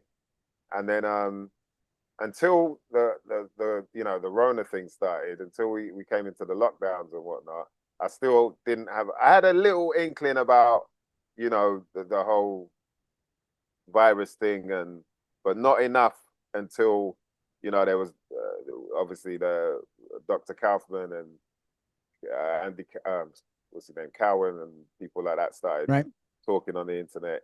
What I was doing was just looking in the comment section, seeing what people were saying, who they were talking. All right, let me search for that, look for that, find out if I could find any books or more about it, just to try and understand more. But then it started making sense when I was thinking, hold on a minute, I've switched up my diet. The last time I got sick was probably, like had a cold or flu, was probably like 2010. Wow. Yeah, and so it clicked then. I was like, yeah, this makes a lot more sense. Like they were telling us here, they were saying in the UK, they said, black people are like 4.5% more likely to catch the virus I'm like, so what you're saying that this little thing that we can't even see, micro whatever, has a brain, it floats about. Wait, It's what color are racial. you? Yeah, Oh no, right, hold on. right, Let me right. wait. Yeah. Wait for someone else. Yeah. I'm gonna jump into you. Is that any different from allowing you have to have the mask on as you walk into a restaurant, Oh man. but when you get to the table, then you can take the mask off because they know, okay, I'm safe. I'm at the table. I'm safe. And let me tell you something. That's very suspicious. You know how vicious the machine is. You know that the real racists are in the machine. The very people that are playing that play the races against each other are the ones who are the most racist. The Freemasons, for instance, Freemasonry. You know that if you wanted to be a secret keeper, you're not allowed to be a real secret keeper. You have to sit at the Prince Hall Black Freemason kiddie table. You're not allowed to be a real Freemason. The Luciferians that run things behind the scenes, they're the real racists. So when you know for a fact now that the Rona is nothing more than a malevolent Luciferian genocide, that they just another push to mass poison and mass kill, and it's done by them, and they own the left, and then they come out and say, oh, the Rona, it attacks more black people than it does white people, so there's going to be a lot more use testing positive. You need to rush right in and take these shots. More black people should. As a matter of fact, I shall play the clip for you of Melinda Gates, the devout Roman Catholic ex-wife of Bill Gates, saying that blacks and minorities should get the shots first. Yeah. They should get. Have you seen that? They plunge Yeah, it. yeah, Is yeah. that Yeah, the have one you where seen- he talks about? They should get the shots first. Yeah, No, that's it's okay, like man. comedy, man. It's like comedy. It's crazy. Yeah, but dark It is. comedy. Yeah, dark comedy. If you know what's Tragic. going on, it's funny. But if you don't know what's going on, it's not that damn funny. No, you're right. But it's crazy, man. I think the whole paradigm of race anyway is messed up. Like when you look in the is it the 1828 Webster's dictionary?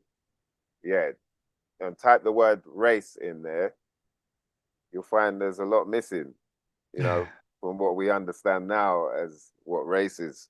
And so I think we're already kind of lost if we're going to be trapped in that, Listen, the most dangerous people in the world, a guy by the name of Malcolm Little that changed his name to, do you know what Malcolm Little was? Malcolm X. Yeah. That's Malcolm X. You know why Malcolm X had to die?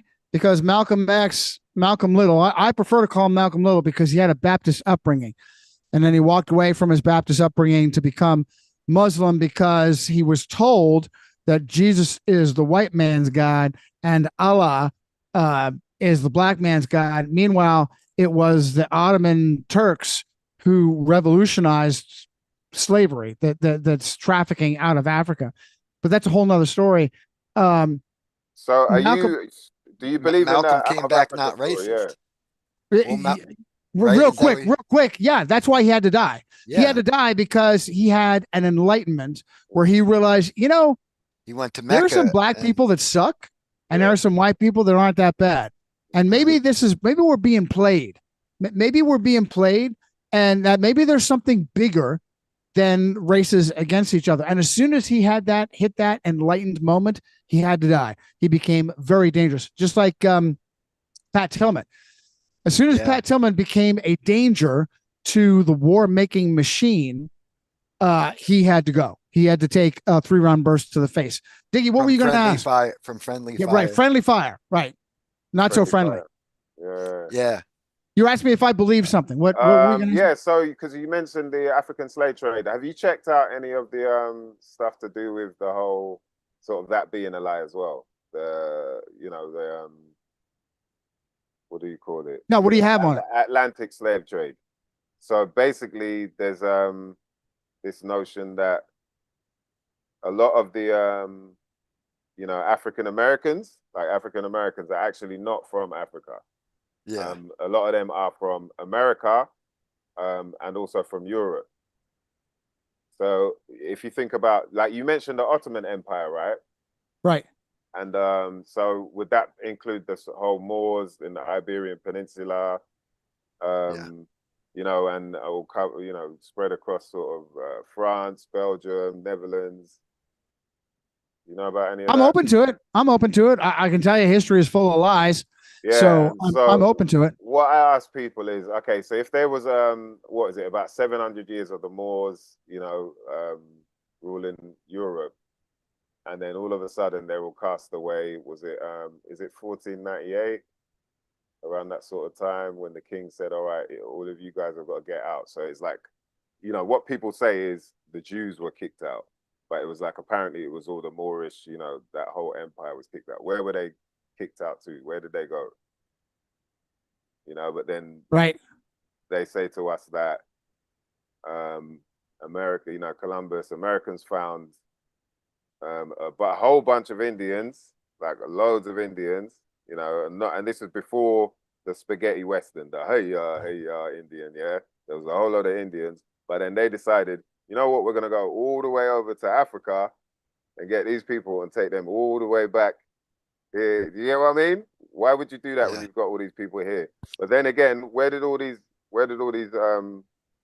Moors and you know Sephardic Jews or whoever, all these darker skinned people, where did they go from Europe? Where did they travel to? You get what I mean? Right, right. And so yeah, there's a whole notion. There's like you got people like UBTV, UBTV, Dane Dane Calloway, Calloway, Corey Mayo. Corey Mayo. I've been into this stuff, Johnny, for Big years. Chief. What's the Big Chief? Is it Big Chief? I mean, I could tell you from my own, you know, Diggy knows, Johnny, I've been looking into this for at least 5 years. And I went to a museum out in Wisconsin with my wife a couple of years ago, and they had the whole Native American Heritage Center, you know, all about Native American history.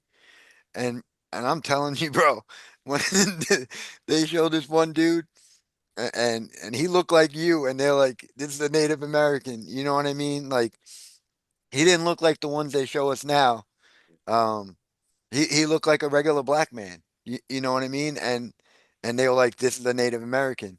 And like I pointed out, the Taino Indians, the Blackfoot tribe. I mean, there probably was a lot of Native American tribes that were what we would call African American today. Not to say that there wasn't a mix, just like it is today. I'm sure there were some lighter skinned Native Americans. There might have been some that had Asian like eyes. I know that Thomas Jefferson was sending out Lewis and Mayweather to look for the fair skinned Native Americans that had European features and blue eyes. Yeah. Those were Freemasons, by the way. Lewis and Clark were Freemasons. Yeah, well, he got, There you yeah, go. and I know that Mayweather Clark, they actually got his blood-stained apron, Masonic apron, in a Masonic thing, where they say he committed suicide, shot himself in the back 2 times, but he was clearly murdered, and there's blood on his Masonic apron that the Masons hold on to today. Jesus, that's getting all yeah. That's Getting it. Listen, as I symbolic. said, you look at Way too a guy symbolic. like Chris Kyle. Look at a guy like Chris Kyle. I say this to the military guys all the time, especially the ones who want to get into the craft. You think that you're not allowed to break out. You think that you have to keep your loyalty to these criminals. Meanwhile, your higher ups will turn around and do you dirty like that. Like that. They don't need an excuse to do you. You are bending over backwards to be loyal to them, the criminals that they are. You hold their secrets, but they have no loyalty to you. You need to understand that. They will shoot you in the back for any reason, no reason, for ha-has and giggles. So, And you know, that's the same sort of premise, I think, is you know, that's what's put upon us with the idea of race as well. The idea that, you know, we're calling each other colors that we aren't anyway. First of all, you know, like, yeah, no one's black, no one's actually white. So we're already messed up. But then on top of that, now you're gonna think everyone that looks like you is on your side. They're looking after you. You're gonna think everyone who doesn't isn't. And without even really knowing, it's just like what do we do? We read the book by the cover. That's it. Right. You know, and that's a big problem already, because when now you're not focused on who's the real enemy. Do you get what I mean? There are people that look exactly like you that are trying to keep you down. Amen. It's a big Amen. problem. And it's and as soon as you're able to break out of that prison, Diggy, you won, and they are terrified. They are Yeah. terrified. If you are no longer playing the divide and conquer game, they've That's lost. what I don't want, because there's way more of us then. Way Oh more. my goodness. You get Yeah. what I mean? But Yeah. Gianni, I want to know, how did you wake up? What was your wake up call? What was the spark that made It you was question a something? progression. I will tell you, it was when I watched the rise of Barack Obama, and I looked at that guy and I said, doesn't he have, where did this guy came out of nowhere? He came out of nowhere. Then he's a senator, and now he's a president. And all of the biggest names of so-called alternative conservative media, Rush Limbaugh and Mark Levin and Irish Catholic Sean Hannity and Irish Catholic Bill O'Reilly, none of them were asking any tough questions. None of them asked any tough questions. And so I said, okay, clearly I need to stop going to you guys. I need to go other places to get my information.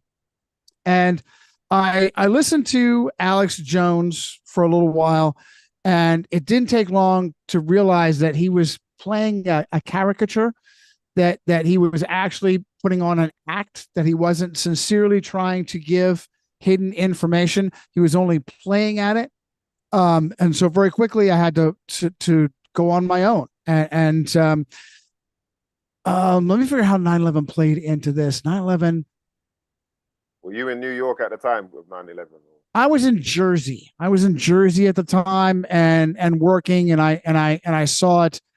I fell for it right away. I fell for the whole Muslim terrorist thing, but within a short period of time, if I can, I don't know that I can pinpoint an actual year, but it was in my process of, I'd always had questions. I knew for a fact that the Kennedy assassination, that the Warren report was a bunch of bunk. Pretty early on, I figured out that the moon landing was a bunch of bunk.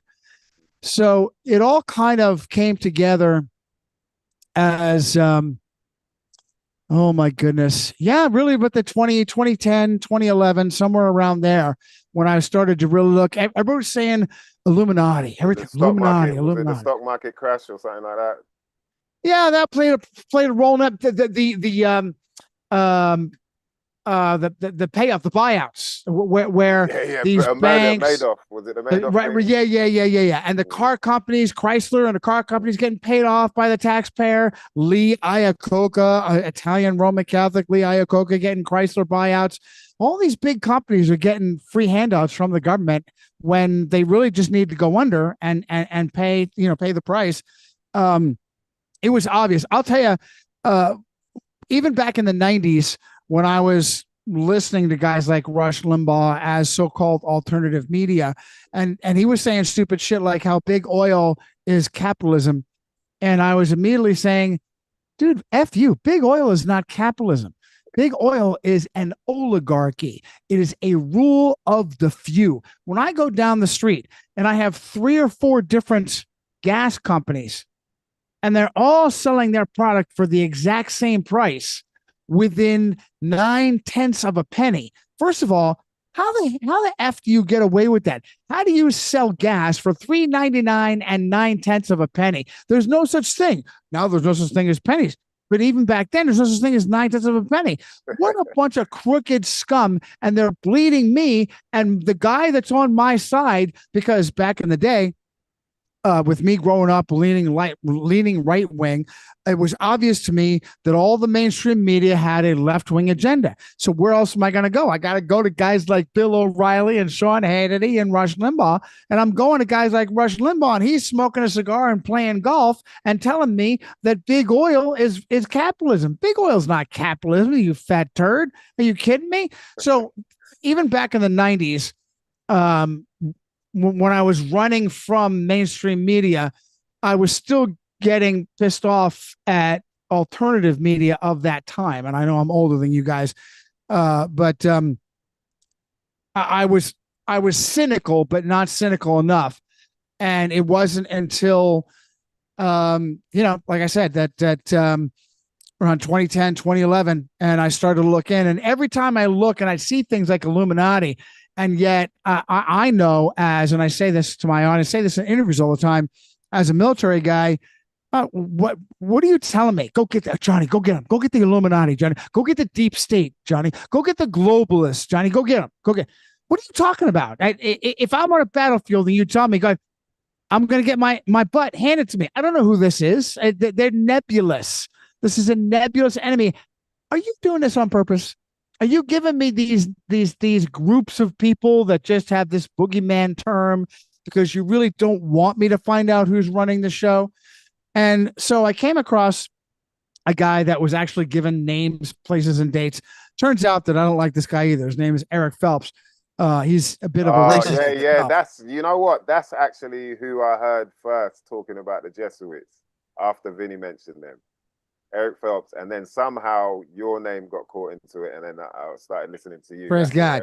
But yeah, Praise I noticed he's quite racist. I was like, well, all right. Brother, no, brother, so, white power racist? Yeah, no. so, White. Are you kidding me? Now, you've got a rare voice that is telling you what no one else is telling you. And he turns around and he wipes his hiney with this incredibly important information, with this bold, stupid racism. Dude, what are you doing? Are you controlled opposition, Eric? Yeah, right. Are you a Jesuit yourself, Eric? You've got this great information that no one else has, and then you turn around and ruin it by going back to the Jesuit playbook with divide and conquer. What are you saying, Eric? Are you saying that your message is only for white Anglo-Saxon Protestant Baptist Calvinists? What are you saying? Okay. Are you trying to help feed them by playing both sides of the street? So I know the guy. I met the guy in person repeatedly, and I'm convinced he's a Jesuit. So very, very unfortunate, but praise God that you're here and you're not getting sucked in, or you're not getting turned off, because like I said, he's got phenomenal information that he then ruins with his stupid, you know? Get caught up in that. I think, to be honest, it might sound arrogant, but I feel like it's a mental health problem if you think of each other in that way. Oh yeah. No, I tell you, I know people that know him over time. I walked away a while ago and I left the area a while ago. I know somebody that knows him still to this day, and that says that he may be falling into dementia himself. So, you reap what you sow. You reap what you sow. And if you want to live a life, what would be the idea of putting someone like Eric Phelps, planting him as controlled opposition? Oh, it really, and that's it. Why would you do that? Now, across the continuum, because you're a truth seeker. Who else has heard of Eric Phelps? Nobody's heard of Eric Phelps. Okay, nobody's heard of him. So you have one tiny little voice giving out these very deep and valuable truths that no one else gives. And then he ruins them with racism, and also he ruins them with Jesuit eschatology, such as futurism. He promotes the idea of dispensationalism, which is God has two different clocks. God has a clock for the church, and God has a separate clock for Israel. That's Jesuit eschatology. He promotes the idea that there's the Antichrist, as we don't know who the Antichrist is. The Antichrist is in the future. That's Jesuit futurism. So you take one small voice. Everybody's heard of Alex Jones. Nobody's heard of Eric Phelps. Okay. So you take one small voice, you allow him to put out tremendous truths, but you then have him ruin those truths by muddying the waters with racism and with other foolishness. Right. So that's why. And it seems dangerous, but again, my point is no one's heard of him. So they mitigate. Yeah. They mitigate, even though he's putting out tremendous truths, they mitigate those truths by only allowing him to have a tiny, small voice. Yeah, And- I remember watching his videos and listening to his his readings or whatever, and he's literally, it was about 30 views or something like that. There was no one really, listening to it, but yeah, the amount he was talking about that was true. That's how they do it. That's how they do it. So Eric has a tiny little voice. Alex Jones has a much bigger voice, and CNN has a massive, unstoppable voice. That's the continuum of truth versus BS. Right. And Alex Jones is here to giving you mostly BS. CNN is here giving you all the BS, and they have the biggest voice. And Eric Phelps is here giving you a lot of truth and also BS, and his voice is way, way, way down here, very tiny, very, very shallow. So that's the continuum that they play. And you just got to be vigilant. We got to be vigilant, man. Amen. Discernment, vigilant discernment, vigilant discernment. It's funny. I was planning on making this like about the year 2025 and this end of the year special. Yeah, you said that. And it's just, but so one of the things I did want to, I gotta get you, Johnny, is drop some information on this whole Chicago Pope that we got this year. I'd like to hear. I think he's a puppet, bud. I think he's a Of puppet. course, I think that they have so much control. What little I've seen of this guy is that he just seems to just feel right. And he seems like I get the same vibe from him as I get from any political election. Meet the new boss, same as the old boss. Whereas Francis was an actual Dirty War, Jorge was an actual Jesuit. They needed him. We've done the calculation, and between Peter Hans Kolvenbach and Adolfo Nicholas and what's his name now, Sosa, between Nicholas, Kolvenbach, and Sosa, there's 3 black popes that were all alive at the same time. And between Ratzinger and Jorge, Dirty War Jorge, there were like 5 popes alive for a 3-month period in 2016. And I believe that they did that at that time to put together the scamdemic, that they needed 5 living popes, 3 black popes and 2 white popes, to call in. Now you look at all the governments around the world and see how they all fell in line. That required the power and the organization of some 5 popes. Now they've got it on lockdown. Now they're on autopilot, so they just need a body. I think this guy is just a body and a filler. That's why they broke the mold. Oh, we finally have an American pope. Oh, it's great. Yeah, because he's a nobody. He's a puppet. And I feel like this big showdown that's coming has to do with America primarily, is the death of America that's coming. Well, and there's a balance to that. There's a balance to that. And they have put all of their eggs in the America basket. This is so whenever anybody says, oh, but Marshall, they're going to break it all down. Marshall. Well, I don't expect that they would do that unless they know they're about to go themselves, because if there's nobody else, there is no other nation that they have given all the advantages that they've given to Romerica. Romerica has all the power, all the big Navy ships, all the stealth fighters. Where else are they going to go? China? China's a joke. China will collapse on cue. Okay. So if they pull the rug out from Romerica, they got no place else to go. I don't think they would ever do that unless they knew it was the end.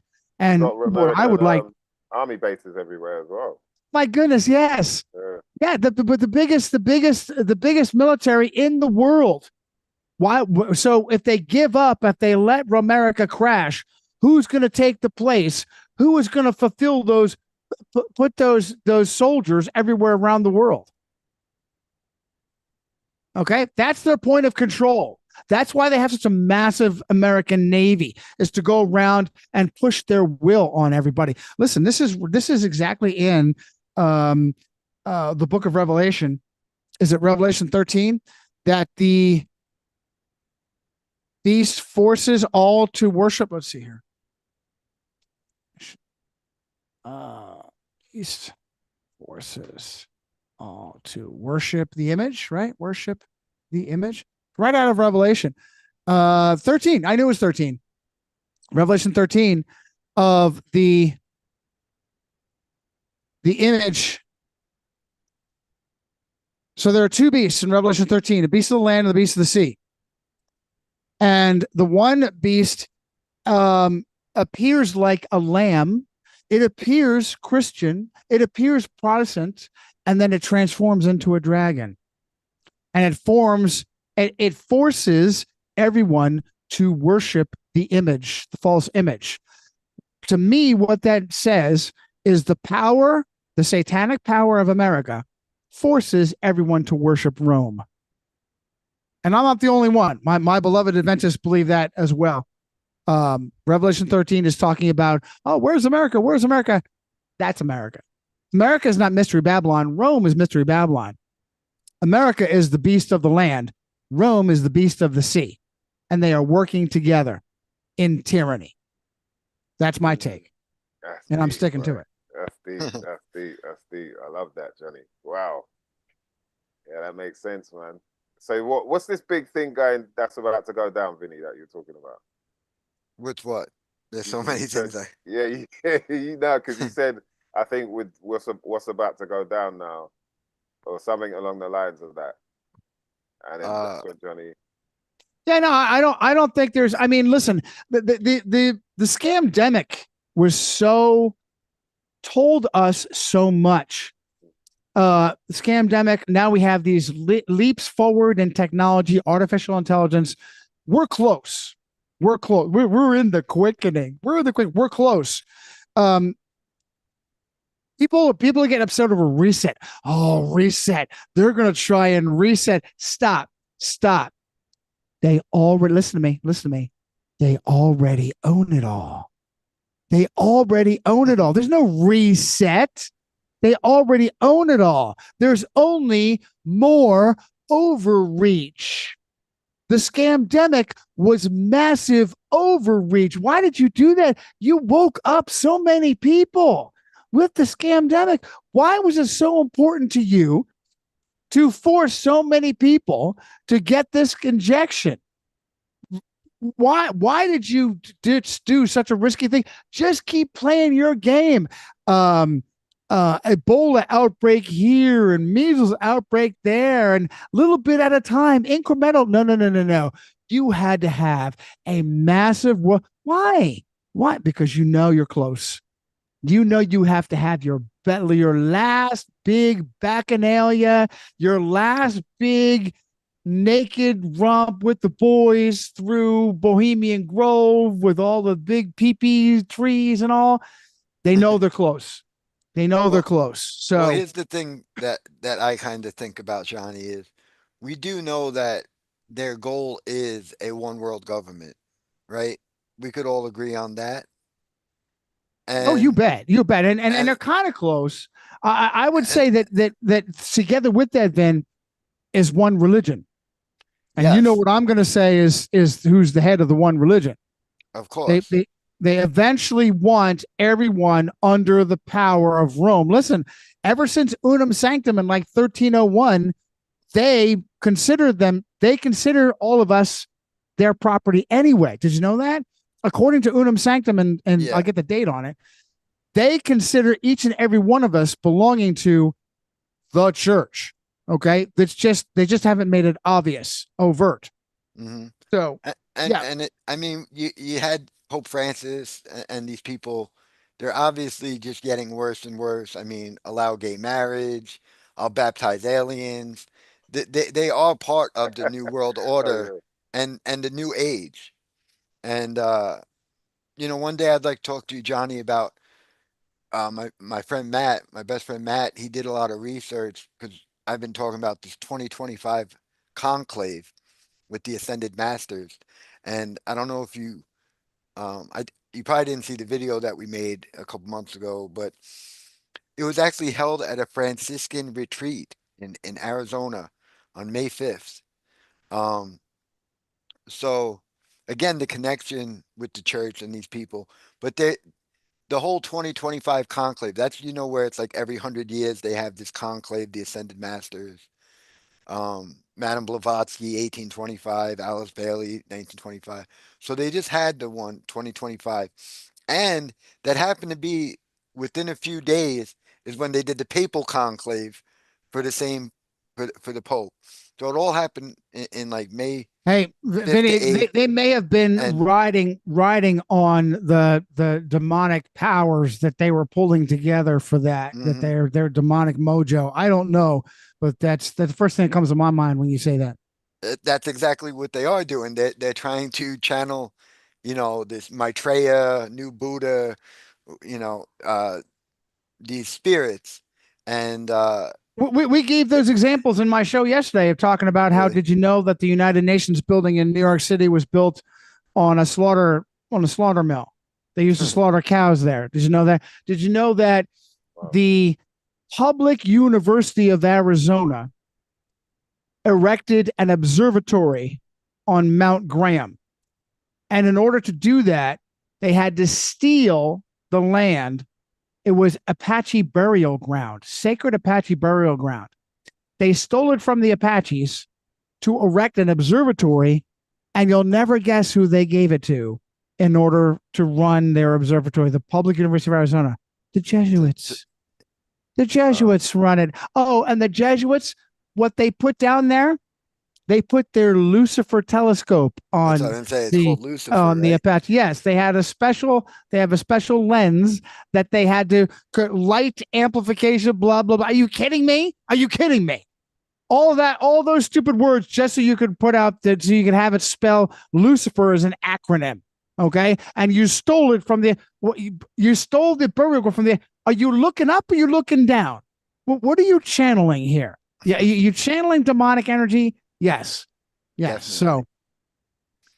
So CERN, I don't know anything about CERN. I highly suspect that it's some kind of interdimensional, pardon my language, fuckery. I fully expect that the CERN thing is some sort of interdimensional opening Yeah, portals trying to and stuff. channel these spirits, these demons or whatever. I would think Yeah, so. well, I heard that they've actually got a few of those facilities around the world, and it's not just. Oh, I don't doubt it. I don't doubt it. Listen, this is the same thing. Diggy, listen, when we were worried about the massive antenna that they had up in Alaska, what the hell is it called? It escapes me now.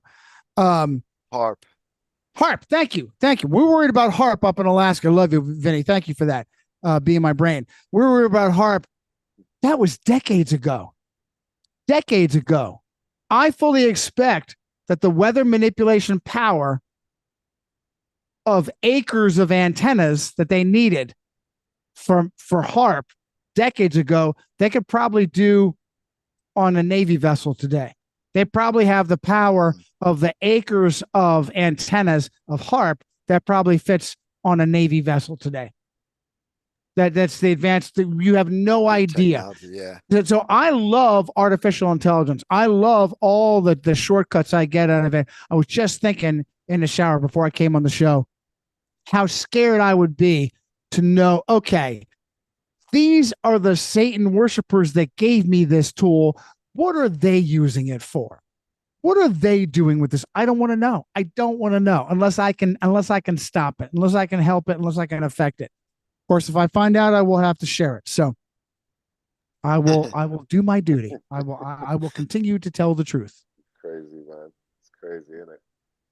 AI, that's the next thing now. Everyone thinks AI is going to take over. Well, These when robots, you got Donald Trump the first day in office giving what, $500 million to the richest people to promote AI. Right, to make that happen. Happen. Larry Ellison. Listen. It's all about what you know and what you don't know. We in any battle circumstance, in any battlefield instance, there's going to be fear of the unknown. There's going to be fear of the unknown. What we need to do is we need to know who is the enemy, what are their tools, what are their capabilities, and there's always an answer. There's Exactly. always an answer. Okay. Exactly, man. There's Exactly. always something, a response that we can do. Yeah, I don't think we need to be too worried about No, a lot of no, the stuff that- just be patient. Just be patient. Me as a Christian, I know that it's already written out. I know it's already written out. It may seem like they're unstoppable. They're not. They're not. I Yeah, read it. yeah. I read the end of the book, and we win. So That's It's all right. theater. It's theater. it Just is. There's a lot of it is theater. Oh my goodness, there's so much. They do so much with fear. Yeah. They do yeah. so much with fear, and, Yeah, man. and That's no why substance. That's why people think we're crazy because we're not scared. They're just Yeah. like, how can you Right. not be? Oh, Right, you're right, not worried about right, it. Oh, right, they're right. a bit, you know. Right, that's right, it, right. like, Oh, yo. put these chemicals on your hands, please. Put this mask on. Why are you not in stark raving fear over these little boogie things you can't see? Are you kidding? Yeah. It's madness, man. Yeah. Madness. But really good to talk to you guys, man. Love you Same guys. here. You guys are the Love best, too, man. Needed. It's needed. You guys tell me Yeah. whatever you need in the future, and I'm there for you. I think it was a thrill to finally meet you. Likewise, And man. Vinny's my beloved brother, so I'll whatever it is. Really appreciate the work too, you do as Johnny. well, brother, man, and the Yeah. passion for it. And please, man, I don't even need to tell you, but please keep doing what you're doing because more people Always. are picking up every day, man. Always, brother. I'm here for you, man. Make sure if Vinny, if Dickie needs anything from me, my contact, my just remember I'm Eastern Standard, okay? Don't call me at 1 a.m. if you can have anything, okay? I appreciate it, brother, man. Definitely. We'll definitely All right, make brother. that happen, man. Take care. Love you man. guys. All right, God bless, peace. Be blessed. Take care. Yes, Vinny, man. You killed it, bro. Wow. Wow, that is amazing, man. That is amazing. Serious, like, you know, there's often times when you're just sitting there thinking about all these different subjects and wondering, and it's like I feel like you're the only one that's able to bring these different minds together. So we're able to have these conversations Yeah. and really, And you know, try and I wanted to understand bring, things I more, wanted man. to invite a lot more. You remember? But Yeah. But I think it it would have been chaotic. would have been man, too for much. real. Yeah. It was hard Everything enough worked out, already, I man. guess, good the way Yeah, it should. glad we did it, man. Glad we went over as well, didn't it? Yeah. For longer, man. So I don't know. I would guess now it would be probably like 8:20 in the morning for Bart Sabrell. Wow. I mean, I don't know. He's probably not going to show up, Bart. So It's all good, man. Taza Doc still in his motorcycle club stuff. Man, we'll do it again, innit? We'll do it for the new year or whatever, We'll work Yeah, out and like I somewhere. said, me and you should go on Killer Priest soon. Go over there, have Mm. some fun. He's Yeah, always man. asking. So maybe Yeah, one day. Let's do that, man. We'll do. And Maybe let's come up with a little presentation or something. We'll bring yeah, to it, and you should know? drop some of your music there. Oh yeah. That's a good I mean, idea. that's what the Yeah, platform is for, is yeah, music man. first. Yeah, nah, that'll be love, man. Yo, we appreciate everyone that was locked in as well, man. Thank you to all the people that made their comments and everything. Yeah, this is there was a lot of information being spread back and forth, as always with Vinny B, man. Always. Learn and something you might not people, know. I did this for you, the audience and subscribers that I have. I know I'm not the biggest channel. I'll probably never be allowed to be. Um, but I know there's a lot of you that do appreciate and want me to do more. I wanted to do a live stream to try to interact with you guys and maybe you guys talk with each other, have fun. I hope you enjoyed, and whatever you guys want, let me know in emails or comments, and I'll try to make it happen. A guest you want, shows, ideas, anything. I mean, I'm motivated, obviously not by money, but to make you guys happy, and it's like family, all of us to me. I consider everybody a friend. Mice Diggy, Killer Priest, everybody, Dave Weiss, Johnny. I mean, you're all friends to me. It's not like business. I don't make money doing any of this. As you all heard, I work a job to make money. Um, so that's never going to be the motivation. Most of the time, I don't even want to. Like I said, like I'm unmotivated a lot because I'm so tired, and so it's the people that write me and care and ask me, you're the reason why I still do stuff. And because of great people like Mike Stiggy and others that I enjoy doing it with when I can. So, um, yeah, show me love and tell me what you want, and I'll try to do it when I can. And, hopefully this winter work will slow down for me and maybe I could do a bunch more. And, yeah, and yeah, I don't know. That's it really. I had, it's so funny, Diggy. I had a whole page written down of all the top news of 2025 that I was going to bring up. Yeah. And we didn't get into any of it. Well, you know So, what? We could. I mean, look, it's not the end of the year yet, man. So maybe we could do it true, again before the year's true. end. You know what I mean? So Yeah, yeah, just hold that tight. Hold tight. We'll yeah. And maybe we'll try to set up another one sort of like this with special guest. But whatever it is, we'll figure it out. And I hope to hear some good feedback from people because to me, I needed Mike Stiggy's help to do the live stream. So me, I'm always it's easier for me not to be doing live streams, but like I said, I wanted to try to do that for you subscribers. I If think it's it's a good idea, bro. appreciated, I'll try to do more. If it's not important, then I'll just go back to posting, post, and I'll edit videos and do what I was doing before. So Nah, man. Nah, I think you did a good job, Vinny, man. You did a good job getting so many people in anyway. And even like a few people couldn't make it in time, but it was still a cracker, man. Definitely a lot of information spread there. And that's what we love, yeah. Vinny B Oh, planting seeds. Make sure you like, subscribe, comment, like you said, ask for anyone else you want to see on here. And we'll try and make it happen again, man. yeah.